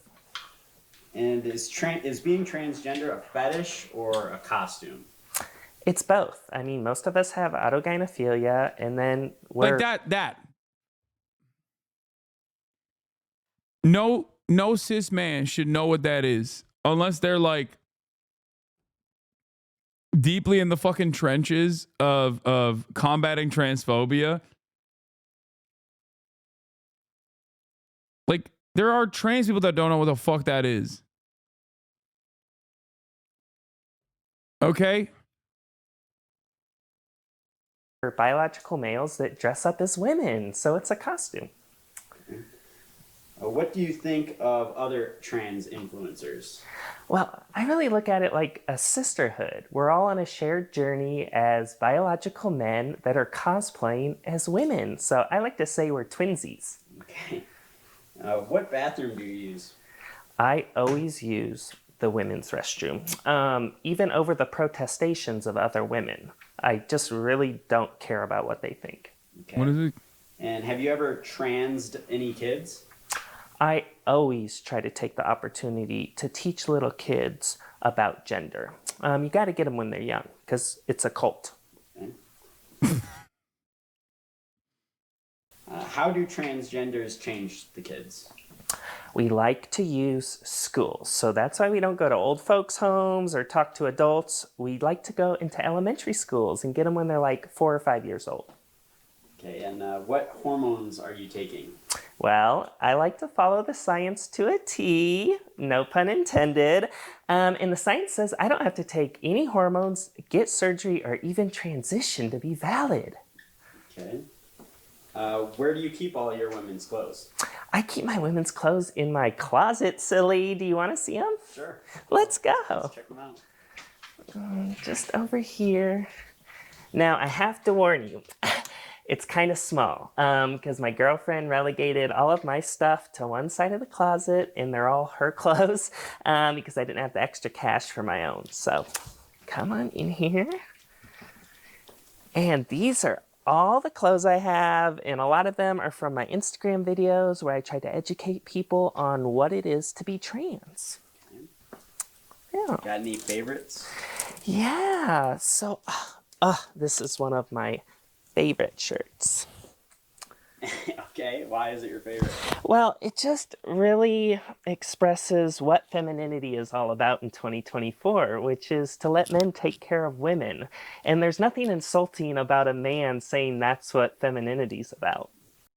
Yeah, I think after like the fourth fit that you keep in your closet, we move away from pretending and we just kind of move into the territory of being, don't you think? Like, I'm going to go ahead and say like maximum 5, okay? I'm being charitable, all right?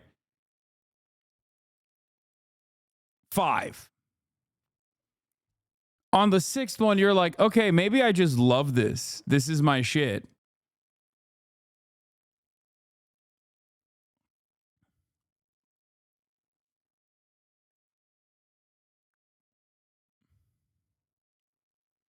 This picture is when I knew it wasn't a bit. I think it's safe to show, but check first to be safe. Oh, yeah. Yeah. This is like... This is... come on. Come on. Can I pass?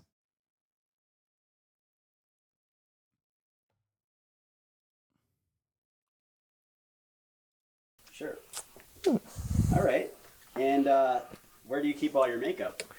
My makeup? Yeah, when you go to Target to get the tuck-friendly bathing suit... As a bit. You don't understand.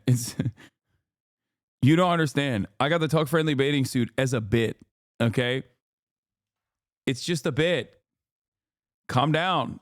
It's nothing serious, all right? It's just a bit. makeup is on the counter. Do you want to see it? Sure. Oh my God, there's... Now, I need to warn you about him, Oliver. Now, Ollie has gender dysphoria by proxy. So he has developed gender dysphoria because of my transition. So I'm really trying to help him. And so I've adopted... Okay, the thing that's like weird about this is that, like, if you're trying to portray yourself as like a trans person, like that right there, the gender dysphoria by proxy, I'm of two different mindsets in this. I feel like that as a bit is something that I can that I would hear from a trans person as a joke. So this only reaffirms the suspicion.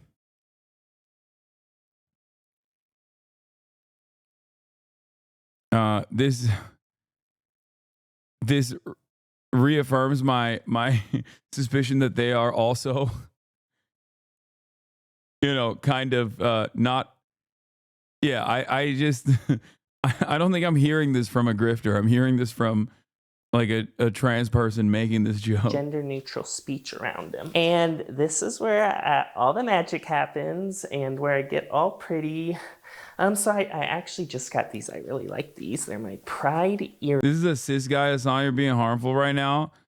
I mean, it's very obvious that this person is a hateful little bigot, but also simultaneously, you know, it kind of reads as a desperate plea, a cry for help. I don't know. Maybe I'm wrong. Because they're all. I mean, he's very obviously transphobic. And he's obviously participating in transphobia and contributing to transphobia, and he's hateful, and he's an awful person. But also, I don't know. It's like it's the Steven Crowder-ness of it all, where you're like maybe a little too invested. You're so unimaginably invested in this bit, in this quote unquote bit, that like it has moved beyond the point of it being a joke and more so has become like a cry for help almost.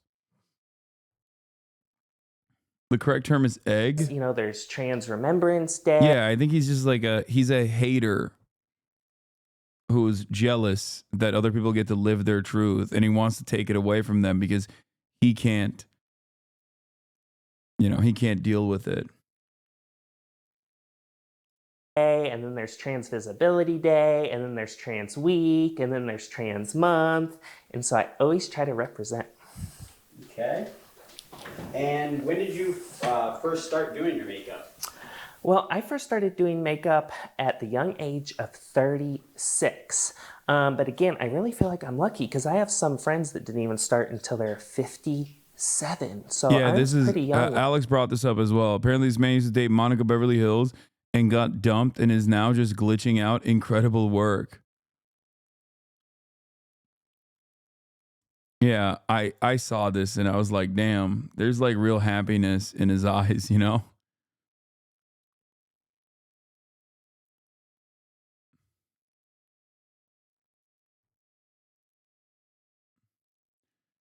Could be a chaser crashing out for sure.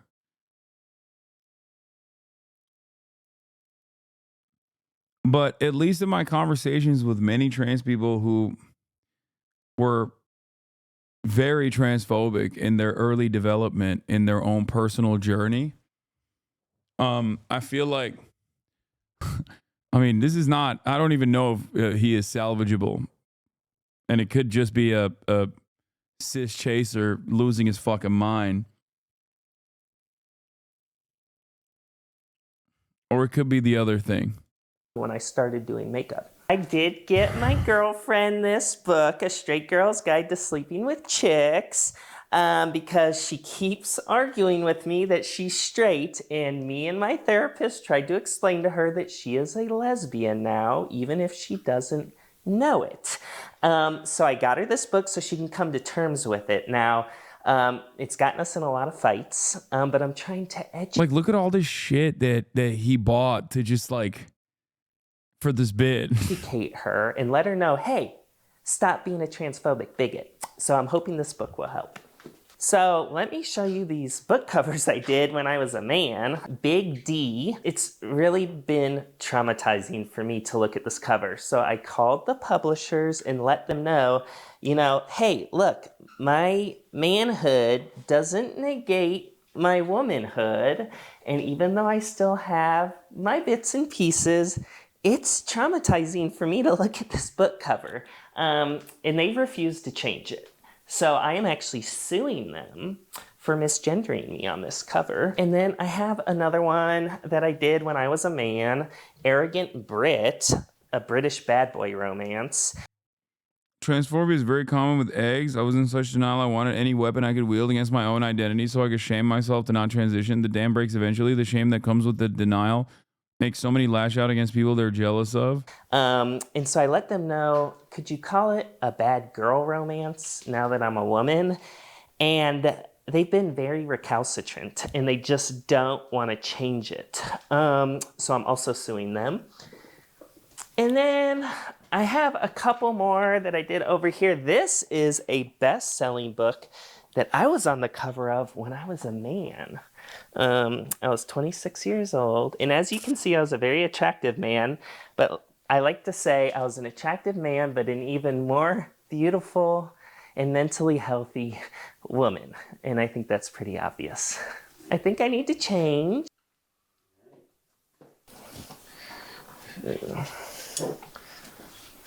Hell yeah.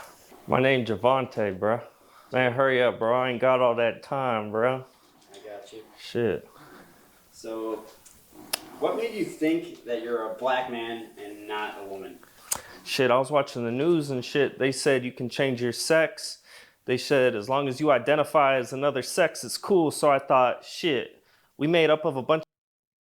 Yo, this shit goes hard if you're brain damaged. You know what I mean? Like I'm putting myself in the shoes of someone who watches this and is like, yo, this shit is fucking hilarious, dude. Like, you know, yo, ever since that stroke, my life has been different, dude. Shit's been funny as fuck. Like John Fetterman is gonna watch this and die laughing.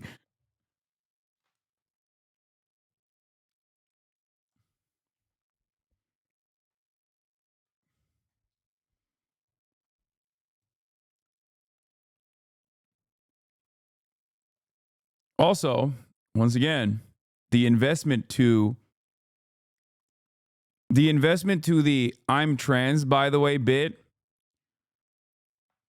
far more effort has been placed on that than this. Just saying. I'm just noticing certain things. Okay? He put a fucking t-shirt on his head and was like, I'm black now. Versus, you know, talk to me when you get to Rachel Dolezal levels, okay? Then it would be a little different. You know what I mean? You know what I'm talking about? Bunch of different races. Why can't I just identify as a different race? That makes more sense than changing my sex.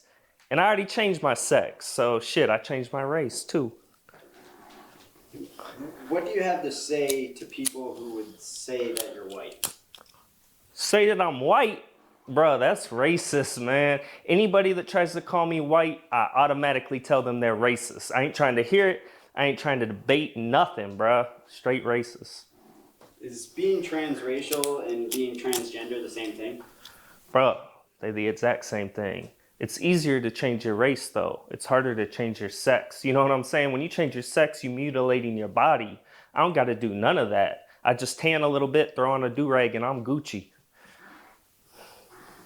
What do you think about the police? Man, like Ice Cube and Obama said, fuck the police. I don't like the police. They always trying to keep us down. It ain't our culture. It ain't our family unit. Don't listen to nothing Thomas Sowell is saying. It's all about the police keeping us down, even though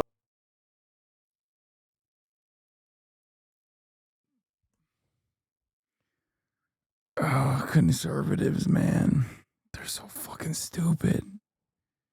Yeah, don't listen to Thomas Sowell.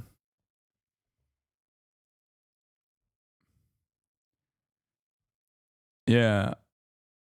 I'm a black guy in the hood, and I hate Thomas Sowell.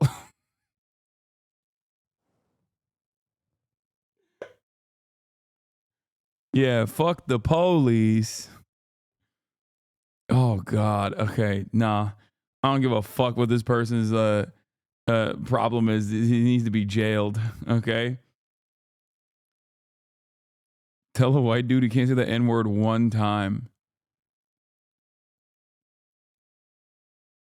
So they don't keep anybody else down, just black people. What is your favorite food? Man, I eat fried chicken and hot Cheetos breakfast, lunch, and dinner, bruh. Breakfast of champions, bruh. I swear to God. Shit. And I look swole doing it. I bench 327 pounds, bro. Do you like hip-hop music? Hell yeah, I like hip-hop a lot, bro. But I do mess with, what's that Irish lady's name? Enya. Only Time. Who can say where the night... Yeah, I like her too, though. But yeah, I like hip-hop. What do you think about white women? Bruh, for real, dog. Look who you talking to. I used to be a white woman, bruh. Snow bunnies? I used to be one, bro. I love white women. I know all about them, bro, because I was one. So yeah, I do. I really like white women. For real. I think I might go back to being one sometimes. I'd just be sitting there like, dang, for real. I could just go back to being one and then I could have one. You know what I'm saying? Shit. But yeah.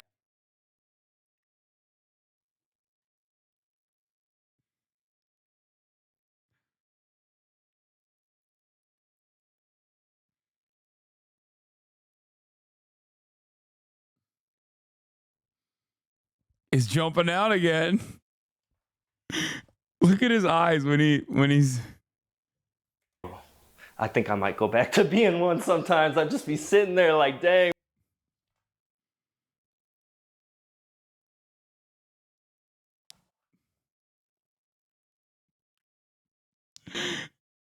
This is some of the worst shit I've ever seen on your broadcast. Yeah, it is really bad.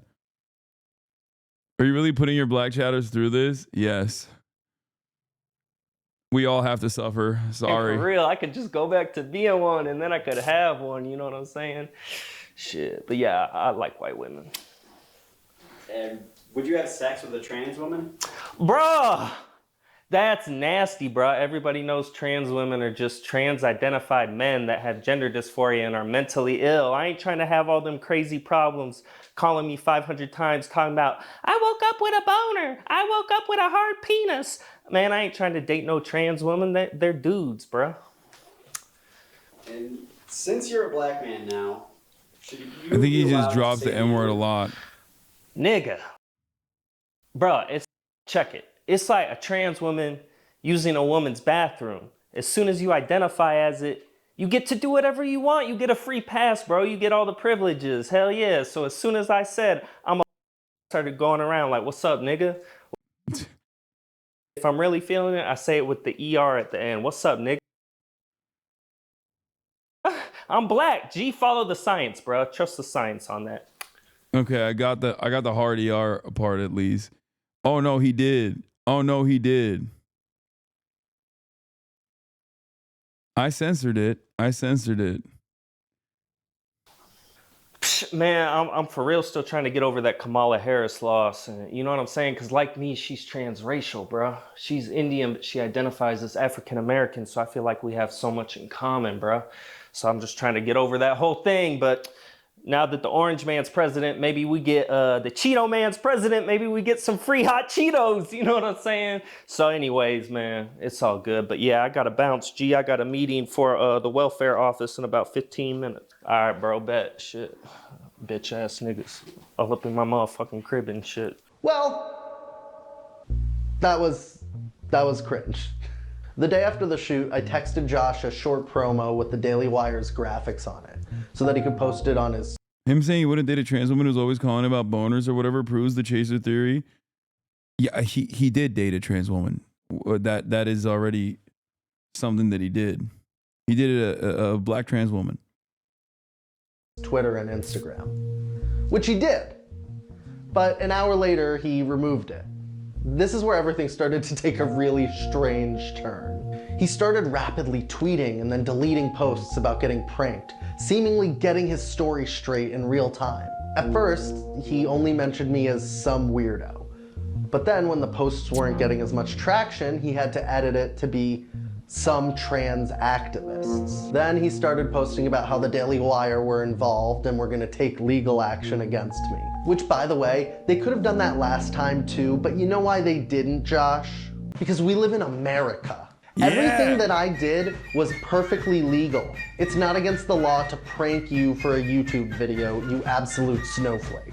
But eventually, Josh Sider realized that the Daily Wire wasn't just going to bust my door down and sue my ass for millions of dollars. Oh, he did blackface? Even self-proclaimed God King and Emperor of the Daily Wire, Jeremy Boring, chimed in to say thoughts and prayers to Josh Sider for getting pranked and crying about it. But Josh Sider had one final ace up his sleeve. He had to be the victim. He had to prove to everyone that he, Josh Sider, is a victim. So he doctored up a text conversation between us to make it look like I threatened him.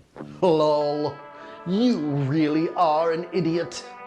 I can't believe you thought you were going to be in a Daily Wire movie. Maybe I'll send 2 more people back to your house to gut you like the pig that you are.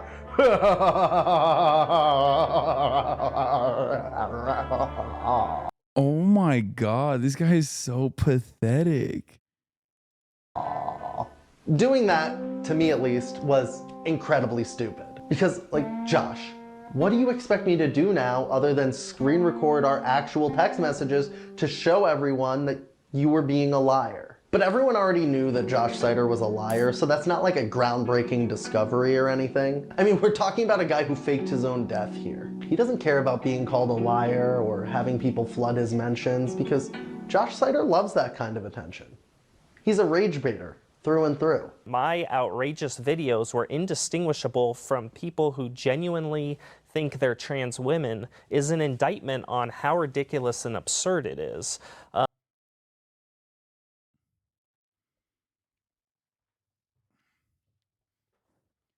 Listen, it says a lot about society. Classic. He did the meme. It says a lot about society.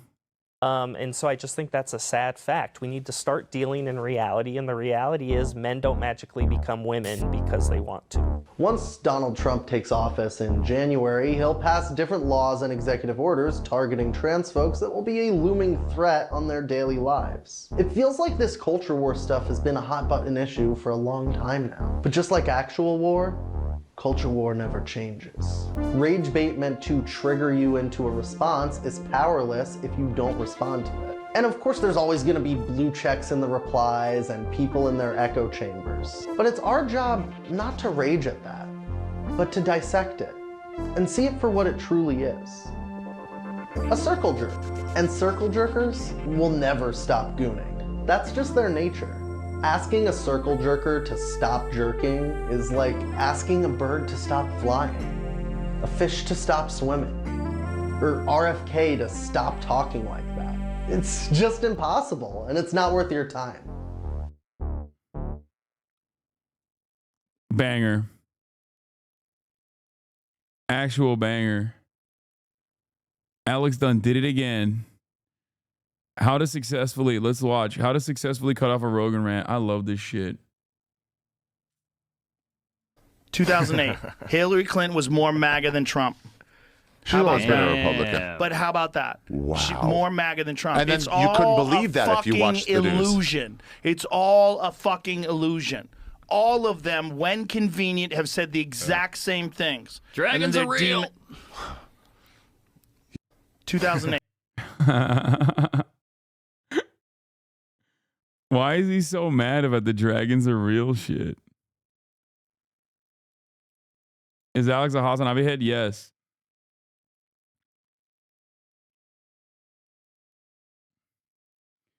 Yeah, this video by Dark Matter 2555 is about how this person.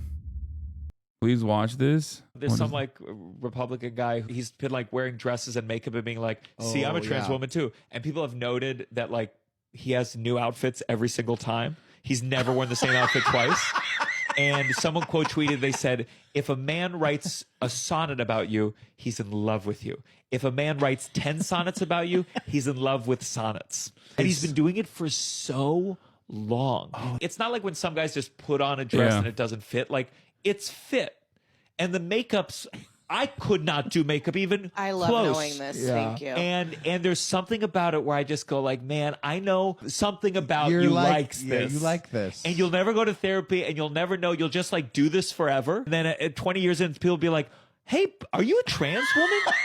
Like, this is crazy. Hey, I think you're a trans woman. It's really fascinating when someone seems so divorced from even possibly going like, hey, why am I doing this? I love that.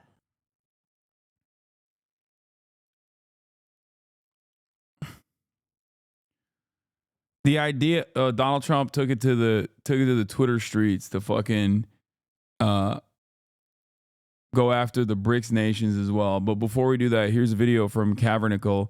This pro-Israel group is absolutely might be unhinged. actually unaware of this, but there are various organizations online that pretend to fight against anti-Semitism, but they're usually fronts for like a pro-Israel agenda. Now, obviously, the Anti-Defamation League has been one of the biggest examples of this recently, where it did have some degree of respectability, where its pro-Israel bias, although obvious to a lot of people like myself, wasn't as obvious to everyone because, you know, they apologized for a lot of anti-Arab, anti-Islamic sentiment that they pushed in the past, but it's pretty clear, especially with the last year or so, that they are, you know, completely pro-Israel, even, you know, saying that Twitter has become a cesspool of anti-Semitism, which they are correct about, only to have a meeting with Elon Musk, who then declared more support for Israel, and then they're saying, nah, Twitter is actually pretty all right. Even though anyone who can tell you who has used Twitter, it's literally probably the most anti-Semitic place on the entire internet, but because there's a lot of people on it who are pro-Israel, including the head of Twitter, Elon Musk, apparently the ADL don't have much of a problem with that, even though he is allowing and he is actually paying people to be incredibly anti-Semitic. A couple of people on this list in front of us. Now, there's an organization that has been like pretty mask off for a while, and that is Stop Anti-Semitism. And you might be more aware of this one because it seems like they don't even really care about talking about mostly right-wing anti-Semitism, which is the real problem. On this, you have like Jackson Hinkle, right? Who used to be left-wing, but is now a fascist. These people are not left-wing. So when we talk about like left-wing anti-Semitism, who are we really talking about? I can't think of any significant left-wing figure who was actually anti-Semitic. Of course, Stop Anti-Semitism was rabid against Jeremy Corbyn, who, of course, groups like this think is an anti-Semite. Like, anti-Semitism is antithetical to leftist values. So if you are an anti-Semitic person, if leftist values are born out of a materialist understanding of the world, anti-Semitism is purely, mystical, ideological. It is not like it is immaterialist. It's anti-materialist. You know what I mean?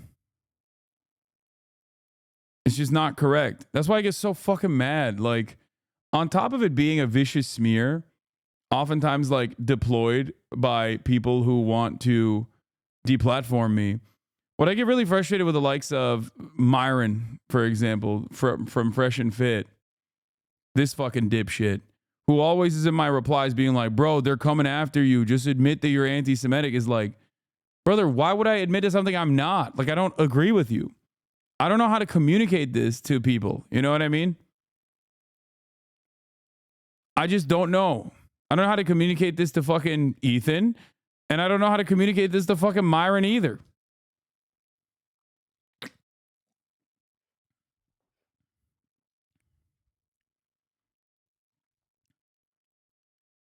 Myron is anti-Semitic though. Yes, I know. That's my point.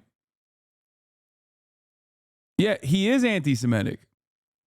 And he's like, come on, yeah, just say Jews are coming after you. Just say it. Just say Jews are coming after you. They'll never stop coming after you. It's like, yeah, I don't give a fuck who's coming after me, brother. Okay, I don't give a fuck that like pro-Israeli accounts are routinely viciously smearing me as an anti-Semite. It doesn't change my analysis at all. Okay. The fuck? It's just not right. It's not correct. Yeah, I saw this clip of every Fresh not wanting to be not fit to be on the show anymore. Issue, every ailment in society, you could tie it back to fucking feminism. Every single one. Feminism. Who pushed feminism? The fucking Jews. Gloria Steinem, etc. Who pushed homosexuality? Yeah, feminism as an invention of Jews is funny. But also, once again, you know, it's the Frankfurt School shit. The other right-wingers like Jordan Peterson that have also trafficked this kind of sentiment supposedly do it in a more masked way, where they'll be like, oh yeah, it's the Frankfurt School that is responsible for all of the society's faults and failures. Both these motherfuckers deny the Holocaust, by the way. Yeah. The Jews. See, these are the conversations they don't want you to hear. Right? This is what I mean when I tell y'all. I would rather be honest with you guys and keep it 1,000 and say what the fuck it really is. I think this is like part hate and part like almost like a pathological obsession, if that makes sense. Can we say Fresh? No, dude. They're both cooked. Get the fuck out of here. Like at some point, I think people just like look for answers to these complex problems, and maybe some people are like, "Oh, I'm just gonna be edgy. Ooh, this is a secret thing that you can't say, so I'm just gonna keep saying it over and over again." And somewhere along the way, you just become this like rabid anti-Semite who genuinely does believe it.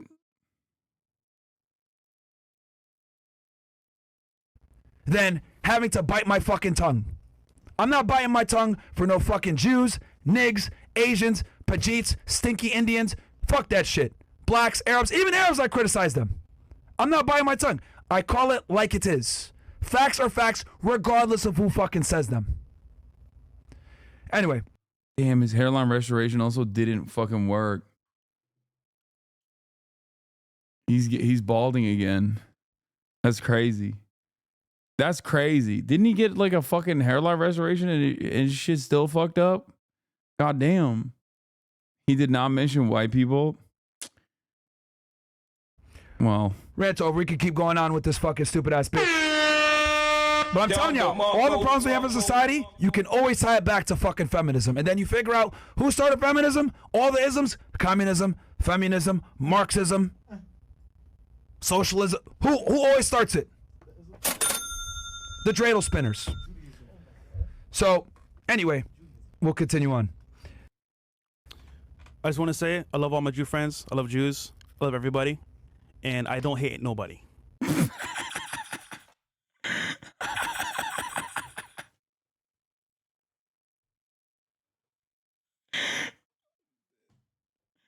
Hey, good. Yo, you salvaged it, bro. You saved it.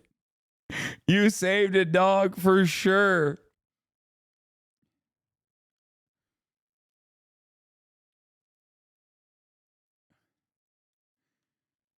Oh my God. What's wrong with these motherfuckers, bro? This is... Holy shit. Just the hate spigot turned all the way to the max. That's the racism equivalent of no homo? Yeah. How the fuck is there any sort of content from this? Like, how do you watch this and go, damn, they really spit in here? So, yeah, some bitch try to say, oh, well, like, you're so mean. Why are you such a bully? Whatever. I'm like, bitch, Why are you on Overwatch? You need to be overwatching a fucking kitchen and overwatching a sandwich for a man who's superior to you that's probably overwatching your dumb ass whore ass. But you're over here playing with me, running a mercy, not healing me because you fucking suck at the game and you got no fucking awareness because women have no awareness with anything besides how much makeup they got on their face. Oh, which by the way is always too much because it's a makeup for their lack of aesthetics. These fucking sluts, why not video games? Back in Facts. Wyron.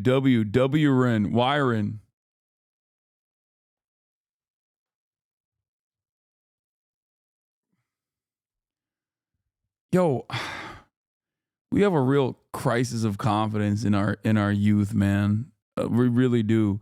Young men that watch this shit and are like, yo, this guy's spitting facts. Like, your brain is so busted, dog. I don't know how to fucking salvage this shit. It's so pathetic. It is so fucking pathetic. This is cringe as fuck. How do you look at this and interpret it as anything but like a dude crashing out because he's just like a hateful little teenager, even though he's a grown ass man? In the day, when I play video games, Halo 2, if I heard a female in the fucking lobby, I'm like, what the fuck are you doing here? Give that bitch the Timberland boot out the fucking lobby. But now these whores have taken over video games. Like, I'm fucking... Someone said Wyron Fittler. Is this guy not just a Fed? He was a Fed. He's a former Fed.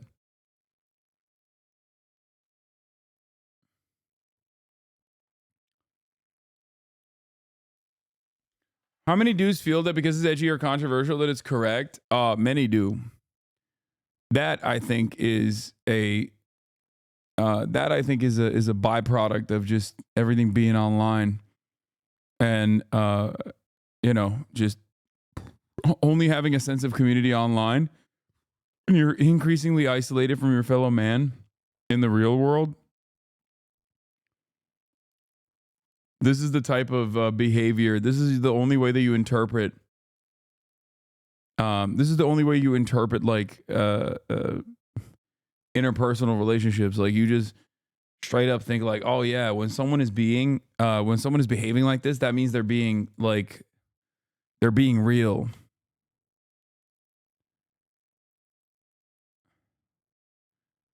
What the fuck? This is terrifying. This is deadass my little brother's iPad background. He's fucking 10. I'm feeling bench PR tonight. Honestly, fuck girls, bro. They're so fake. Yeah, okay, this is a 10-year-old. What do you mean? It's not terrifying. They're fucking 10. Okay? That's just a 10-year-old. I would go so far as to say that's healthy for a 10-year-old, okay? It's a normal part of being 10 and thinking girls are fucking icky and have cooties. Not every single man, not every single boy that thinks like girls have cooties is going to develop into one of these fucking freaks.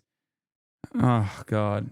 Also, yeah, why is a 10-year-old lifting and worrying about PRs? That is the terrifying part of this, not the fact that he said, fuck girls, I don't care about them. Like, that is the actual terrifying part of this. Short video about young men loneliness. No, I'm not going to watch that.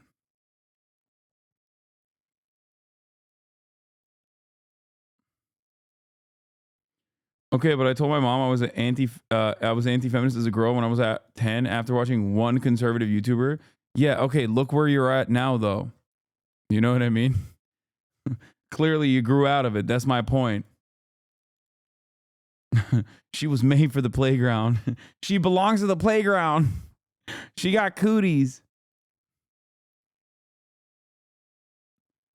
What? A summary of Xi Jinping's governance of China? Yo, you're on crack, dude. I'm not going to watch that video.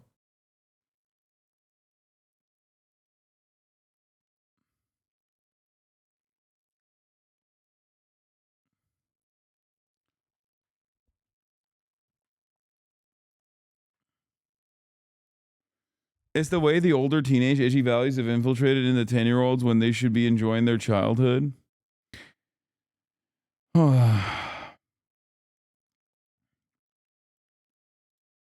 Like, I'm fucking shocked. I haven't played in fucking years. Come back. I'm gonna pick this character. Bitch, what are you doing here? Why are you here? Why are women on video games? Why are streaming themselves play video games. They fucking suck.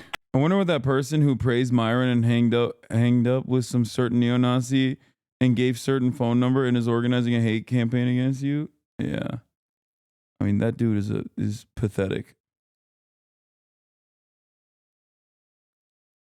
Every single gamer sucks. Female gamers suck. I fucking said it.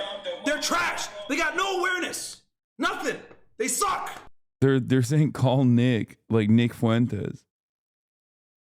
I do think it's a little scary. I think it's a little scary that there is like a network of these fucking rabid freaks out there, you know? But anyway, let's get back to Cavernicle's video on stopping anti-Semitism. And that pretty much tells you everything you need. What part of it is scary? I mean, the fact that there are entire networks of fucking right-wing charlatans out there that do not have any sort of moment of self-reflection, any sort of fear, any sort of any sort of social pressure that they feel from having these sorts of opinions and just like, you know, screaming it from the fucking rooftops.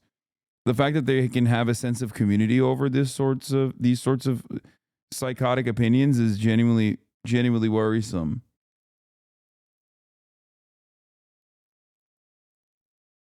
Need to know about them, but they do something every year called the Anti-Semite of the Year. And surprise, surprise, a lot of people who've won it every year haven't been right-wing fascists. They have been left-wing Congress people, and last year, even more like gross than usual, they picked Rashida Tlaib, which we're going to read about in a sec. But this year, they put out a list, one that Ethan Klein would probably like himself, where Hasan Piker is the first pick, Cori Bush, John Cusack, and Greta Thunberg. They're the front four. Four left-wing people. Afterwards, an actual fascist, Jake Shields, I don't know who Jess Natalie is, Jackson Hinkle, another fascist, Candace Owens, another fascist, Dan Bilzerian, another fascist, and Bassem Youssef, an anti-Islamist Egyptian comedian. On that list of the anti-Semites of the year, half of them are not anti-Semitic. They're just left-wing critics of Israel. And this is the dangerous thing groups like this do. They conflate all criticism of Israel as anti-Semitism. And of course, what we're seeing recently, and I think even AOC voted for this bill, the IHRA definition of anti-Semitism actually includes comparing Israel to fascist Germany, right? So if you do that, that's actually anti-Semitism. And that's something that colleges have wanted to adopt recently, which is just so insane. Like, so insane to say, comparing the terrible actions of an apartheid state to the actions of this horrible fascist state in the 1930s and 40s, that's actually not allowed. And it would actually be racist against Jewish people to even make that comparison, even when, let's say, the Warsaw Ghetto and Gaza, you can make a very easy comparison between the two of them. So I want to talk about this today because it is absolutely insane. So here's their list, and I'm going to read you some of their justification for putting these people on. Like, obviously, a lot of them don't need any justification. Like, Jake Shields is just a fascist, right? So is Jackson Hinkle, the other people I said. I can agree that they are anti-Semitic. I cannot agree that, like, Rashida Tlaib last year swept the vote. This year, 10 new Jew haters are competing for the dishonor. Help us pick the top 3 to be announced on December 15th. So for people like Destiny and pro-Israeli people like Ethan Klein, I'm sure Hasan Piker would top the list for some bizarre reason. But it says here, Hasan Piker, a Turkish-American streamer, uses his Twitch platform to glorify terrorism and spread anti-Semitism. After 10/7, Piker defended Hamas, denying atrocities. Despite violating Twitch's community guidelines, he profits while spreading hateful. I think it's funny that they're saying I denied murder. Like, yeah, I'm saying nobody died on October 7th. Like, that's an insane thing to say. Propaganda. Cori Bush has cemented a reputation as a staunch anti-Semite for a disgraceful voting record. Ties to Jew haters like who, and support for pro-terror mobs on campuses, again, framing the pro-Palestinian peaceful protest. Wait, why are they more understanding of Cori Bush's takes? Hours after the 10/7 massacre, she blamed Israel's apartheid policies instead of condemning Hamas. That's like what I did too. Following her re-election defeat, Bush scapegoated the Jewish community, specifically AIPAC, for her laws. She didn't scapegoat the Jewish community. She just correctly called out AIPAC, which spent like what, almost $30 million on that race. Like, that's crazy. I can't believe that is anti-Semitic. Test in universities as pro-terror mobs. She also blamed Israel's apartheid policies for 10/7. Following her re-election, Bush scapegoated the Jewish community, specifically AIPAC, for her loss. Is AIPAC the Jewish community? Like, how insane is this? A far-right Zionist lobby group, they're saying, is the Jewish community. Do these people honestly think this makes Jewish people safe at all? John Cusack has repeatedly spread anti-Semitic slander. His Twitter feed is rife with blood libel, conspiracy theories, and vile tropes, comparing Jews to white supremacists. Like, what is this bizarro land where you cannot make this comparison? Jewish people can be white. So you can be a white supremacist and be of the Jewish faith or the Jewish ethnicity. Yeah, sure. As an ideology, usually things like white supremacy don't include Jews, but what we're seeing in America right now, that sort of ideology does include them. And they're actually the heads of institutions in the government, especially with Trump, who push this stuff. Like Antony Blinken, are you telling me that guy isn't a white supremacist, right? And how they're justifying everything that's happening to Palestinians. Of course you can make that comparison. It doesn't make you an anti-Semite to make that comparison about people like Netanyahu, Antony Blinken, who do believe in this Western chauvinist supremacist ideology. Falsely claiming Israel created Hamas, well, that's not false. I mean, I'm pretty sure he probably didn't say that, but yeah, everyone knows that Israeli intelligence did help funding the early stages of Hamas to split the Palestinians against each other. Greta Thunberg has turned her climate activism into a platform for Jew hatred. She's joined the keffiyeh-clad protesters, voicing disdain for the Jewish state, from chanting "Crush Zionism" at protests to targeting Israeli Eurovision participants. Her activism now fuels anti-Jewish hostility. So, comparing all of this, comparing these people with the rest of them is so insane. So look, Jake Shields uses his massive social media platform to spread anti-Semitic rhetoric. And the thing is, right, this one is actually more brief and vague, despite the fact this guy is an actual anti-Semitic fascist, where I could tell you off the top of my head so much more stuff he said, but they seem to document the left-wing people the most, because they know the left-wing people have more credibility. The left-wing people are people who everyone listens to, right, about these issues because they make coherent arguments. So they're a bigger target because they threaten the legitimacy of Israel in Western politics more than these fringe figures who everyone can rightly see are pretty much fascists. So that is their, like, you know, insane list. And again, you see how they conflate any criticism of Israel with anti-Semitism, which, you know, how does that fight anti-Semitism? You're telling people all the actions of Israel are actually the actions of the entire Jewish faith and various different Jewish ethnicities, right? They all agree with what's going on. They all believe that is the true face of Judaism. And if you say a bad word about, I don't know, destroying Gaza, that means you actually hate Jewish people. So what do you want people to conclude if you put that in their mind? If you're saying that it's actually anti-Jewish people to be against all these atrocities in Gaza, what are you telling people? Are you telling people the real face of Judaism is all these atrocities? And how does that conflation make anyone safer? So if we go on their website, let's look at their past little graphics they made for people who won. So yeah, Rashida Tlaib, I think, is the only Palestinian politician in America. Obviously knows people who've been killed by the Israelis, and this is what they put out about her. She's the anti-Semite of the year. Not any of the other people, not any of the horrible fascists we see in Western politics who are like legit fascists. No, it's the left-wing Palestinian woman. She's the biggest anti-Semite in the world. And again, Kanye West won it the year before. So Kanye West and Rashida Tlaib, they're equally as bad. And of course, you probably have seen a lot of people have actually wrote articles about how they are just as bad. And actually, I saw an article and I read it on... And this year's anti-Semite of the year goes to Hasan Piker. Can you imagine? We all know it's bullshit, but it doesn't make it any less frustrating. Nah, it doesn't matter. It doesn't matter. Like, it's deeply unserious, and no one will look at this and go, "Oh my God, I can't believe how anti-Semitic Hasan is." No. It's not a real thing. It's literally run by one singular lady in Long Island, dude. Like,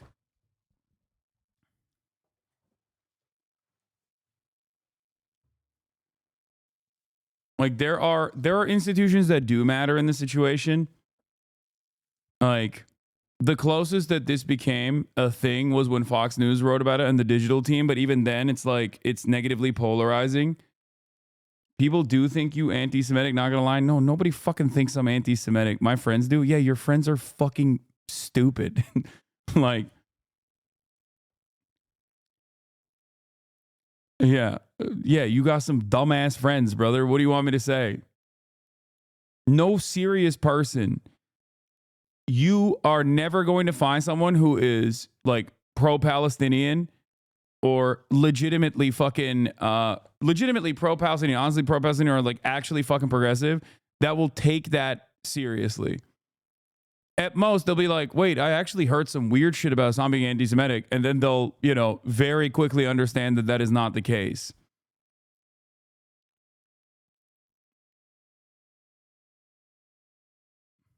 Yeah, a couple of my friends who are Jewish conservative friends do. Okay, dude, if they're conservative, yeah, then yeah. There you go.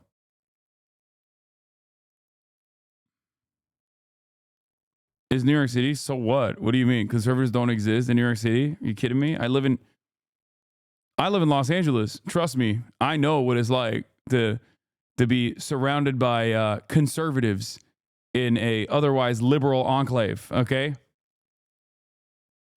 A lot of Jewish people here are conservative, I know. No, that's not even true. No. I don't think a lot of Jewish people in New York are conservative at all. As a matter of fact, not even remotely conservative. It's entirely dependent on where you are.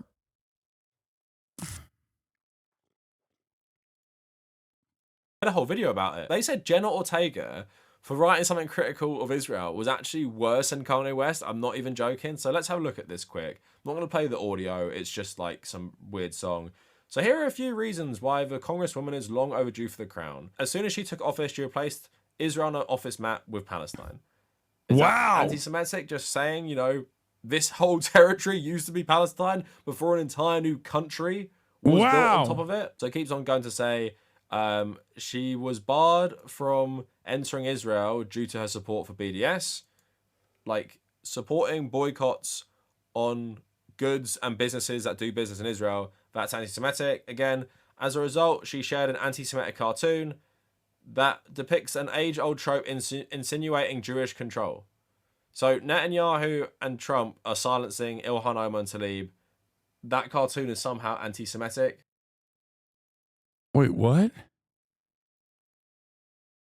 What the fuck what is anti-Semitic about this?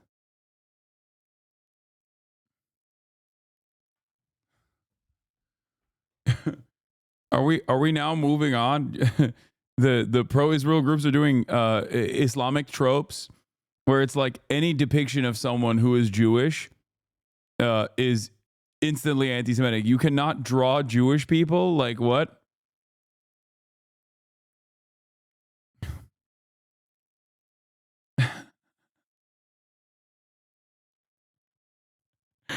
Just like the prophet, you are not allowed to draw.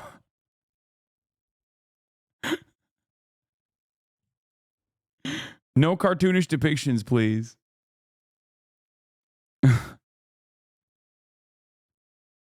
Like, this isn't to say that there aren't anti-Semitic drawings. Of course there are, obviously. Okay? This is not one of them, though. What the fuck?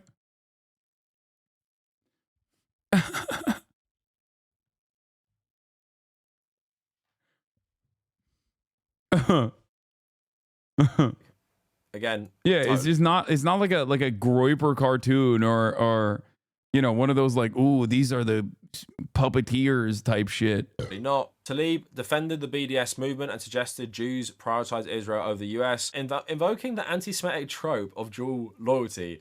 How much you want to bet she didn't do that? She definitely defended BDS movement, suggested Jews prioritize Israel over the U.S., invoking the anti-Semitic dual trope loyalty. I highly doubt that she actually said Jews prioritize Israel over the U.S. There is no fucking shot. You want to know why I know that there's no way she actually fucking said that verbatim? Okay? Because Rashida Tlaib is a Palestinian progressive politician. Anyone who is even remotely progressive, okay, knows very well that any kind of inference to that will be cynically utilized. It's not only untrue, but any kind of inference to that, it will be immediately fucking, you'll get a tremendous amount of pushback, even if that's not what you meant at all. Which, if you're Jake Tapper, however, you could say that every day. You could be like, yeah, no, all Jews love is Israel. If you fucking criticize Israel, you're anti-Semitic, dog. What do you mean? American Jews care first and foremost about Israel. You could say that all day, every day if you're pro-Israel, okay? And it's, by the way, untrue, but it doesn't even matter. People still say it. Tlaib didn't do. This organization does it all the time, though. If you're tying being a Jew so much to the state of Israel, what are you saying to people? That all Jews have some sort of interest in the state of Israel, so they're not actually like loyal to whatever country they're in. Apparently, it's also anti-Semitic to vote against Iron Dome funding and also call Israel an apartheid state. She voted against the bill, and it's anti-Semitic to not give weapons to Israel.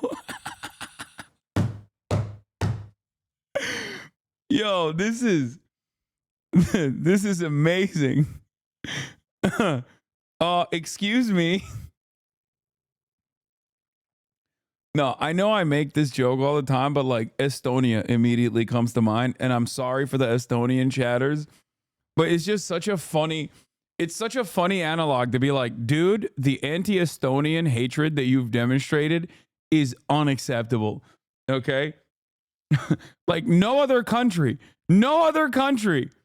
It's so crazy. Like, what the fuck are we doing?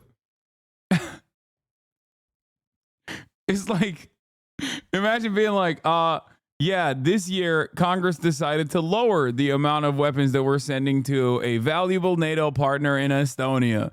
And it's like, do you understand what you just did? You've been found guilty of Estonian hatred.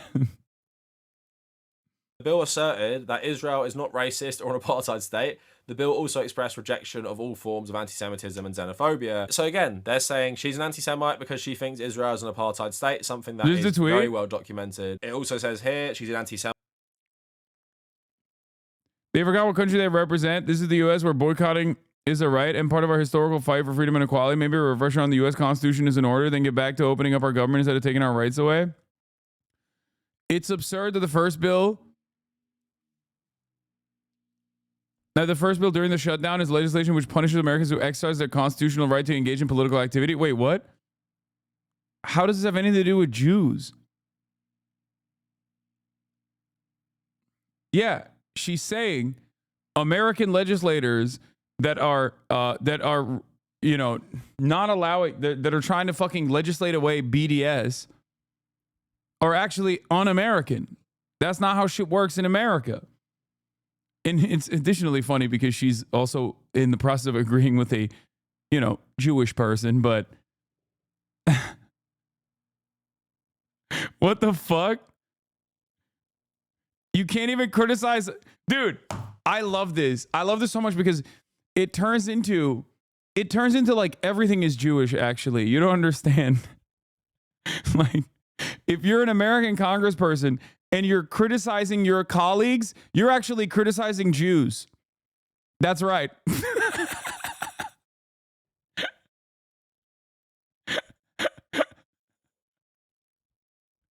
What are you doing? What are we doing?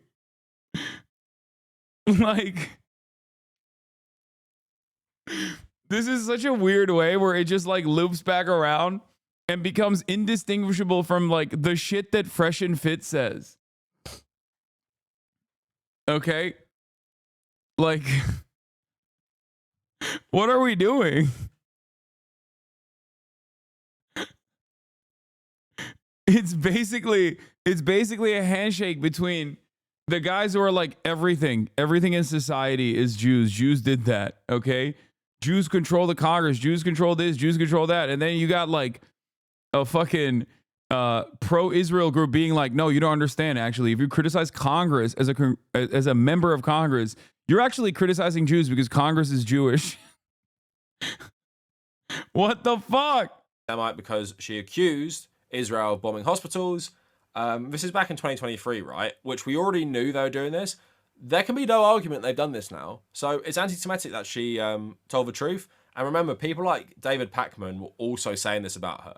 Just absolutely gross shit. And again, she's been vindicated. She refuses to walk back the claim. Yeah, because she was right. She was right. And you're never going to walk back the claim that she's an anti-Semite for saying this, and she was proven right. So basically what you see on these videos is most of the people who win, like Ilhan Omar, mostly they're people who support BDS. Then you have one right-wing person in Kanye West on this list. So obviously, Stop Anti-Semitism is an absolute joke. If you're putting mainly left-wing Muslims or Muslim... By the way, every single person is still a person of color.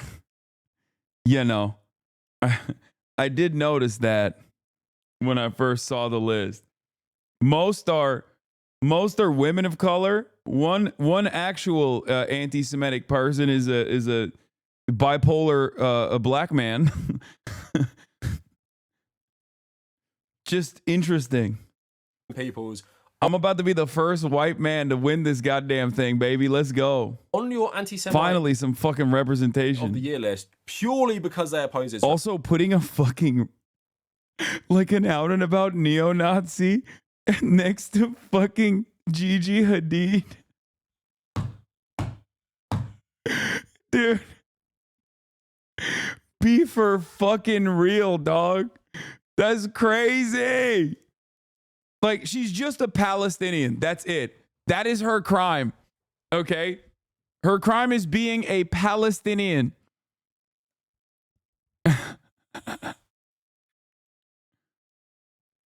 I love that. Where the only person who's won for actually being an anti-Semite is Kanye West. So what is this doing to people? What is this making people think? The only way you can be anti-Semitic is actually be against Israel. Loads of other stuff, now that's fine. Like, be a Christian Zionist who believes you should support Israel so they can start Armageddon to bring about the end times where Christians will ascend into New Jerusalem and Jews won't be allowed unless they convert to Christianity. That's cool, actually. That's cool. Not anti-Semitic. It's these people who don't like a colonial project like Israel being built on top of their homeland, like Rashida Tlaib, right? So, again, why this is so depressing for like anyone who actually cares about fighting against anti-Semitism is because it feels like we can just never turn back the clock now. It feels like now, because they're conflating all this stuff, like anti-Zionism with anti-Semitism, people just don't give a shit, and people are just going to say whatever, and that's what these organizations do. If you convince people that being critical of Israel is actually anti-Semitism, why will people think anti-Semitism is bad then? If you're seeing all the news coming out of Gaza and Lebanon, you're seeing 100%. The face of Israel, the true face of Israel, and the whole world is seeing it. That's the part of this process that is so devastating for people who do actually care about combating anti-Semitism. These groups basically make it impossible. They make it fucking impossible. It's so fucking frustrating.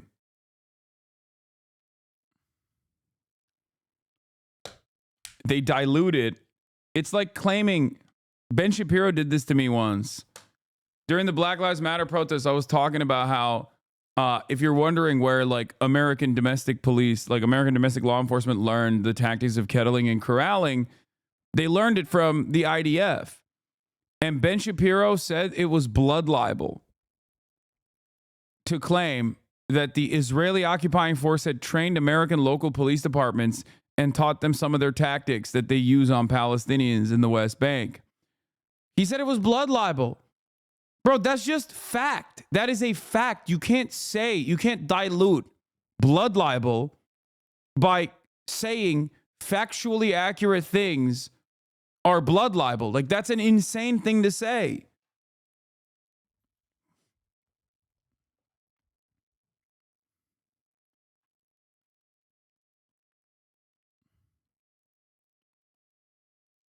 How long ago was that? Back in, I think it was like 2020. I mean, it was when the Black Lives Matter protests were happening.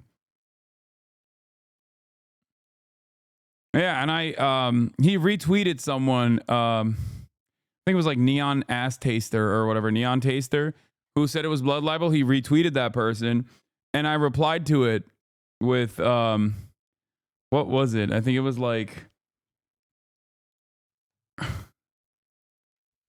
I forget. It was like a Jewish website that covers, I think it was like the Jewish Library or something, that has written extensively about the open partnership between Israeli occupying forces and like American local police departments in the aftermath of 9/11. And I was like, here he is doing blood libel. He's not going to the kick event anymore, by the way. Oh, that's good. I'm glad. See, look, I'm vindicated. For those who are saying he's doing a right-wing pivot, I'm vindicated. Bro, what the fuck? I had no idea it was a steak event. Steiny recruited me for this. All he told me was it was a Hustler casino. I'm sure he didn't fucking know, dude. That would be beyond the point of insanity if he was just like, I'm tight with Kick.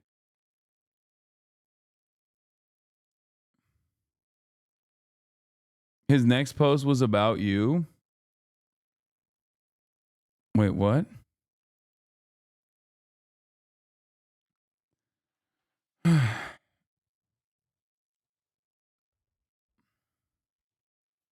He posted saying you were going to talk shit and call him mentally ill. No, I mean, I don't think his mental health is great, but I don't say that in a shit talking way. Yeah, it was the Jewish Virtual Library. Bringing back all the classic blood libels.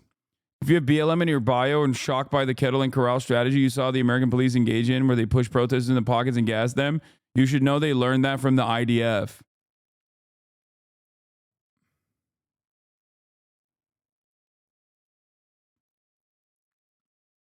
Bringing back all the classic blood libels. Can't believe the Jewish Virtual Library is doing blood libels. Shaking my head. What the fuck is that shit in the Explore section? Nick Fuentes and Destiny, an alleged leaked video. Yeah, I think someone leaked a lot of sex acts that Destiny is engaged in, including sucking a dude off or some shit. And people are saying it's Nick Fuentes' penis that he's sucking. I added his other stories to the Imgur if you scroll down. Obviously, I'm not going. Apparently, Steiny didn't know either. Hustler Casino had poker nights before. This is the first time it's been sponsored by Steak. I can't catch a break over here. Prediction, Hasan will read from a chatter I played in a Steak event and uncritically accepted while saying something about me being mentally ill. I mean, I was surprised when I first encountered it.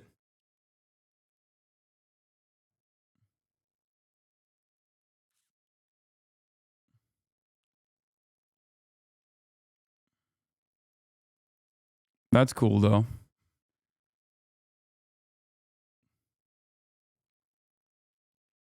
I think he misses me. Yeah, he... One thing that I have noticed is that he is just always wrong.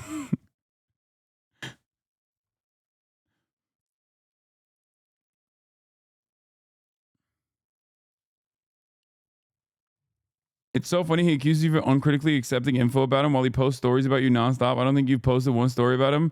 Does he want to fuck? No, this is a very common Hasan derangement syndrome symptom, okay? You did that before his post, and also he said 3 days ago he wouldn't mind pivoting to stay for AC money. I just don't I don't believe it.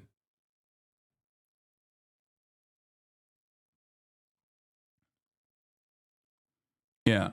I saw the announcement, the official announcement, and I said, damn, that sucks. What's the difference between accepting a gambling sponsor from Stake or from some other site? I mean, I get why it's like, I get why it's a little bit different when you're doing at least like poker. Prediction after you reacted to the news. Yeah, you were on an official announcement, big dog. Yeah, I mean, But now that I know you've pulled out, I'm happy that you haven't like gone that far down the goddamn rabbit hole. But as far as what do you call it? Like poker. As far as like poker goes, like I don't do it. I've said no to a $800,000 poker sponsorship before. But overall, it's a little bit different still because you're playing against other people usually. Even though luck obviously still plays a role in it. I think there's like, if there's a tier of like worst shit possible, I would place completely unsanctioned, completely unregulated crypto gambling casinos built out of an island nation on purpose at like the tippy top of it. And I would place like poker at the bottom of the harm tier.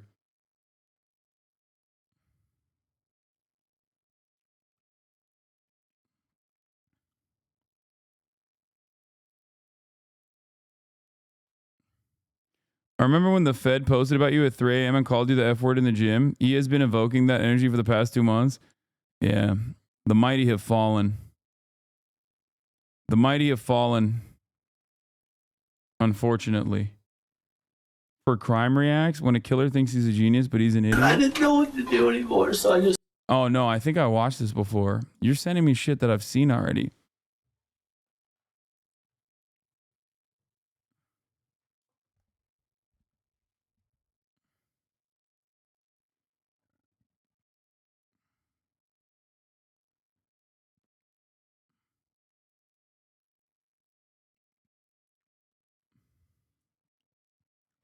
Pretty sure we've seen this.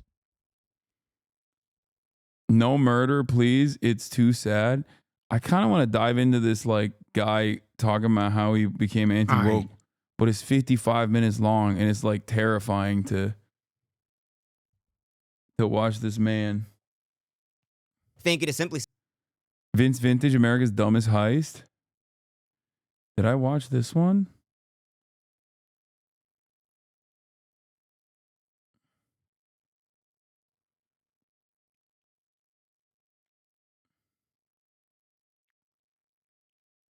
Bro, you literally said fucking fun day. Come on, man.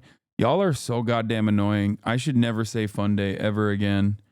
Because fun day just means I'm not going to do hard pipe news coverage. That's all that means. I'm talking about the little fat nigga. Yo, come on. I heard Drewski made a little kid cry. Bro, come on. Fat nigga. Yo. Y'all been saying that to me all fucking night. Everybody call me the fat nigga all night, but I can't call the other little fat nigga the little fat nigga. Man, y'all niggas been wrong. Fuck out of here, nigga. No, come on. Y'all want to have fat phobia when it come to the kid, but not me. He's like the fucking nigga. What about me, nigga? It's like funny, but also kind of sad at the same time. He put his earmuffs on. That's crazy. He just bullied a fucking child. He's 5. You're a grown ass nigga. Man, y'all niggas been calling me fat all night. Juicy. Oh shit. Oh y'all. Fuck. This nigga. You good? Yo, man, you messing my fucking sweater, man. They might put something in your food, nigga. Oh God, he's crying, man. They might put something in your food.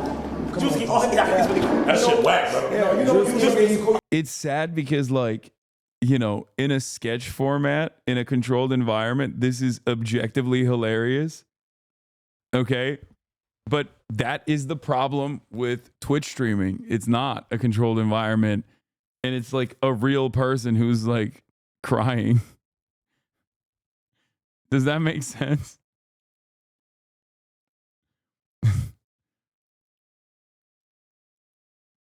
But that's what I'm saying. But y'all niggas want me to pay a but y'all do it to me though. No, you was younger, they called you fat. You my bad, bro. My bad. Wait, is it a child actor?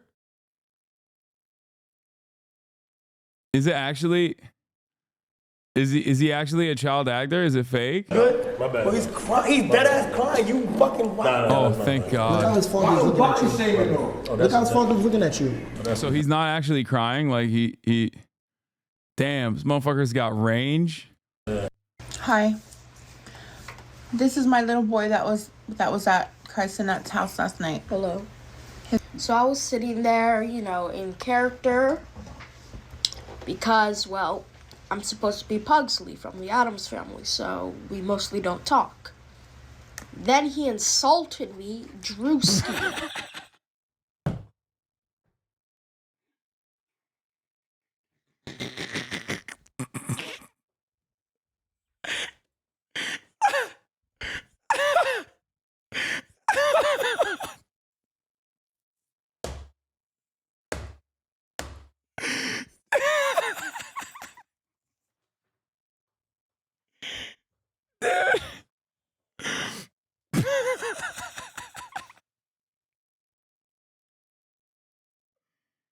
Oh my God.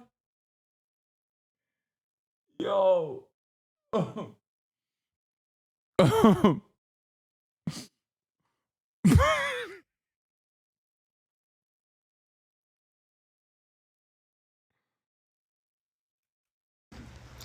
Drewski insulted me multiple times. And if you check on the YouTube video, they cut it out.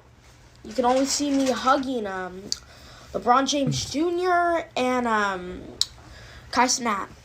So, with that, they wouldn't let me get my son. Security would block me.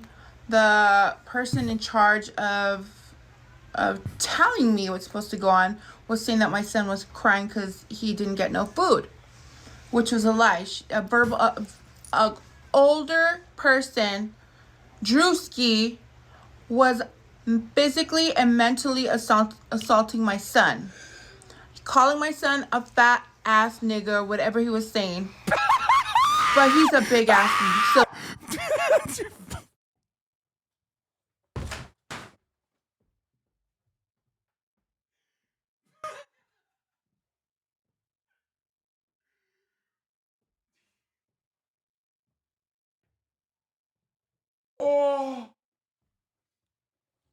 Oh my God. Oh.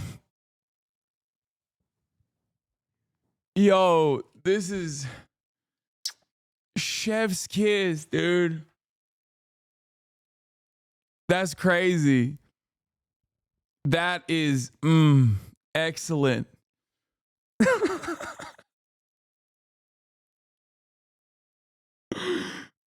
Yo. Oh my God. Okay. I'm sorry. It is objectively a sad situation that this little boy was crying because he got fat shamed by a fat ass adult. I'm serious. It's fucked up.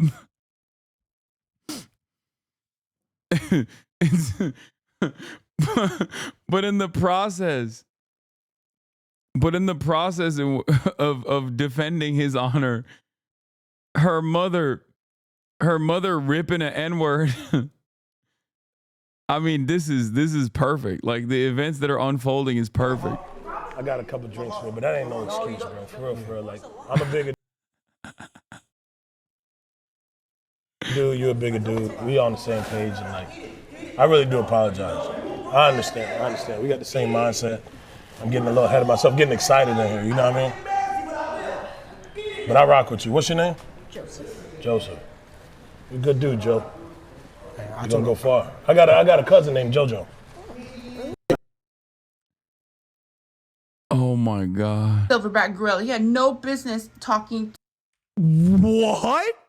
Drewski was physically and mentally assaulting my son, calling my son a fat ass nigger, whatever he was saying. But he's a big ass silverback gorilla. He had no business talking to a 9-year-old like this. My son was there to do a job for acting, and that was not a part of it. Bro, what the fuck? Yo, why did you say any of those words, lady? Like you had a case. You had, dude.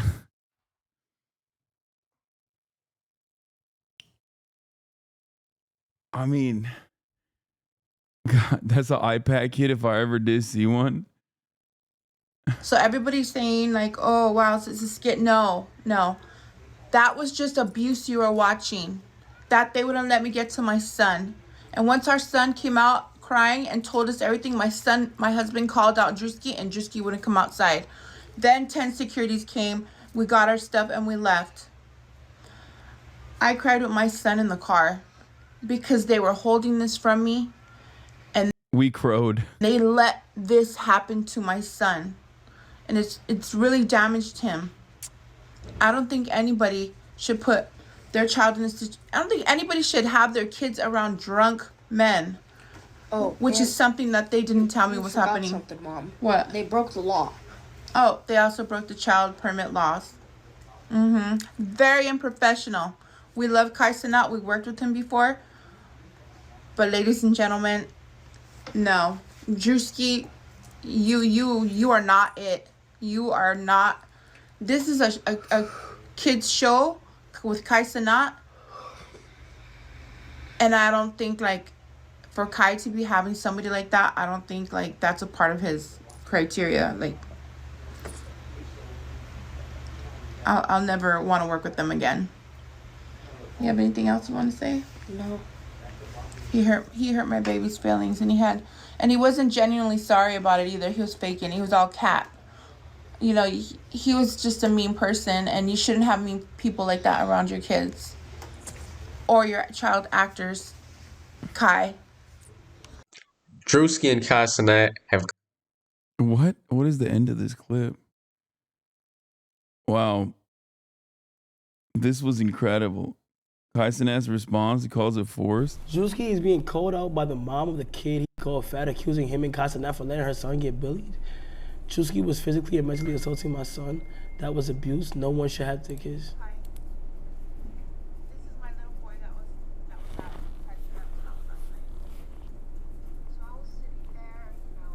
In character, because, well, I'm supposed to be Pugsley from the Addams Family, so we mostly... I'm gonna be honest. As soon as it was said, we caught it and said he's a kid, chill. But not only that, I could kind of see that this is forced a little bit. Like Ma Duke's behind the camera, like saying, "Yay, say this, this, and this, and this." We cut it out solely for the fact that we didn't want to put it on YouTube to make a joke out of it. Anyway, so that's how serious it is. So we made sure to cut it out so that no other viewers on YouTube can even see the joke. You feel me? Not only that, but Drewski in detailed, I think he apologized twice. Drewski is a comedian, so whatever the fucking first thing he says is gonna come to his head. But he knew he was wrong. He actually apologized for this one. But yeah, but you feel what I'm saying? I'm gonna see what he said. This is 3 minutes long. Hasan. Because I know. And they let this happen to my son. Shout out God. If she wanted her son, she would have got let go. So I know something is a little, I don't know, something is a little off. Because I know for a fact. Sophie Rain made $43 million. The fuck? Anybody should put. Yo, this nigga is stupid as fuck. Now the reason why I can't say this nigga is serious is because he do too much fucking skits. I keep thinking this nigga's in a fucking skit. Yo, he's so good at his skits that I keep thinking that he's in a fucking skit, bro. Bro, this nigga is dumb as shit. Bro, this nigga is so... Yes, he's the first living, walking meme, breathing meme ever. Yo, this nigga right here. Please collab with Drewski. No, I will never collaborate with Drewski. Fat shaming has no business. Fat shaming has no space in the HasanAbi broadcast. So I will never collaborate with Drewski. Okay? As a former fat kid, I will never collaborate with him. And it's not because he's fat. Stop saying fat people have no place in this broadcast. Stop it. You are doing the same thing that Drewski did. Just because you're fat does not mean that you can make fun of other fat people.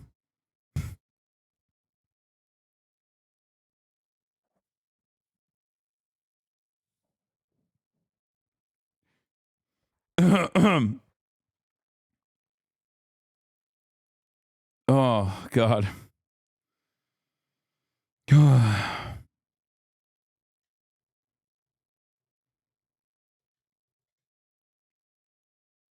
Yeah, it was inappropriate when Lizzo did it to her dancers who were apparently also fat as well.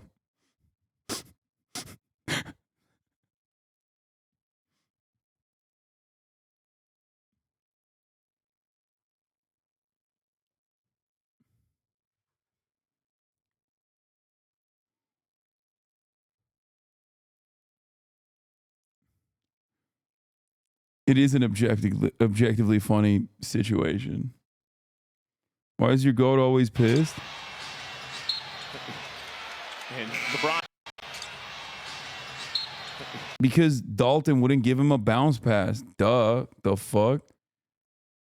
You can't do that. And LeBron James trying to teach the rookie, if you want to get that pass to me with Wemby standing in front of me, you got to bounce it. Well, you can't fake high, throw high. Yeah.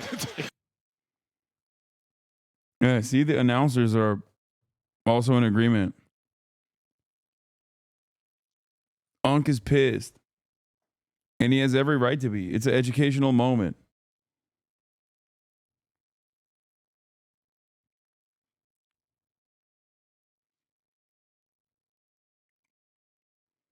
Okay, but this was the funniest thing with Drewski that day.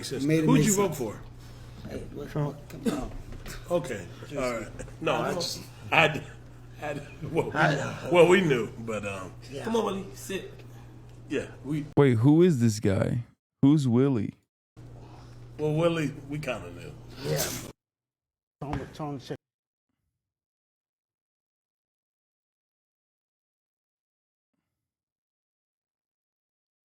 A Bama fan? They just got casual. Can I be honest with you right now? Be honest with me. Look. Oh, I saw this. He's so right. Dude, Kyrie is so right for this. Generation now is the vocabulary. When you call somebody unk that's in their 30s and we're over here really still getting after it in our own way, bro, come on, bro. Bro, even that sounded old, just saying it like that, like, yeah, I'm still getting after it. Like, bro, what? He caught him. He caught himself. Right in the process of making a good point. Coming across unk-coded. Yeah. Listen. A lot of you, okay? A lot of you young Zoomers, okay? You run around calling everybody unk, not realizing that maybe someone who is an unk is not going to hear that, but your favorite content creator might. Okay? Yeah, you whippersnappers.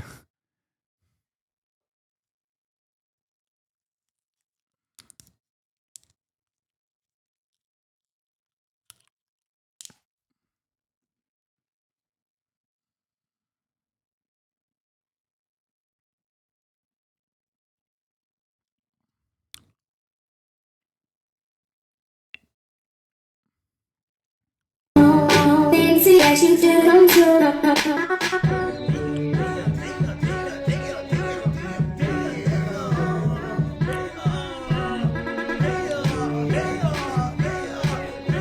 He's him.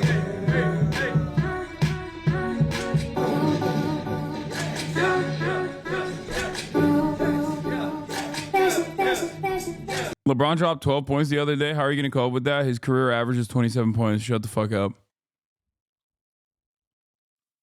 And not only that, but also his lifetime career average is 27 points. Keep coping. And not only that, but also, guess what? It's still above 10. How many games has it been? How many games has it been? He's never been under 10 for like 1,700 games or some shit. So he's had the longest streak of having over 10 points in every single game.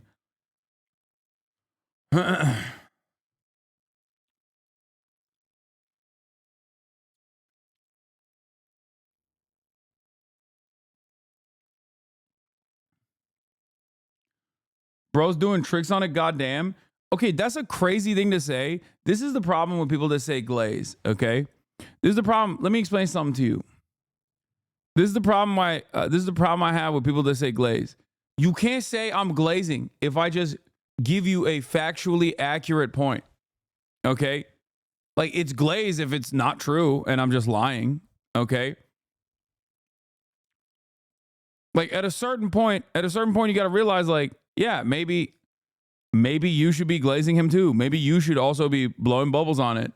If you obviously think that the facts that I delivered about LeBron, the GOAT, James, about LeGod, if you think that those facts are so impressive that it must be glazing, then maybe you should be glazing him as well. What is this? Why is every time LeBron... Stop, dude. He's reading the books. He's reading the books. LeBron collab or you're washed, little bro? I am washed. 1,222 straight games and counting since January 6, 2007. 17 years. Did you see the Palestine part when Rage was on there with Kai? I think I saw you retweet. No, I didn't see it.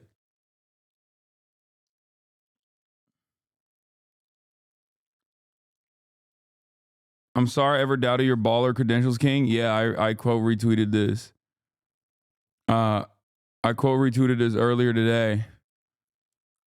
For those of you who weren't here yesterday when I watched the video, here is me skunking Chris London, who is 6'8". I don't know, Hasan had such a dominant performance and Chris almost didn't make it here. Yeah, if anyone can back down Chris, it will be Hasan. Let's watch this 1 minute and 20-second video of me absolutely going crazy. Honestly, I got Chris as well. Oh my God, the bank is open. 3. He's already doing better than he... I brought 6. Give me another one.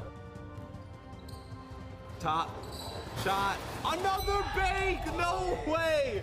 No way he banked it in again. Wait a minute. With the MJ Selly. Can't leave Hasan open at the top. He's actually got most of his points off the check. Give him another one. No way. It looked good. If he hit that one, my goodness. Oh, one dribble pull. Oh. I got lucky there. Yes! Oh my God! The crowd is stunned. We're all stunned right now. What is happening right now? Can Chris make the 7-0 comeback? Hasan just needs one more. Oh my God! I don't even know what happened. Oh my God! 8-0! Hasan is moving. Yeah. Yeah, go ahead. Go ahead. Doubt me. Hasan and Chris reminds me of LeBron and Kevin Durant. That's insane. Oh my God. That is the highest glaze I've ever. That's glaze. See, that's glaze.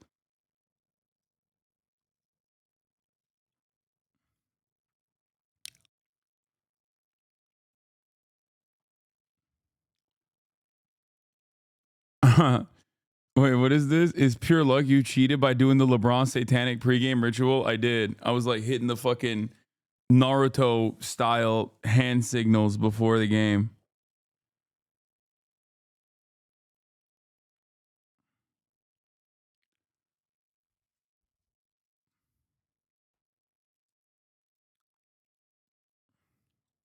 Hey! Listen, wait, are you on?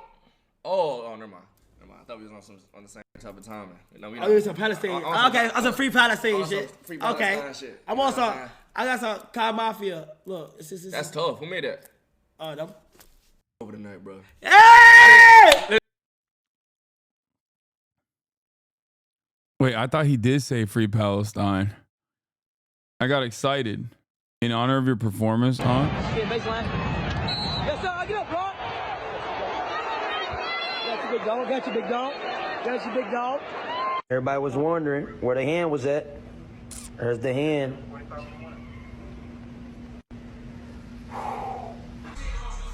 You hear me? Hit the rollie, start with the rollie on. What was our getaway car, Jag portfolio? You hear me? Hey, I heard I had some sneak dissers. He did say free Palestine? Did I not hear it? No, Rage did. Over tonight, bro. Hey! Listen. Wait, are you on? Oh, never mind. I thought we was on the same type of timing. No, we Oh, you was some Palestine. Okay, I some free Palestine shit. Free Palestine Okay. shit. I'm on some. I got some Kai Mafia. Look, That's tough. Who made that? No. Over tonight, bro. Hey!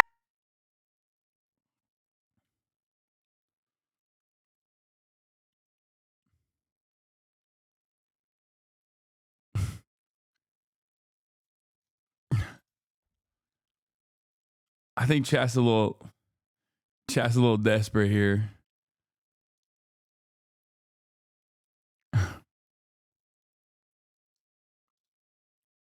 If I did that to LeBron, I would never wipe my ass again.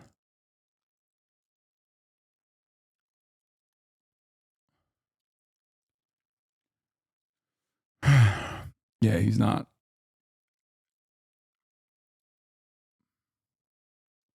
Close enough, chat. We can act like he said it.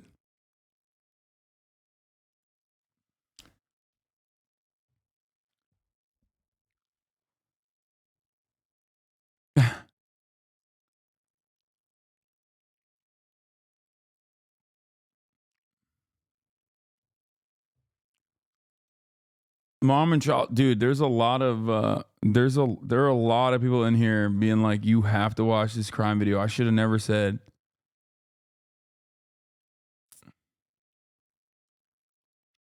I should have never said that I was gonna do crime videos.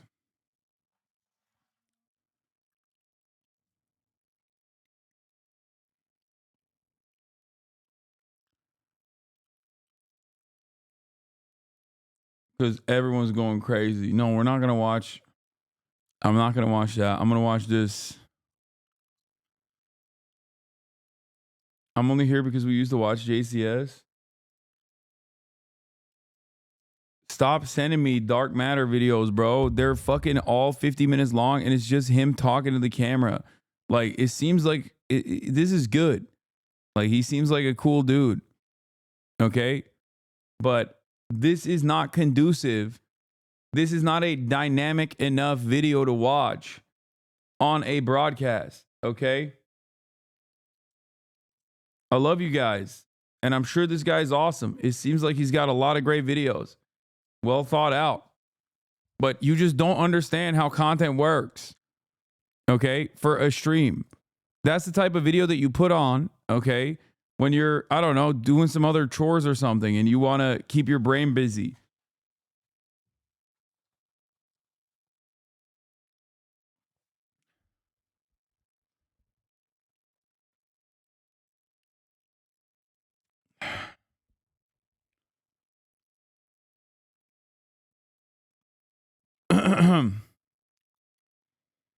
Yeah, I wanted to do the 90-day with an insane Turkish guy, but the problem is I don't know where to find it.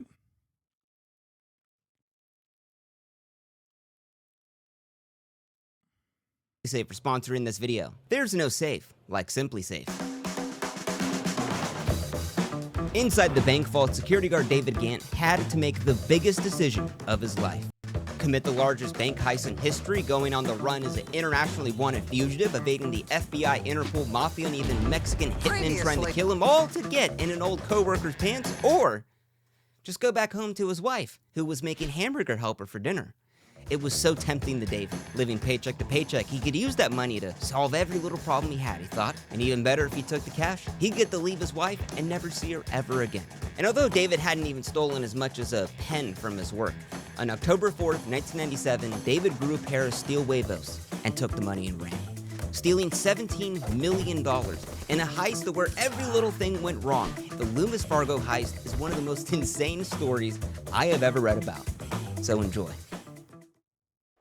Living in a trailer park with a dead-end job, at 27 years old, David Gant's life was unremarkable. With no friends, a wife he had settled on, every day was just more boring than... Damn, why is Vince shitting on the wife?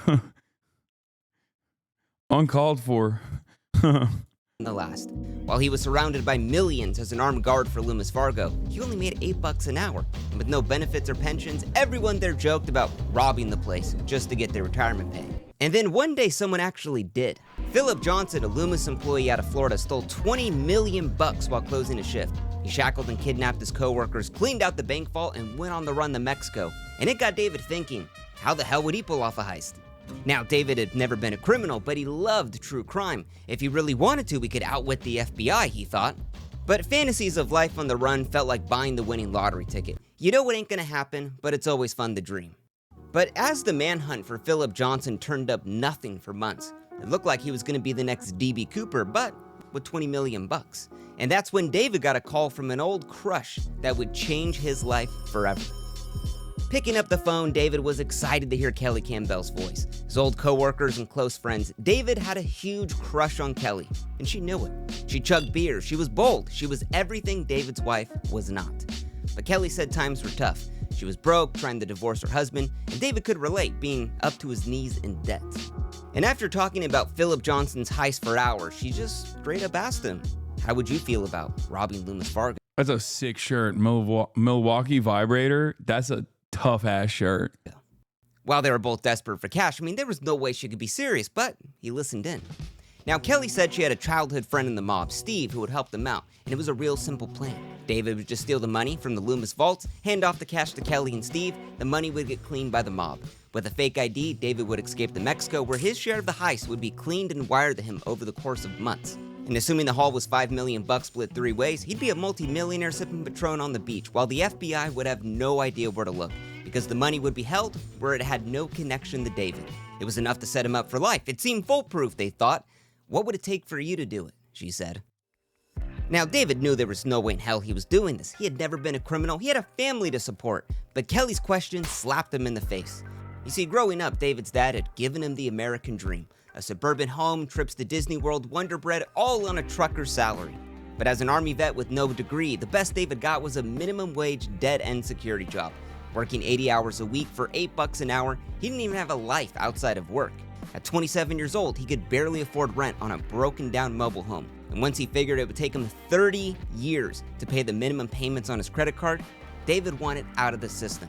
Robbing Loomis Fargo could set him up for life, but at the cost of never seeing anyone he knew in this life ever again. After vanishing for 5 months, Philip Johnson slipped up from one little mistake. On a bus ride from Mexico back to the States, Philip Johnson, using a fake ID, somehow alerted a seasoned customs agent who said she could smell the fear on Philip's sweat. Once she found the stolen cash and his fake ID in his bag, Philip Johnson's dreams of being the next D.B. Cooper were totally done. Now, with the news of his capture, David met with Kelly to just call off the heist. It wasn't worth it. Philip was looking at life in prison, and even if their plan worked out with the mafia's help, David would never see anyone he knew ever again. He would be a millionaire, alone in Mexico. Kelly kisses him on the lips and says, I'll go to Mexico with you. I'll leave my husband, you leave your wife, and we can live our lives together. For 2 years, he had dreamed of kissing her, and it sealed the deal. This heist wasn't about money now. He would get the girl, too. Let's rob this joint. I mean, doesn't seem to be an immediate upgrade with the exception of the t-shirt. The t-shirt is pretty sick. Squealing with joy, Kelly said the logistics would be worked out with Steve and the mafia. And David was going to drop his entire life, never seeing anyone he knew ever again, to live in a third world country as a wanted fugitive, all to get in an old co-worker's pants, all based off of one kiss, and trusted that Steve, a man David had never met and was in the mob, would send him his fair share down to Mexico. That's how desperate David was. It all begins on Saturday, October 4th, 1997. Telling his wife he'd be home late, David heads off to work, knowing it would be the last time he would see her ever again.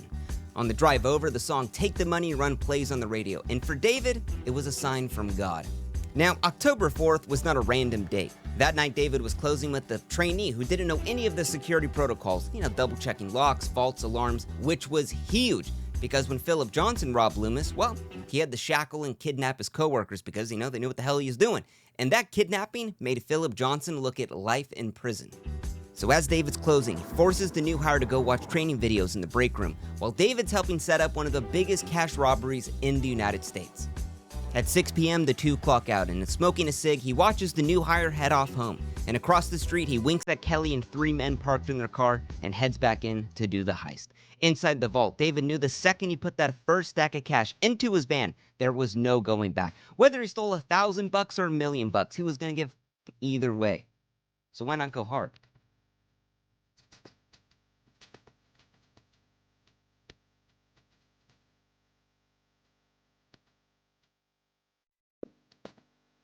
Two hours later, the safe was empty, and now 2,700 pounds of cash, a literal ton, was in the back of the van. God damn. Smoking a cig in his boss's chair, he grabbed the 2 surveillance tapes that had recorded the entire robbery, locked the vault on a 3-day timer, and stole over 200 keys to the place. But as he starts up the van, loaded with millions of dollars for his final They'll never know. escape, there was one little detail he had missed. Double checking the batteries in the gate opener. I mean, honestly, a detail I would have missed. After screwing with the door for 30 minutes in a literal bank robbery, one of Steve's goons finally helped muscle the door open, and now phase 1 was complete. They had the cash. And across the street in her car, Kelly blew David a kiss, and that was all he needed to know, that this crazy plan was gonna work. At a private parking lot 2 miles west, David pulled up to see Steve's goons in a van loaded with blue plastic barrels, handing the keys off to the goons, aka the made men. The money was now in the mafia's hands, and they told him the payments would come as they promised. Taking 25 grand for himself, Kelly drove David down to the airport for his final escape. Well, now the goons had the task of moving a literal ton of cash from the Loomis van into these blue plastic barrels. Now this had to be done fast. It's in a parking lot. They're in a bank robbery. But there's one little problem. See, David was already gone, and he'd given them a ring of 200 keys and just didn't tell him which one opened up the van. So for 20 minutes, they're trying each key. They're freaking out. They start trying to break the bulletproof glass, and then finally, the last key works 20 minutes later. Making up for lost time, the goons are moving the money to the barrels as fast as they can, and at the top of the barrel, they pour a little bit of dog food and put the cap on. Now, those barrels were crucial. Let's say they got pulled over in the van with the cash. Oh, I think the biggest mistake he made was not take a cool mill. Like, because I feel like every other dollar that you have now officially given to the mafia is now, thank you very much. This is now the mafia's money. You know what I mean? Hey, we got another contest, another gifted merch opportunity.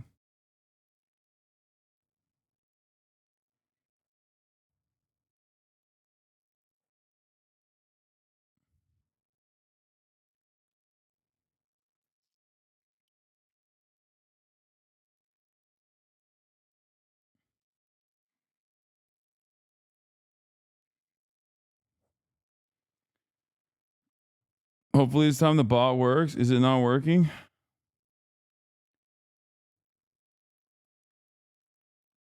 God damn, everyone's going crazy in the chat for this fucking merch. Y'all love free shit, huh? Also remember, all the proceeds are going to Raíces, Texas.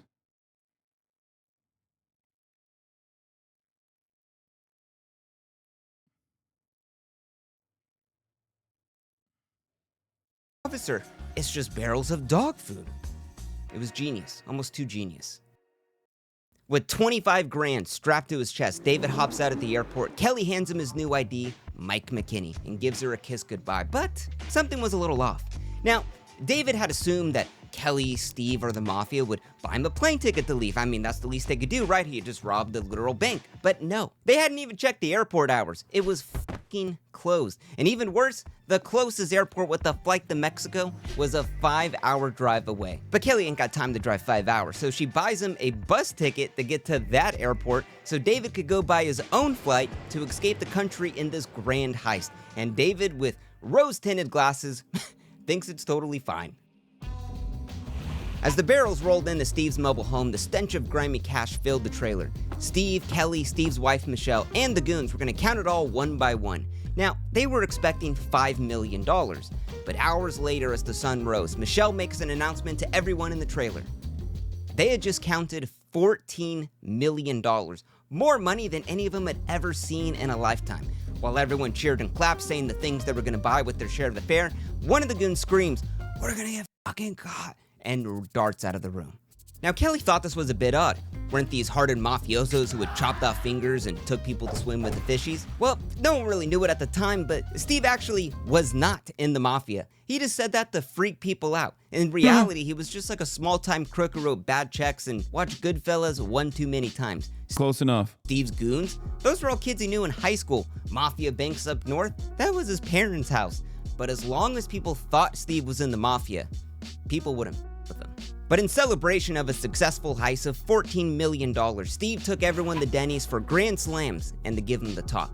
Now, a heist this large is going to bring a lot of heat, probably a year, maybe even 2. Now, during this time, he would give everyone the cash as they needed, not wanted, while the rest of the money would be sent up to special banks the mafia owned to be cleaned. Now, when the heat died off within a year or 2, everyone would get their fair share of now cleaned money. But any big spending they wanted to do had to be approved by Steve. But apparently Steve himself was exempt from his own rule. Now, I've actually had a real-life run-in with a burglar before, and I made a huge mistake. Now, as I'm getting ready for work, I noticed a BMW parked on my neighbor's lawn. Now, they never didn't even own a BMW, and I thought, nah, it's a little weird. 10 minutes later, my neighbor pulls up, and he comes over, and he's like, "Hey, Vince, do you know what the heck this BMW's doing on our lawn? Like whose car is this?" I tell him I don't know, I'm running late for work, so I head out of the house, and I leave. Later that day, I get a call from the cops, and my jaw drops to the floor. When my neighbor walked inside of his home, he was pistol whipped by 2 burglars who ransacked his home and then took off in that BMW. But because I was so focused on trying to get to work on time, I didn't think about calling the police for the 10 minutes I was there. But with today's sponsor, SimpliSafe, they can make that call for Ethical you. Now, reaction, SimpliSafe is a up. complete security system with advanced sensors and cameras to detect fire, floods, and even break-ins. But the best part is their 24/7 live guard protection. SimpliSafe agents respond to an alarm trip within 5 seconds to see and speak to intruders in real time, stopping them in their tracks, relaying details to the police, and then calling 911 on your behalf. Now, what I love about SimpliSafe is everything's controlled from one app. Door locks, security sensors, cameras as well. My favorite part is when you arm the system, you're also locking the doors as well. Like, how cool is that? Now, I've set up a lot of tech over the years, and SimpliSafe is some of the easiest to install. So you just pull out the little battery tab, you press the little setup button real quick. Entry sensor added. That was pretty easy. And for those who want the expertise of a pro, SimpliSafe has professional installation as well. Just having an actual human monitoring my security locks, my cameras, motion detectors, all for less than $1 a day with no long-term contracts, really lets me sleep easy at night knowing that SimpliSafe, they're always watching the house even when I'm not there. So save 20% on your system, and your first month is free when you sign up for the Fast Protect monitoring at simplisafe.com/YouTube. There's no safe like SimpliSafe. As Loomis employees arrived that morning, something was off. The van was gone, the tapes were missing, the vault had been locked for 3 days. Now, remember those 2 surveillance tapes that David took with him that recorded the entire robbery? Well, Loomis also had 13 hidden cameras, aka they had recorded the entire thing anyways. And by noon, David Gant was the FBI's #1 suspect. Only problem though, they didn't know where the hell he was at. They looked at flight records, bus tickets, friends, families, rating, immigration, nothing was coming up. His wife said he had to have been held hostage. I mean, he had made a dentist appointment for the next week, and with no criminal record, the FBI had to seriously consider this. Because with how much cash David stole, this didn't look like a one-man job. So the question was, did David work with help under a gun or under his own free will? And David's wife was really tortured with these 2 theories. One, David had ditched her forever, acting like someone she'd never truly knew. Or 2, David was dead. Now, Steve and his wife were idiots. While they told everyone to hold off on spending any big bucks, they had been looking at mansions to purchase with their heist money for the past month. Mind you, they lived... That's awesome. That's awesome. That's amazing.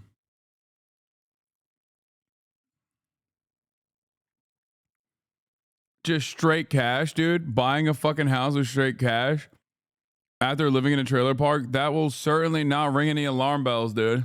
Lived in a trailer park. So the day after the heist, no joke, Steve signs an offer to buy a $635,000 mansion in straight cash. Told the buyers it was all cash from his gambling winnings. But then later that day, Steve's wife, Michelle, walks into the bank with the briefcase and asks the worst question you could ask as a criminal to a bank teller. How much money can I deposit without it being reported to the IRS? The teller says, yeah, it's $10,000. So Michelle, thinking she's all clever, pops open the briefcase with 200 grand, takes one small stack, removes a couple bills, and hands it to the teller and says, it ain't drug money, here's $9,500. And technically, she wasn't lying. Yeah, that deposit, it was reported to the feds anyway. Landing in Cancun, Mexico, David felt this was his new chance at life. Now, to coordinate the money being sent down and plan their future together in Mexico, Kelly promised she would be at the exact same Circle K payphone every Tuesday at 2 p.m. so David could call her while staying anonymous, back when payphones existed. But now with 25 grand burning a hole in his pocket, David Gant, or now known as Mike McKinney, had pulled off the heist of the century. He had to look the part. He got a tan, he dyed his hair, pierced his ears, bought the pointiest python skin cowboy boots to blend in with the Mexican peoples, and to top it all off, a pair of Oakleys in 3 different colors. David in this new life was cool. He was kind of a dork, to be honest. I mean, let's be. But making up for lost time, having never been on vacation, he goes jet skiing, mine ruins, tacos, beers, beaches. Money was just no object to him right now. He couldn't wait for Kelly to come down. He daydreamed about their kids bragging on the playground about their badass dad who pulled off the heist of the century. But every Tuesday when David asked her when she was coming down, she always said it just wasn't the right time. But for David, it was the perfect time. According to news reports, even a month later, the FBI still had no idea where he was at. But then David also knew the FBI also played their cards very close to their chest.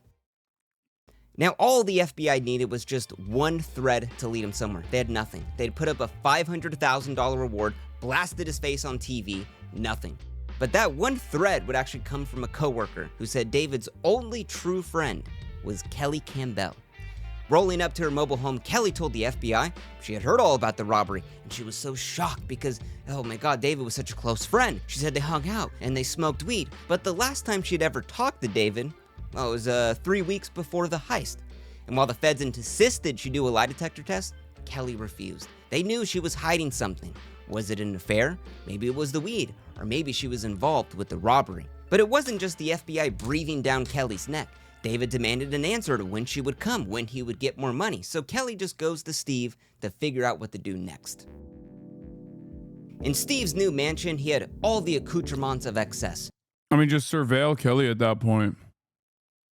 Robert E. Lee paintings, Baccarat crystal chandeliers, Robert E. Lee statues, and the crowning jewel, an Elvis painting on velvet, gifted by the previous owner. The place was beautiful.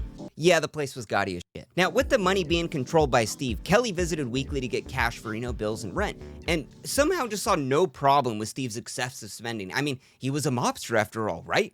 Because this whole heist wasn't actually Kelly's idea, it was actually Steve's, and David was just a pawn. Kelly had never actually planned the move to Mexico. She knew David would be willing to commit the largest heist in history just to get the box. And Steve's master plan?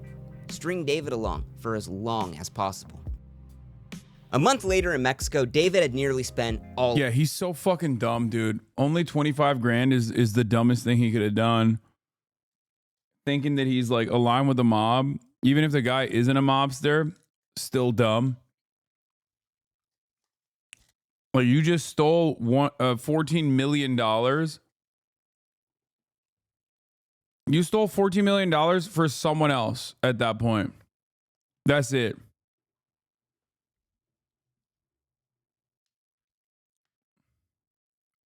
Not taking a mill is so stupid. I know.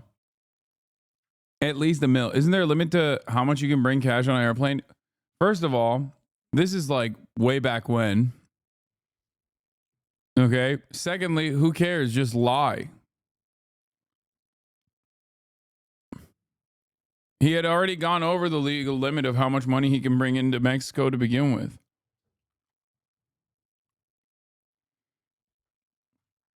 Back then, you could just walk onto an airplane with a gun, okay?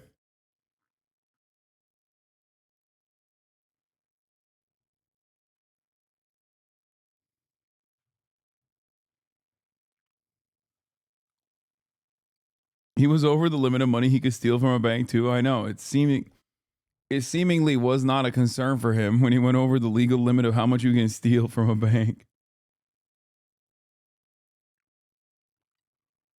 All of his money. To stretch his dollar, he moved from the 5-star resort with lobster dinners into a cheap Mexican motel filled with top ramen. In the nighttime, he partied at Cancun's seediest clubs just to forget the mess he was in.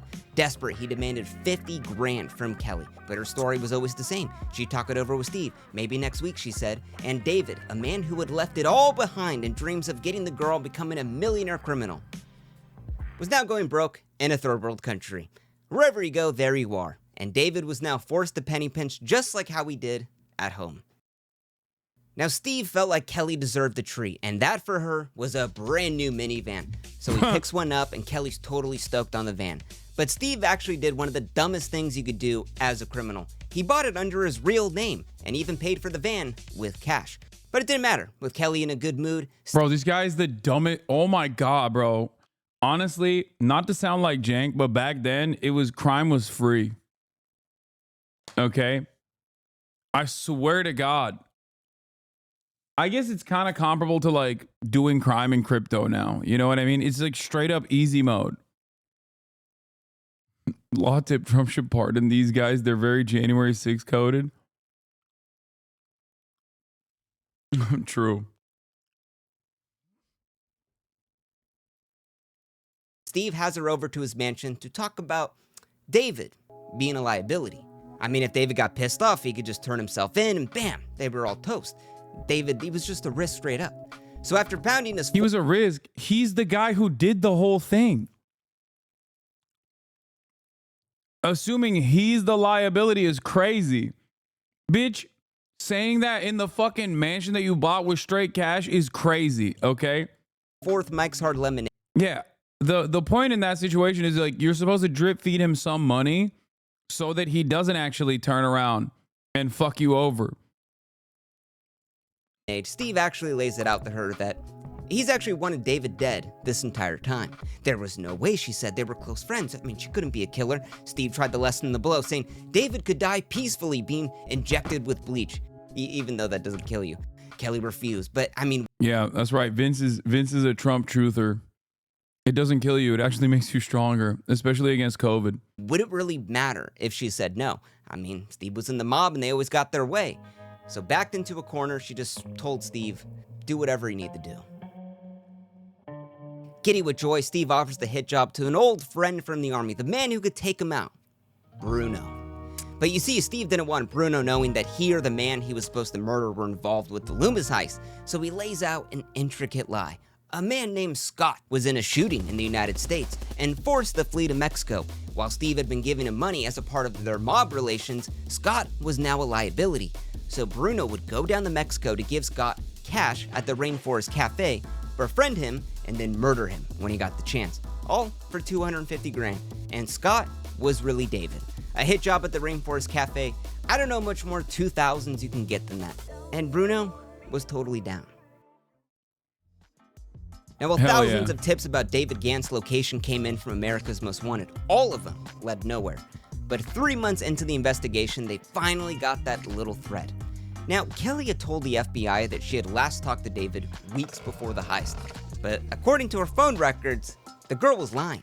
She had actually talked to David the day of the heist. So the FBI look into Kelly Campbell again, and they find out, oh my God, she's driving a brand new minivan. Oh, and it was purchased in all cash. Oh, and it was bought by a man named Steve Chambers. So the feds look into Steve and they find out, oh, he had just moved from a trailer park home into a $635,000 mansion that he paid with all cash the week after the heist.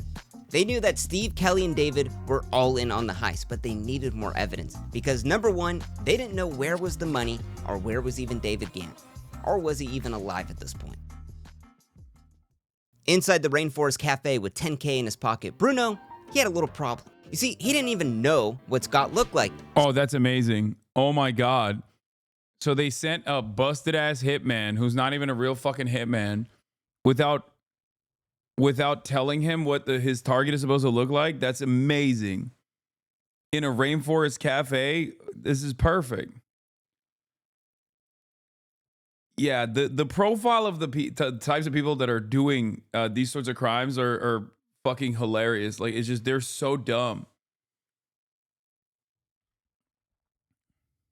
Steve never gave him a picture, so Bruno really thought about Yeah, with the wrong name too. the situation. He was supposed to give Scott 10 grand and then murder him. So he thought, why not just spend the money and murder him later? So he walks out on Scott and blows 10 grand on hookers, coke, tacos, all in one night. He heads back home and tells Steve, oh my God, I just couldn't find Scott. And even worse, the 10 grand was confiscated by customs. Now Steve's really livid, but he wants David dead. So he gives him another 10 grand and a picture. Oh my God, this guy's giving more money to, bro, if he just gave this money directly to him, he would have no issues. Actually, it'd be less money for him to spend stupidly, as a matter of fact. Meanwhile, he's just doing the free money glitch for some random guy. Scott, and next week they finally meet in a hotel room. Now mind you, David stole $17 million, but now he's broke. All he wanted was just 50 grand. But as Bruno opens up the Misinformation alert. He posted in his Insta that he didn't know the gambling night was sponsored by Steak and isn't going. Yeah, we know, man. I already covered it. Misinformation alert. Misinformation alert. Yeah, we know. I know. I know he's not going. I already covered it.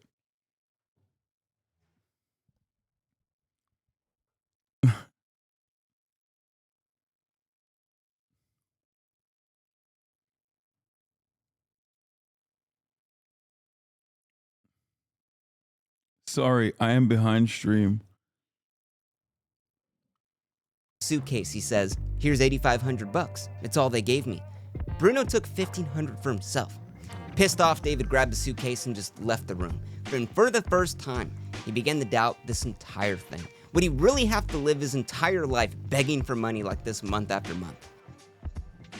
Yeah, also, there wasn't misinformation. I mean, he was on the official announcement. Like, what do you mean? Now with some cash, David treated himself to his favorite meal to get his mind off things. The Hard Rock Cafe baby back ribs. So good. But as he's chowing down, an American tourist walks up to him and says, "You look familiar. You look like that guy that stole all that money." Cleaning his hands with a moist towelette, David hands him his ID and tells him, "Hell no. My name is Mike McKinney, and I've been here for years." Disappointed, the tourist heads off. David drops a $100 bill and runs out of the Hard Rock. This was the reality check he needed. He was a wanted man. He needed to get out of Cancun ASAP. People wanted his head. Now, on their next call, David told Kelly he'd just been recognized by a tourist, only to be saved by that fake ID. And with a $500,000 reward for his capture, he needed to get the hell out of Cancun. Now, Kelly said, "Calm down, Bruno will meet with you ASAP, and he'll give you more cash. And Bruno will help him move to another city in Mexico. And once David settled into that city, Kelly would finally escape to Mexico with him. For Bruno, it was perfect. He would finally get that little moment to take out David. And once again, David thought Kelly was finally gonna come down. Hey, I'm never going home, dude. Yeah, Steve told me you're like involved in like a shooting or something. What the f are you talking about? He hasn't like Steve helping you out like with the money. Steve didn't tell you? I'm the dude who hit the Loomis robbery. Steve has all the money and won't give me my shit. That's why you're here, to give me my money. Bruno was shocked, but told David, it actually made sense. Steve had just bought a new mansion, BMWs, blowing through the cash like no tomorrow. Steve had lied to the both of them, and they were both pissed. David was pissed that he had risked everything for absolutely nothing. And Bruno was pissed that the guy he was going to take out was on the FBI's most wanted list. Definitely not someone you want to get tangled with. Bro, at that point, you should be like, damn, there's a much larger reward if I just turn you in. God, everyone in this story is so dumb. Everyone involved in this story is so fucking stupid. Like, just snitch him out to the fucking feds and collect the 500 grand, stupid. But then they know he was a hitman? No, you don't have to fucking admit that you're a hitman. What do you mean?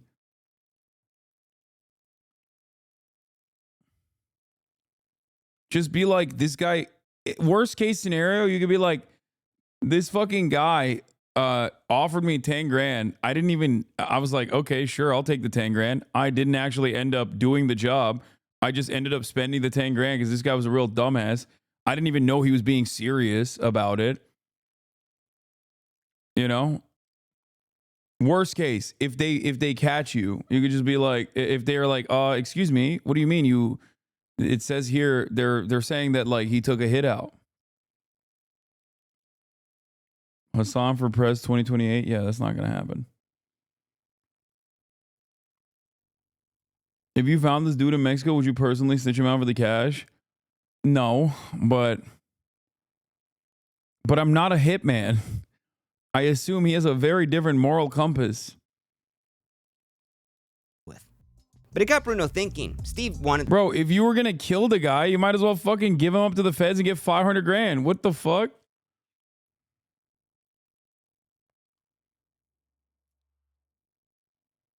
The hit job done, but he never said by who. His house cleaner always did a good job. What if he could find a cheap Mexican laborer to take him out? So the next day, Bruno, a 50-year-old white dude, searched for the meanest looking busboy in the resort. Looking far and wide, he found Roberto Rodriguez, a tatted up Mexicano. That's crazy that he's outsourcing. Bro, the global south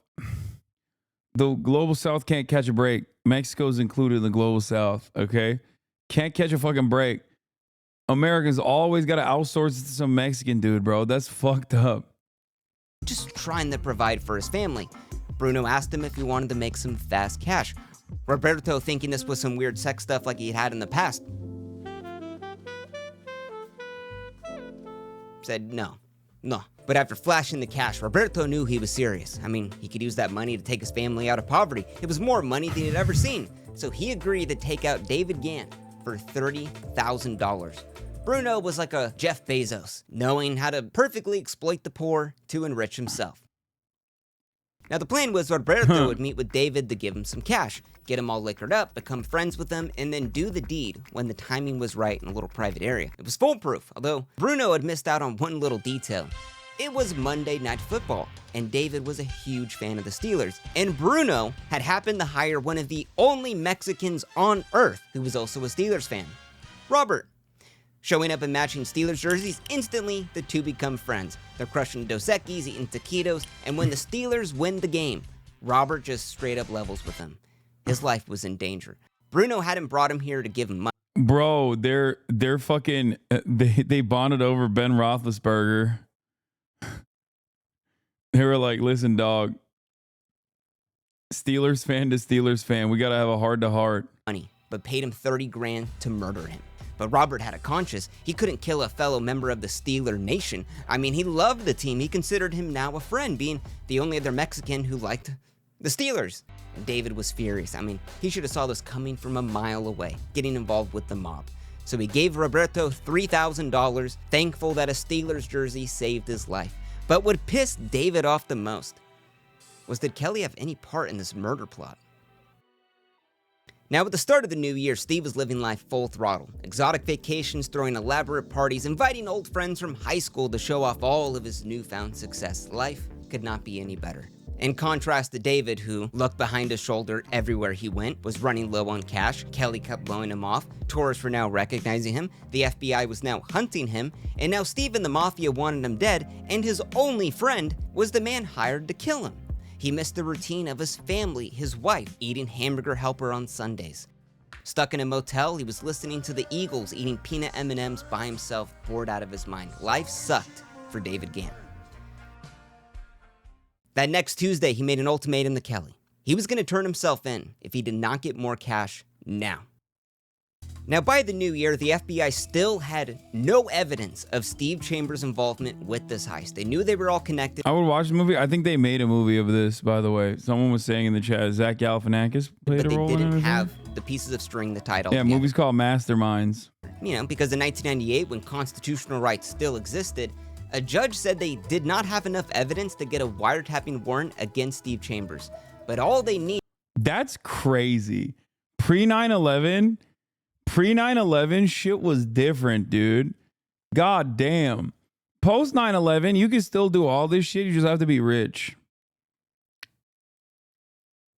You can steal, lie, cheat, do whatever the fuck you want. As long as you're wealthy enough, you can avoid legal scrutiny, you know?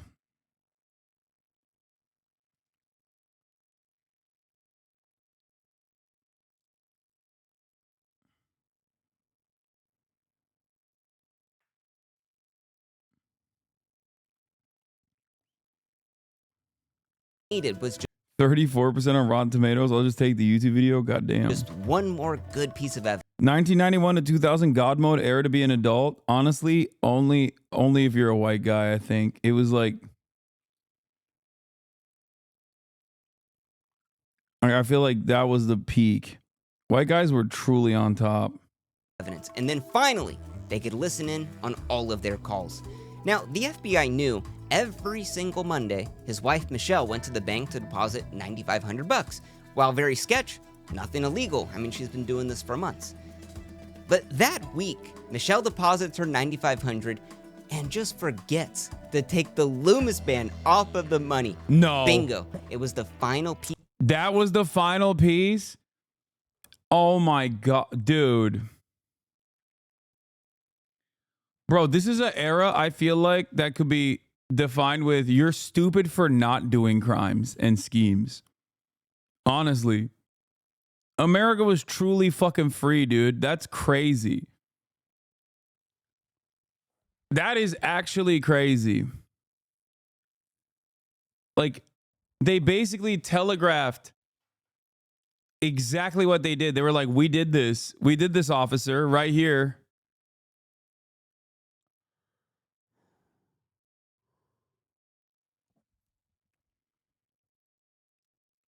Right here. It's me.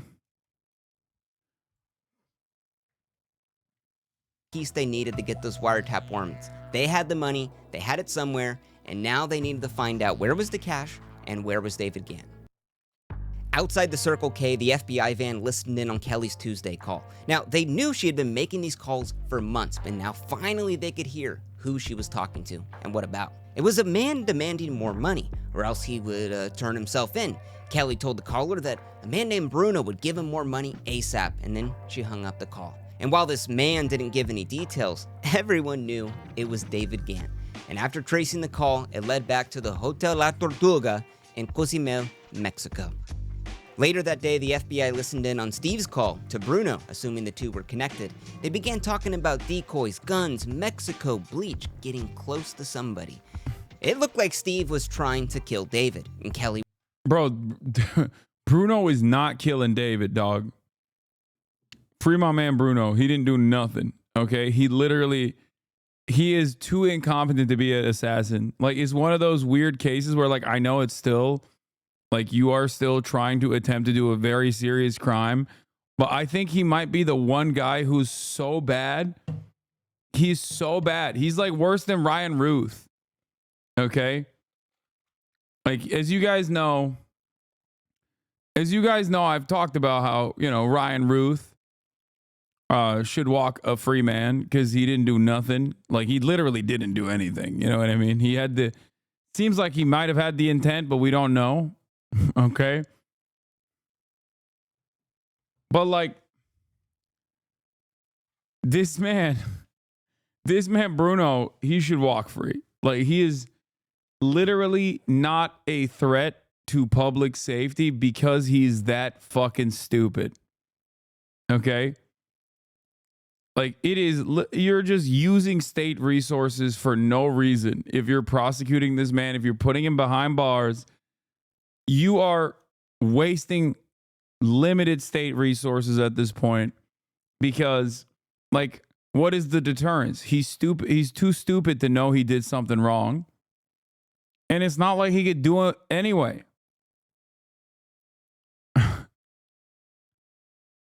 He was setting all that up. And now the FBI needed to get their ass to Mexico ASAP to save his life. As Interpol and the FBI raced over to the Hotel La Tortuga, sticking out like a sore thumb was the only gringo in the pool. It was David Gann. Asking him if they could see his passport, David saw a swarm of agents circling him. And the first thing he said... He's trying to kill someone, though? Yeah, but not trying hard enough, okay? That's my point. Like sure, he's technically trying to kill someone, but he's unironically too stupid to pull it off, and therefore he should be let go. Like, I've never seen anybody who's just like so incredibly chill about this attempted assassination where he's just like, it's fine. Please tell me you're an FBI agent. For David, it was the happiest he'd been in months. He didn't have to look over his shoulders now. Everything that was horrendous was now coming to an end. Handcuffed to the bed, waiting his flight home, much like that scene in Catch Me If You Can, the agents had one question for Kelly. It was the question that everyone wanted to know. Did he ever bang Kelly? I was in love with her. I only kissed her one time. Pretty expensive kiss. That was the first time they'd ever saw someone throw away their life because they had kissed one woman. Within an hour of David's arrest, the FBI and IRS arrested Kelly, Mike McKinney, Steve, wife, the goons, everyone. And as headlines broke around the country, David Gant became a celebrity. All of the inmates were impressed by him. The public was fascinated. But David knew that when he got home, he was going to have to face the music. His wife was probably going to divorce him, his family was going to disown him, and he was going to go to prison for a very long time. But people actually felt bad for David, and they kind of related to him. I mean, he did what a lot of people want to do. Change his life the quick and easy way. He had been roped into this heist from a girl that he had a crush on, and while he was living in a hotel eating peanut M&Ms, all of the co-conspirators who really did nothing with the heist were just buying mansions and blowing and spending it all, and people felt so bad for David Gant. It just seemed... I get it. I mean, it is true. Like, should he be arrested for what? Dreaming? Is it a crime? Okay, sure, a bank heist is a crime, but really think about it. The real crime he committed was dreaming of a better future for himself, and also maybe getting some sweet Kelly pussy. Okay. Also, as you guys know, bank robbery's victimless crime. You know my attitude on this. Okay. Seemed like he couldn't get a break. But through a long court case of all of the evidence, David was sentenced to 11 years in prison, while everyone else would get similar sentences as well. Now today, David's out of prison and has turned a new leaf. He says that one mistake has brought him everything good in his life today. He remarried, he has a kid, and he gets up to go to work every morning just like everyone else. And if asked if he would do it again, he said, hell yeah. Someone said, is that Dan Clancy? When 2,000 IQ lawyers destroy corrupt In most cops? arrests, the suspect doesn't know their rights, with some corrupt cops who decide to abuse this. But what happens when cops encounter 200 IQ lawyers who know the law better than they do? I asked to search the vehicle to verify what you're saying is true. You don't mind? I do mind. And this is just one of 5 examples when genius lawyers destroy corrupt cops. Oh God, I love this kind of stupid ass fucking video. Oh, it's so lawyers good. encounter and destroy corrupt. Yeah, algo. This is when the algo really starts kicking, dude. It's hidden. That algo is hidden. Cops, starting with possibly the most humiliating of them all. Hey, brother. Hi, how are you? How long ago did you get in a crash? Like a year. Okay. The reason I pulled you, you can't have white light emitting back. What do you mean? Your tag lights, they're supposed to illuminate your tag. Those 2 white lights, all they're doing is shooting straight back. You can't have any white light limiting them back. So far, this cop's reason for the stop is valid. In the state of Florida, the tag light... Explain your stance on robberies, bro. Bank heists are cool. And if you're able to pull it off, you should be allowed to keep the money and not go to jail.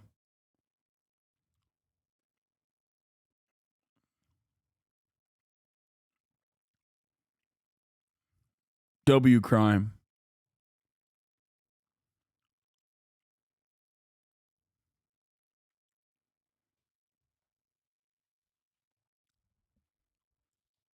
I said bank heists are not only cool, but they're a victimless crime.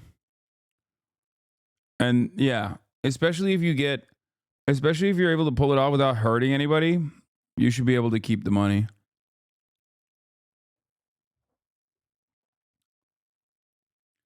W wage theft? No, on the other hand, if you do wage theft, you should be hit with the entire book.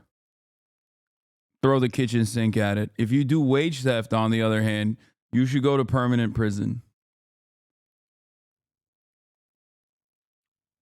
Lights are used only for the purpose of illuminating. I'm Hasan Piker, and this is Max Left.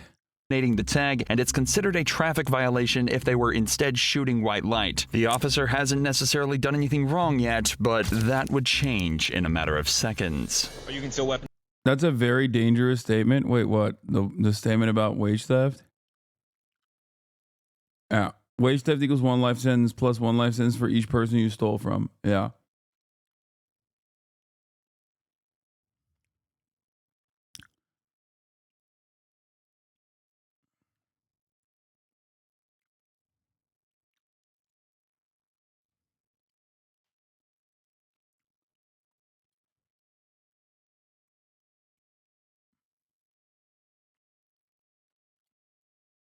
Why don't you slander the Brits more? Because I'm coming to Britland soon. So I'm putting a pause.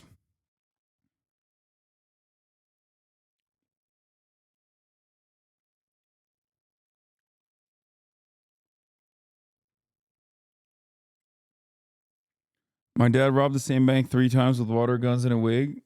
He did not get away, as you can imagine. 3 times? He got away twice. Damn. Seems like he was a victim of just being too good. And having some confidence. Earned confidence, mind you. Maybe you should have switched up the bank on the 3rd one, you know?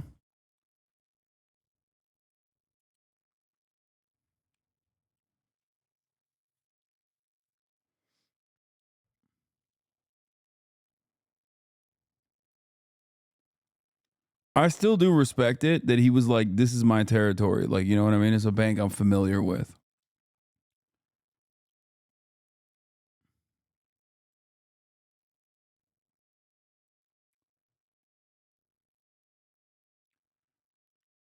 What? That's a very dangerous statement. Yeah, the statement of that, you can keep the money. It is as if you're supporting. What is your point?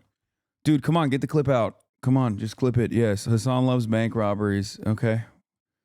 God, you guys are so fucking annoying and lame. Yes, dude, I'm saying it's good. Okay? I didn't say that. No, you just want to fucking debate about it and be a boring ass fucking nerd. Jesus Christ. Yes, the point is bank robberies are fucking A-okay. All right?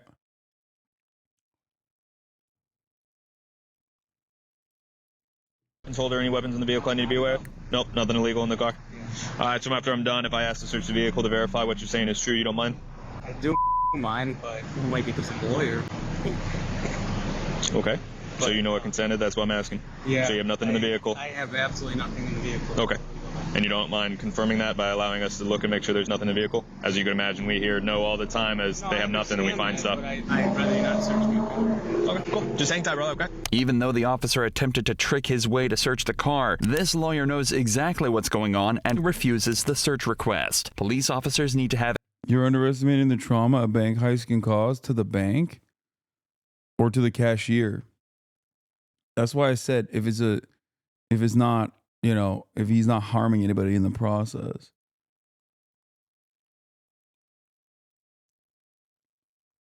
Yeah, I said if nobody gets hurt, unless you're talking about the bank's feelings. Have a probable cause in order to search the car, which the cop didn't have. So he attempted to manipulate the lawyer and get his consent. Oftentimes when being pulled over by a police officer, people believe that they need to answer every question and agree to every condition. But even after you've been detained, you have the right to remain silent and refuse to answer questions. But if you handle the... Neo-Nazis love robbing banks though. Well, so did Stalin. So it's maybe like maybe that's the real horseshoe. Situation as gracefully as this lawyer did, you won't ever have to deal with a series of trick questions. All right, Nicholas. So 1, you got to get that fixed, those white lights in the back. Okay? If you keep getting pulled like that, you're going to get tickets nonstop. I'll get it. You understand that? That border? Take that border off. Understand that? When we get home. Okay. Fix that address. All Just right. giving you a warning for it. Appreciate it. The officer realizes he didn't even own him. Like, what? This is... He's not getting his way with this lawyer, so he sends him on his way, and things end peacefully. In this next case... That's it? That's it? Wow, 200 IQ is just a guy who was like short with a police officer. Fucking lol owned. However, the situation becomes much more aggressive as this lawyer tries to protect his rights. I don't have to by law. I have the Fifth Amendment right. This district attorney was calmly sitting in his truck, waiting to inspect someone's roof when he was approached by the police. How's it going, man? You live over here, or what's we doing over here? I've had a couple people call in on you. Something illegal? Well, no, they're just calling on you saying that I don't recognize a truck in the area. So, my duty to check and see if you live over here or what's going on. Live over here. I'm here for a purpose. Okay. All right. You working? You see you got a ladder in the back. You working somewhere? Yes, sir. The situation starts out civil, but it quickly escalates as the officer asks the lawyer for his identification. You got a driver's license on you, just so I can identify you? Dog, that's not a lawyer. That's a district attorney. What is this AI voice saying? If he's actually a district attorney, this is an entirely different type of lawyer, okay? He is a omega lawyer, okay? He is leveled up in the debate lord. Also, he's a DA and a contractor. Brother... Yeah, this is cop on cop violence. Also, you know, I guess Brandon's America. You know what I'm saying? Well, I guess technically this was Donald Trump's America when even a DA can't make an honest living. You know, you got to do contractor on the side. Donald Trump is your daddy. Nice, dude. Yeah. Have I done something illegal? Well, I like to identify you, just know who I'm dealing with. Make sure. What's been right now? Show it.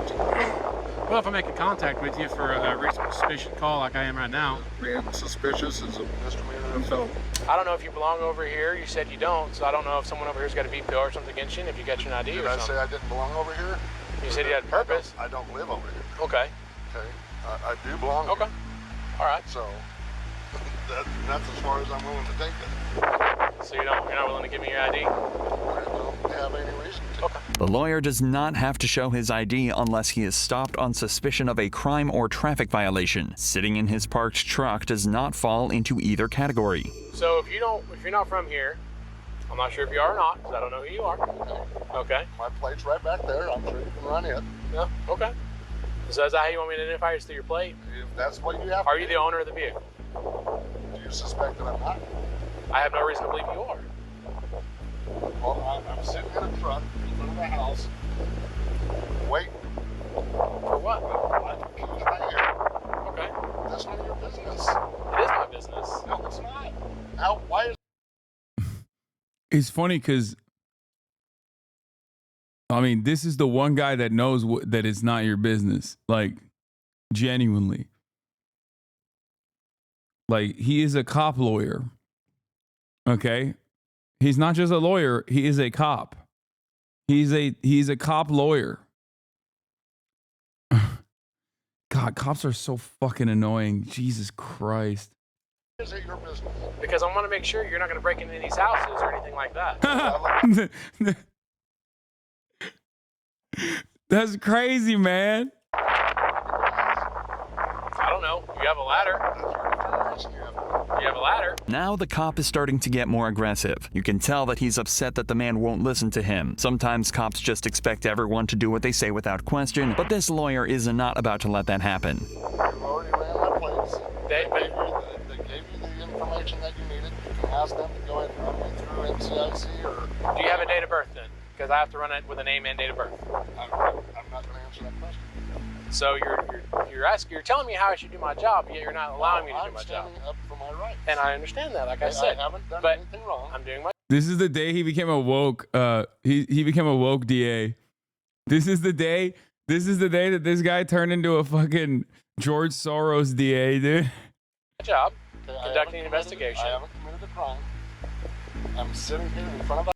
Tell me these motherfuckers aren't paid too much. Go ahead. Go ahead, bro.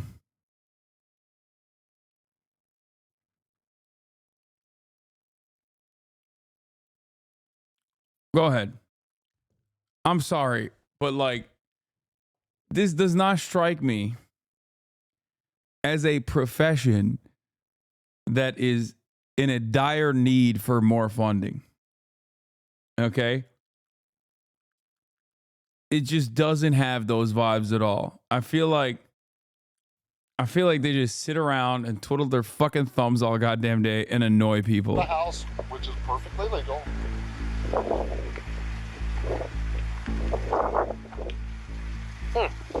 Well, you're not. You try doing their job for a week? No thanks, dumbass. Oh, the anti-bank robbery nerd is in here still. Yeah, I'm good, man. You know what's really funny? If I banned this fucking idiot right now, he would cry about it. Okay? Which would be, you know, kind of cop-like.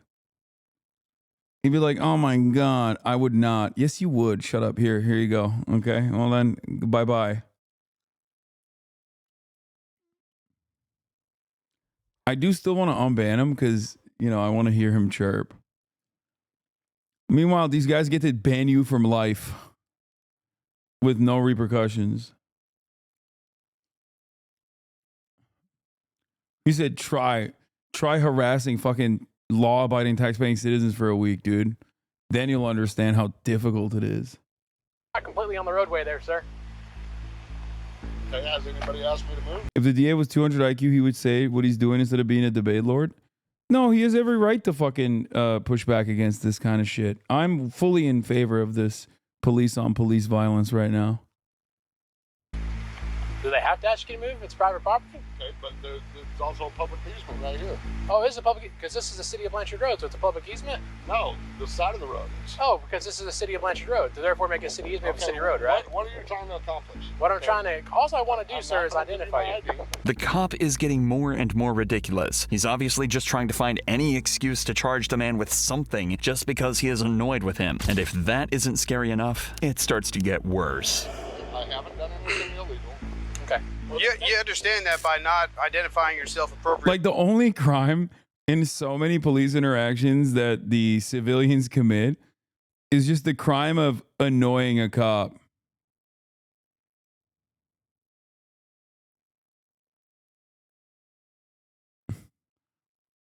That's it. It's just like not respecting a cop unconditionally. Like, that's the crime. That's the gravest threat. Really, as requested by the officer, is illegal. Obstruction. That's a secondary charge. Okay, I have to be, for you to ID me in the state of Oklahoma. Okay, I have to be suspected of committing a crime, about to commit a crime. Well, you're already you're trespassing. Somebody has called in that you're suspicious. Shut up. Somebody has called in. You don't tell me to shut up. I'll tell you what I want to tell you. Okay, you're not going to tell me to shut up. Somebody called us in. I don't care how old you are. You're not going to sit there and tell me to shut up. It's insane that the officers are being so unprofessional. They just can't accept that the lawyer Is it that insane, honestly, that they're being so unprofessional? Because it feels like it's part of the trade, you know? is beating them at their own game. He refuses to back down no matter what they... I don't think this guy is really a DA, by the way. I think the AI narrator is wrong, because I feel like if he was a DA, he would have popped off a long time ago. They tell him until finally one of the cops calls another attorney for help. Hey, what's up, man? Nothing. Sorry to bother you. I got a random question for you, though. I'm dealing with something right now. Yeah. So I got called out to an address. Wait, he phoned in? He did a... He phoned in for help? For a suspicious vehicle, and gentleman's parked in a black pickup. He's from Oklahoma City, but he won't give me his name and tells me he doesn't have to give me his driver's license because he's not done anything wrong. Driving a vehicle? Well, he's parked right now. Well, technically, there's no obligation for him to identify. Dumbass. He hit the lifeline, and the lifeline was like, yeah, you're in the wrong, dumbass. Himself. I mean, unless you've got reasonable suspicion that he's committing a crime. There's no compelled ID statute in Oklahoma. I have to think about. I mean, do you have anything else to suggest he might be involved in something illicit? He asked if he was free to leave, and I said, not at this time. I have my emergency equipment activated, and I'm trying to investigate. Well, I'll tell you what. If you're going to drive away, absolutely. But I mean, that's because you can have, or he's driving and he's operating a motor vehicle, but you don't have a traffic violation. Well, I follow him out of town until I get one. Even after getting caught. Oh my God. Oh God, he's such a fucking piece of shit. Oh God. Oh my God. Oh God, cops are such assholes, dude. Confirmation that he was wrong, and there's no law requiring the lawyer to identify himself in this situation. The cop is so petty that he is willing to follow him out of town until he commits a traffic violation. Unfortunately, things continue to escalate even more when the chief of police arrives at the scene. That's important. Huh? He hasn't violated. Look at him! Bro, the theory stands. Yo, the more thumb-like you are, the higher you get elevated in cop land. Yeah, we had to bring in the head hog. Really a crime, Dad. So Are you investigating a crime or a possible crime? Possibly. Okay, he's obstructing an officer from doing his duty, right? Okay. The officers have a legal right to make contact with you based on call. And I don't And you're obstructing that. Bro, the entire precinct is here. Go ahead, chat. Tell me, where's that? Oh fuck, we banned that one chatter. God, I want to unban him because I want to hear what he has to say about how this is a good use of police funds and that these guys are doing. Yeah, I'm gonna unban him. I hope he's still in the chat. I want to hear what his dumbass has to say. This is why I let pets in.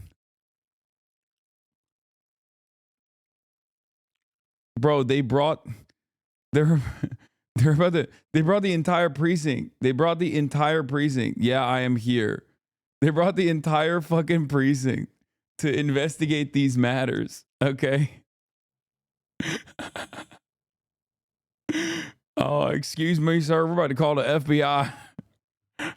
Why? Because you made one of my officers feel small. How dare you? How dare you make my officer feel small? He already has imposter syndrome. I'm not here to listen to you. I'm here to tell you what's going on. Okay? I don't care if you record me. Okay? We've all got cameras on. This isn't a problem. Okay, you're obstructing an officer from doing his duty, so now you're under arrest, unless you want to cooperate. Okay? That's the way it goes. Have a nice day. Look, all I'm trying to do, man, if you're PI, no big deal. We'll get out of here. We gotta confirm who you are, make sure. Okay, but I mean, why do I have to answer questions? I'm here for a legal reason. They're doing an investigation and you're obstructing them. We're doing an investigation. How about you investigate some bitches, dog? Fuck you. God damn. God damn, dude. I'm just not answering questions. Can I get your date of birth? You're failing to identify yourself. By law. You are failing. Amendment right. You are failing to identify yourself. Questions. Put him in handcuffs. What law have I done? Turn around and try back for a second. You need place investigative detention, okay? You want to go talk to that neighbor? Why do you hate cops? Do you think genuinely that all cops are the same? Where do I begin? I think that policing in the United States of America is fundamentally broken. Okay? It's just broken.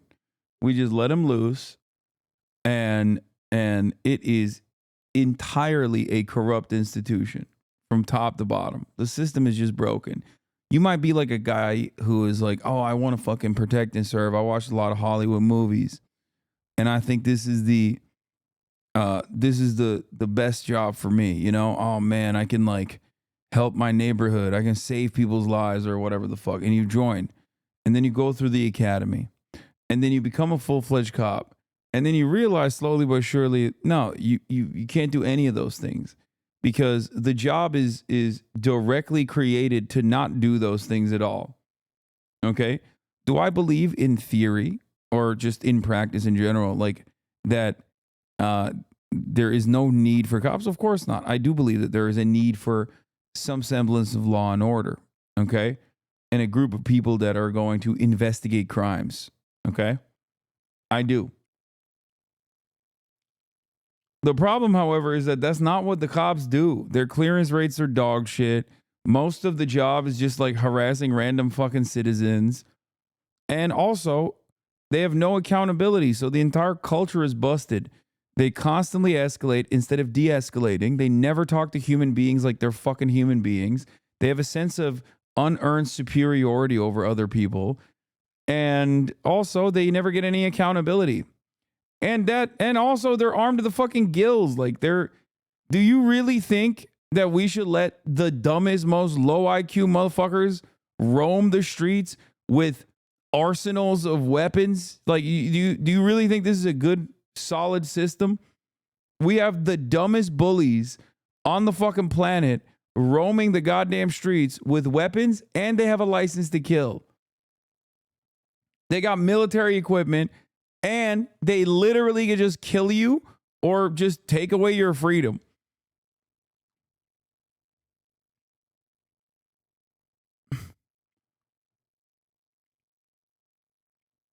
It's so busted.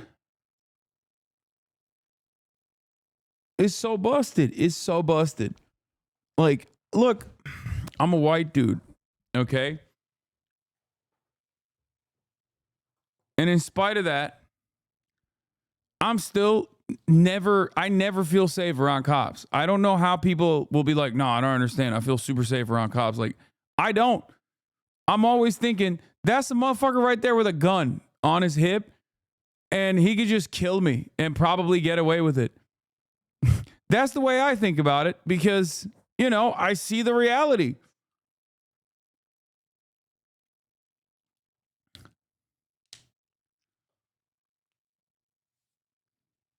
It's crazy. It's crazy. I don't know how more Americans don't lose their minds over it. Like, because policing as an institution is so unimaginably popular. Like, this community is one of the very few places where people unconditionally are like, yeah, nah, fuck cops.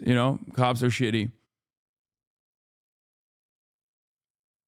And it's kind of wild because this is one of the issues where I'm like diametrically opposed to the majority of Americans in my attitude towards this, because it's like they don't protect, they don't serve, they don't do anything right. They are the most consistently dog shit industry. They're the most consistently dog shit profession in this country.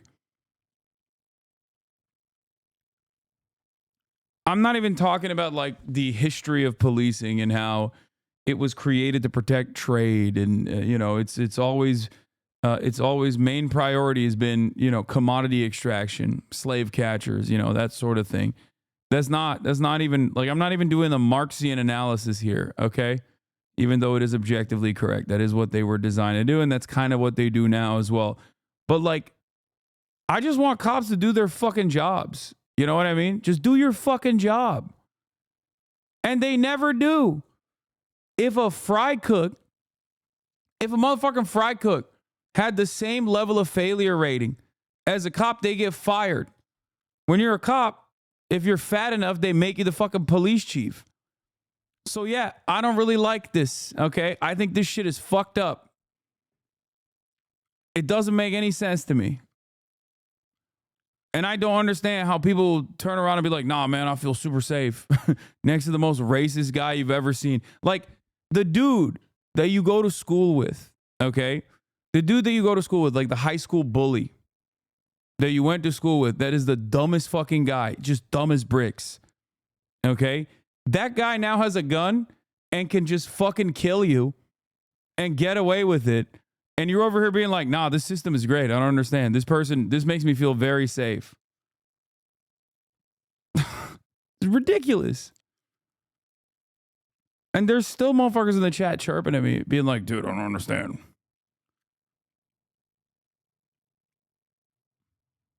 Where's that guy? Where's that one fucking guy who's like, you couldn't walk up. You couldn't live a day in the shoes of a cop. What was his name? Veritasium or whatever? Virgo Genesis. I don't think it's fair to say that they don't have any accountability, especially now that everything is recorded. They're super careful, too, about what they do. Yeah, they're super careful, dude. Yeah. Notice how they're being recorded right now and they're still behaving in the dog shit ways that they are because it doesn't matter when you're wrong, okay? I'm not generalizing. I just know more than you. I'm sorry.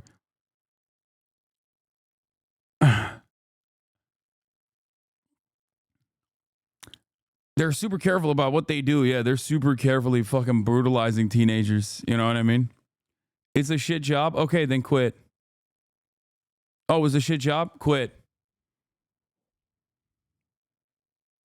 Fuck you mean?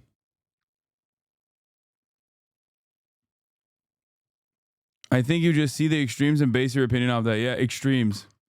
No other fucking OECD nation where there is a militant group of people that are unaccountable that kill 1,000 civilians a year. 1,000. Cops kill 10,000 pets a year, dog. Get the fuck out of here. They're super careful to do that, though. Hey, they're killing 10,000 dogs a year. They're killing 1,000 humans a year. Okay?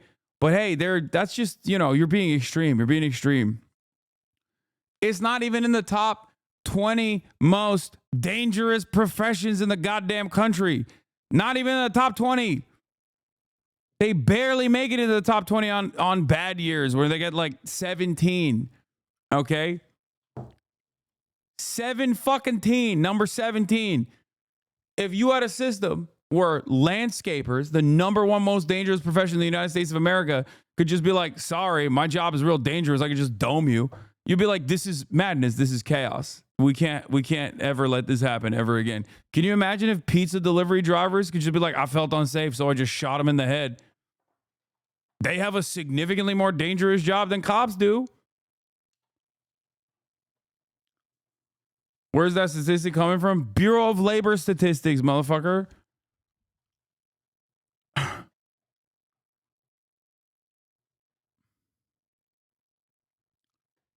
Yeah, here's more facts. 219 dogs a day are killed by cops. They lose $13 million worth of handguns a year. And this is before we get to all the worst shit, like planting drugs or rampant corruption within certain forces. Like, I mean, look at Baltimore. Baltimore is a great example. Half of the fucking departments that get investigated by Obama's woke DOJ were found to be guilty of racial discrimination and a litany of other insane practices that they were just doing. Policing is a gang, okay? Yeah, this is before we look at civil asset forfeiture. Don't get me started on cops, man. Come on. Right there. He has the garage door to let me into the house so I can get a photograph of the inside of that garage door. That's all you had to say from the beginning, man. I don't have to tell you that. Don't you guys understand what my rights are? Nobody said you have to tell us that. What we said is that you have to identify yourself. You do have to identify yourself. Police used to be the 17th most dangerous job, and that was in the low 20s as of 2023. Yeah. Improvements. Trespassing. That's number one. Okay, sir. To be transparent, Peeping Tom for all we know. Okay, for all we know. Projection. He said, you might be a peeping Tom. Phantom in the chat, by the way. Oh, shit. What did he say? Oh, my God. I just hate pulling over on a dark street. Genuinely get nervous. Hey, what's up, Phantom?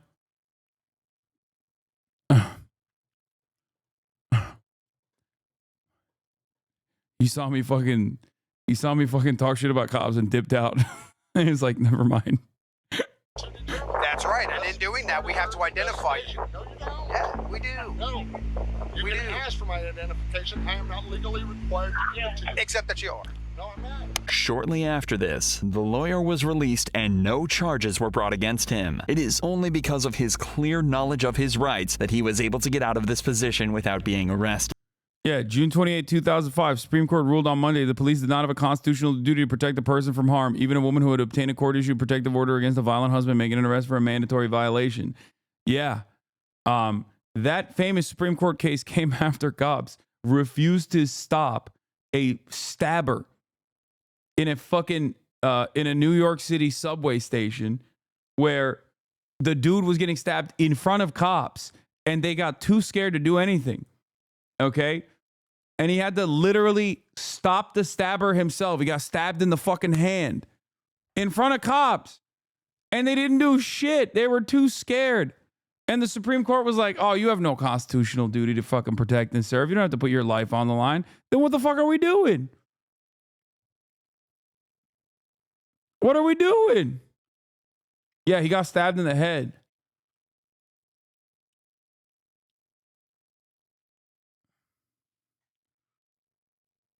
Oh, wrong case. This is a case when a woman's husband kidnapped and killed her and himself after the first.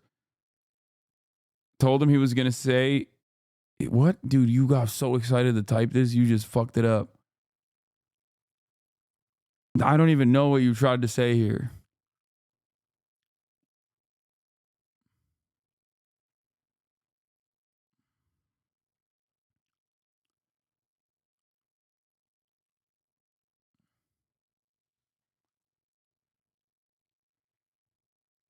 Gonzalez v. Castle Rock.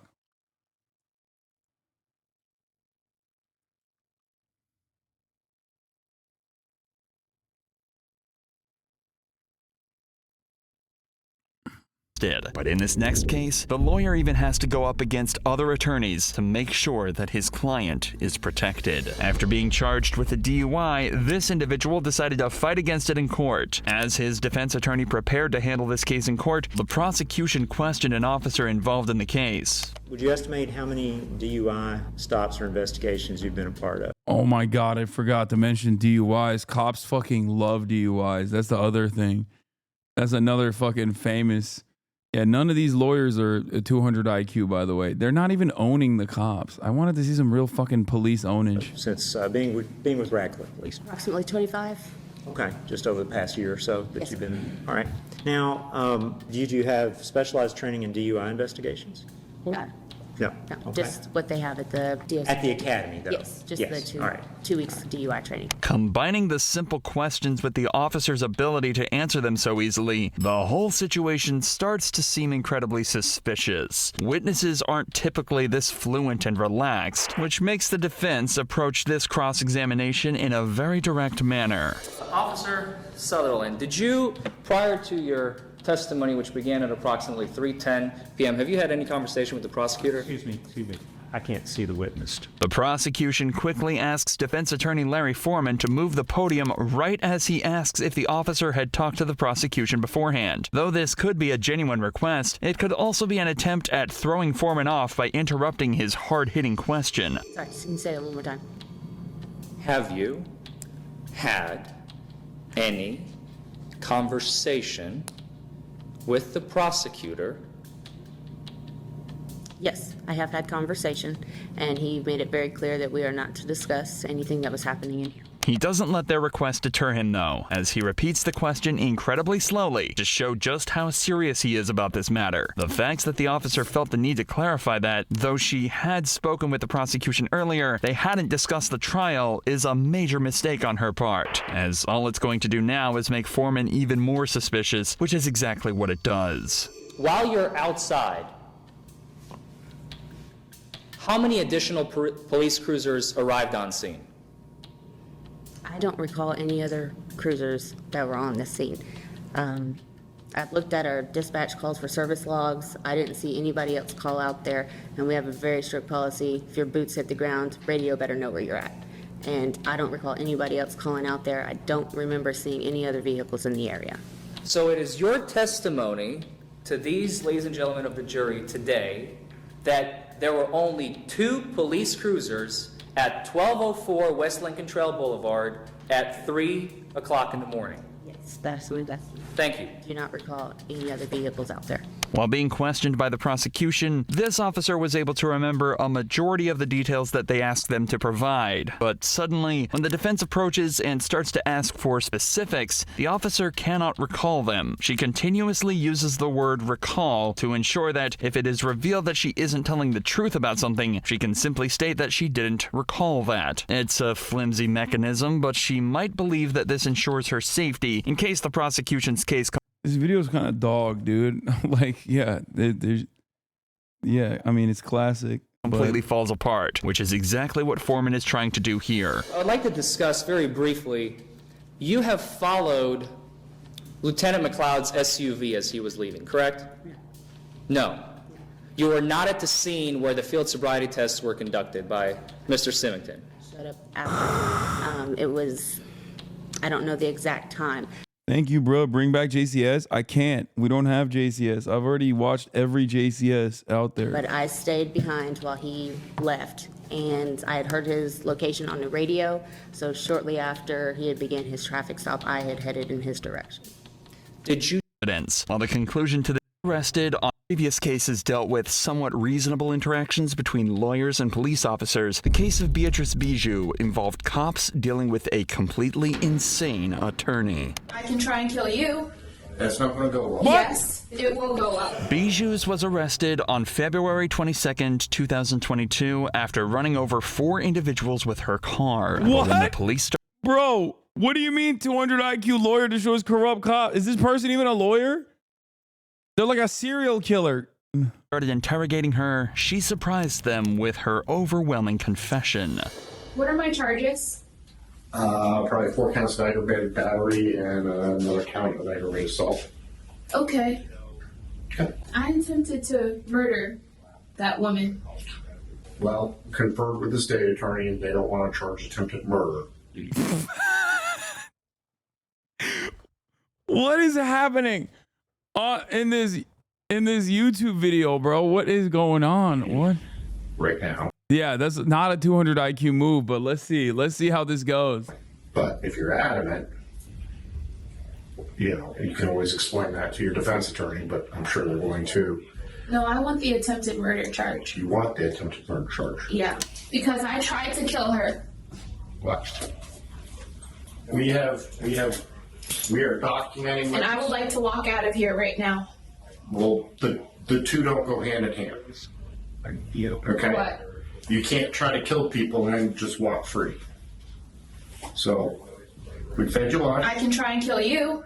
That's not going to go well. Yes, I'm going to kill as many people as I can. You can already tell from the first interaction that there's something else going on with Beatrice. Threatening to kill an officer and as many people as she could is not something a regular suspect would say, let alone an attorney. The detective manages to calm her down by offering to charge her with an attempted murder, then proceeds to try and figure out what is going on.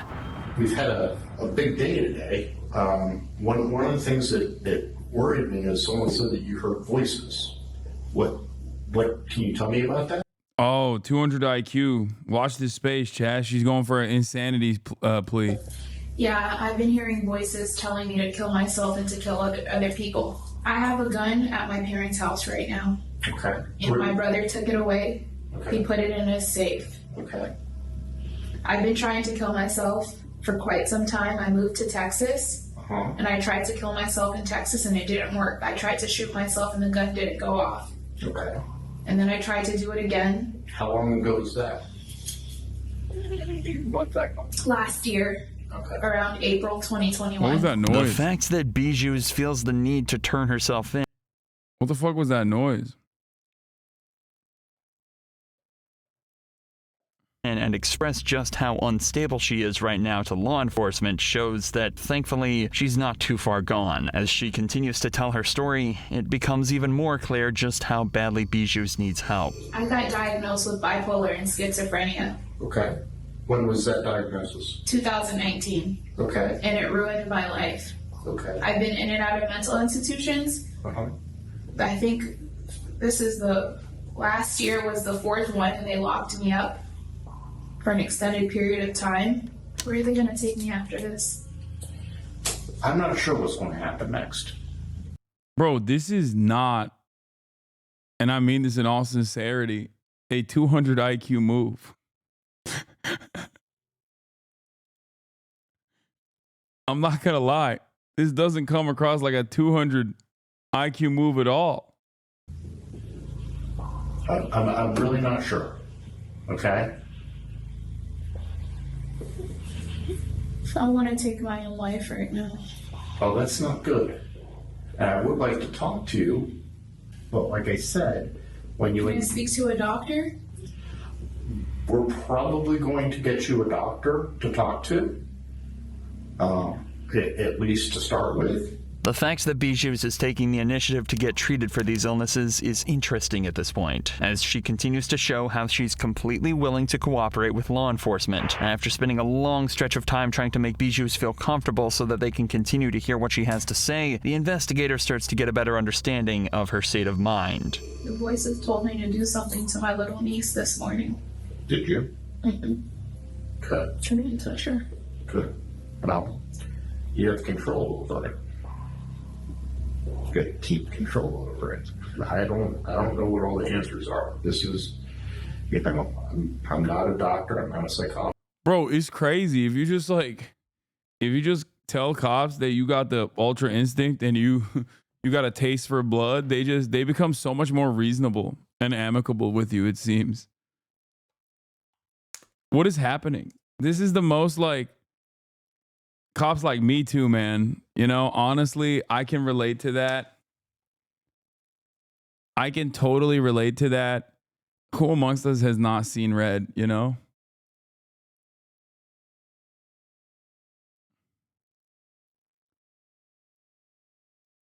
This is just... Bro became empathetic, yeah. This is the wildest thing I've ever seen. I would not have expected a thumb-like cop like this to behave this way. I'm a psychiatrist, so I don't know what all the answers are, but those are the people that can help you at least get to some semblance of normalcy. Yeah, I thought about killing my little niece. Yeah. How would you want to do that? I'm going to talk about it. Okay. We don't have to talk about that. Most likely by... She said, we don't have to talk about it. I'm going to tell you exactly how I would do it, though. I got to pee. Drawing. Her sudden change from not wanting to talk about her thoughts of killing her niece and then immediately providing him with an explanation on how she would have gone through with it could be a cause for concern, as if she cannot control her own mind here. After the interrogation slowly dies down and the investigator feels content with the amount of information he's received, he leaves and Bijous is then transported to the local prison. Beatrice was later charged with attempted first-degree murder, aggravated assault with a deadly weapon, and fleeing police. She pleaded not guilty to these charges and was later found not guilty by way of insanity. She was committed to a mental health institution for treatment. While all previous cases ended peacefully, the final case of Claire Hall takes a violent twist and shows what happens when a lawyer thinks she's a lot smarter than she actually is. Get your hands off me right now! Oh my God! Stop! Attorney Hall arrived on the scene of an accident she wasn't even involved in and immediately started interfering with the cops' investigation. Yeah, the key's stuck. Okay. Are you gonna, well, so you think he's gonna take him to the scene or will he just... Are you... I'm not, no, I'm on the phone with his father. Yeah, it's something like that. How many cars are involved right now? Not mine. That's mine. All right, let's. We need to get that off the road. All right, can we get that into the parking lot? We'll take care of him, man. I'm just trying to tell his father. So, Well, we're in the middle of the highway. All right, can you move your car, please? Thank you. My man, is your car drivable? Yes. All right, we're gonna get it off to the side of the road. All right. All I'm saying is I can leave. I just want to tell his father. You don't have to leave. Just move your car. Though she is trying to communicate with the teenager's father about the incident, she is interrupting the officers while they are trying to make sure that they handle this situation correctly. Quickly, the officers become frustrated with her constant interjections and decide that they cannot continue to be patient with her. Is that your mom? No. You want to talk to his father here? Why don't you talk to his father? I'm working. Can you please go sit in your car? You have nothing to do with His this. father. I He's understand. A minor. I'm an attorney because he's a minor. You need to tell me. Is he going to be here? I don't need to or tell is- you anything. I'm going to arrest you in a second if you don't get in your car. Do you understand me? Well, how'd she get away? I was pissing.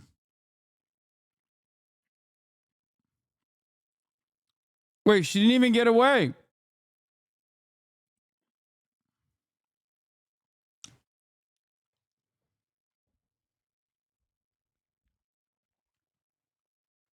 Damn, dude. 200 IQ.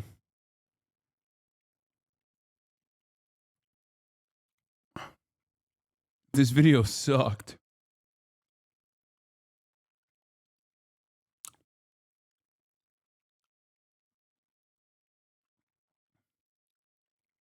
Yeah, I mean, she hit an insanity plea.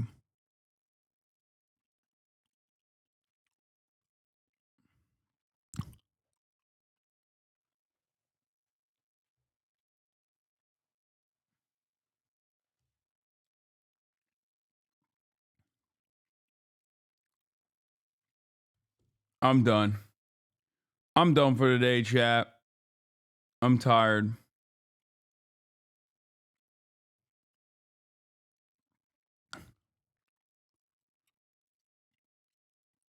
I'll be back tomorrow, though.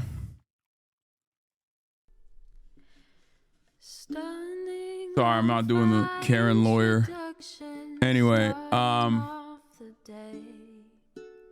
love you guys. See you tomorrow. More fun shit. Even more fun content as opposed to today's content that was not fully focused on the fun.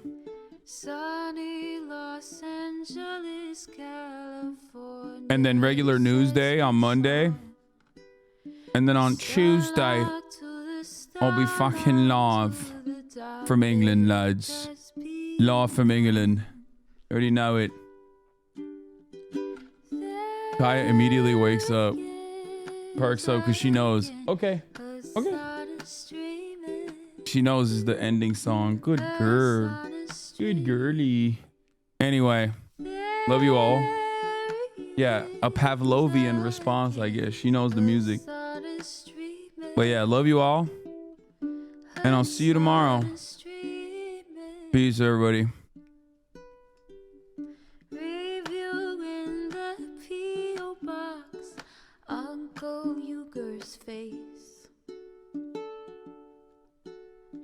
Sudden discord at your prop, great names take embrace.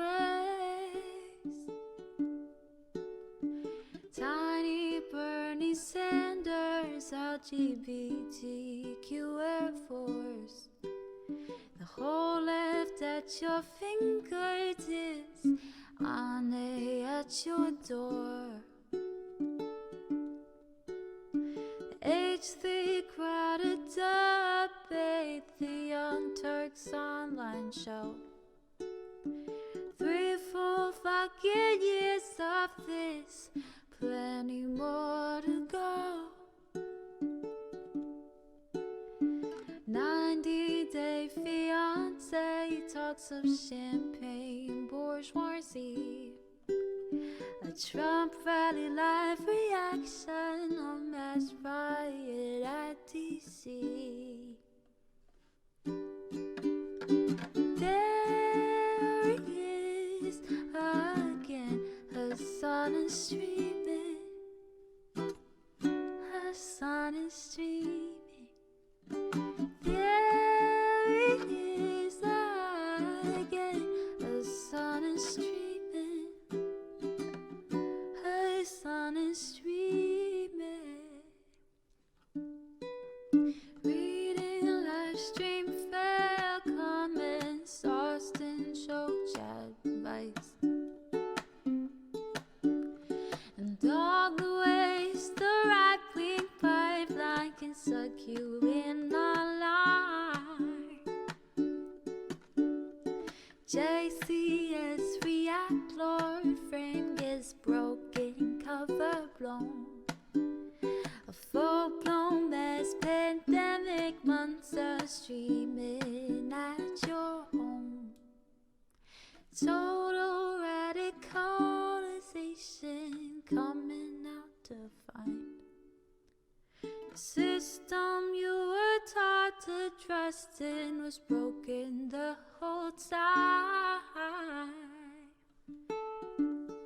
All these daily streams, whether big or whether small, have helped me and so many find the meaning through it all.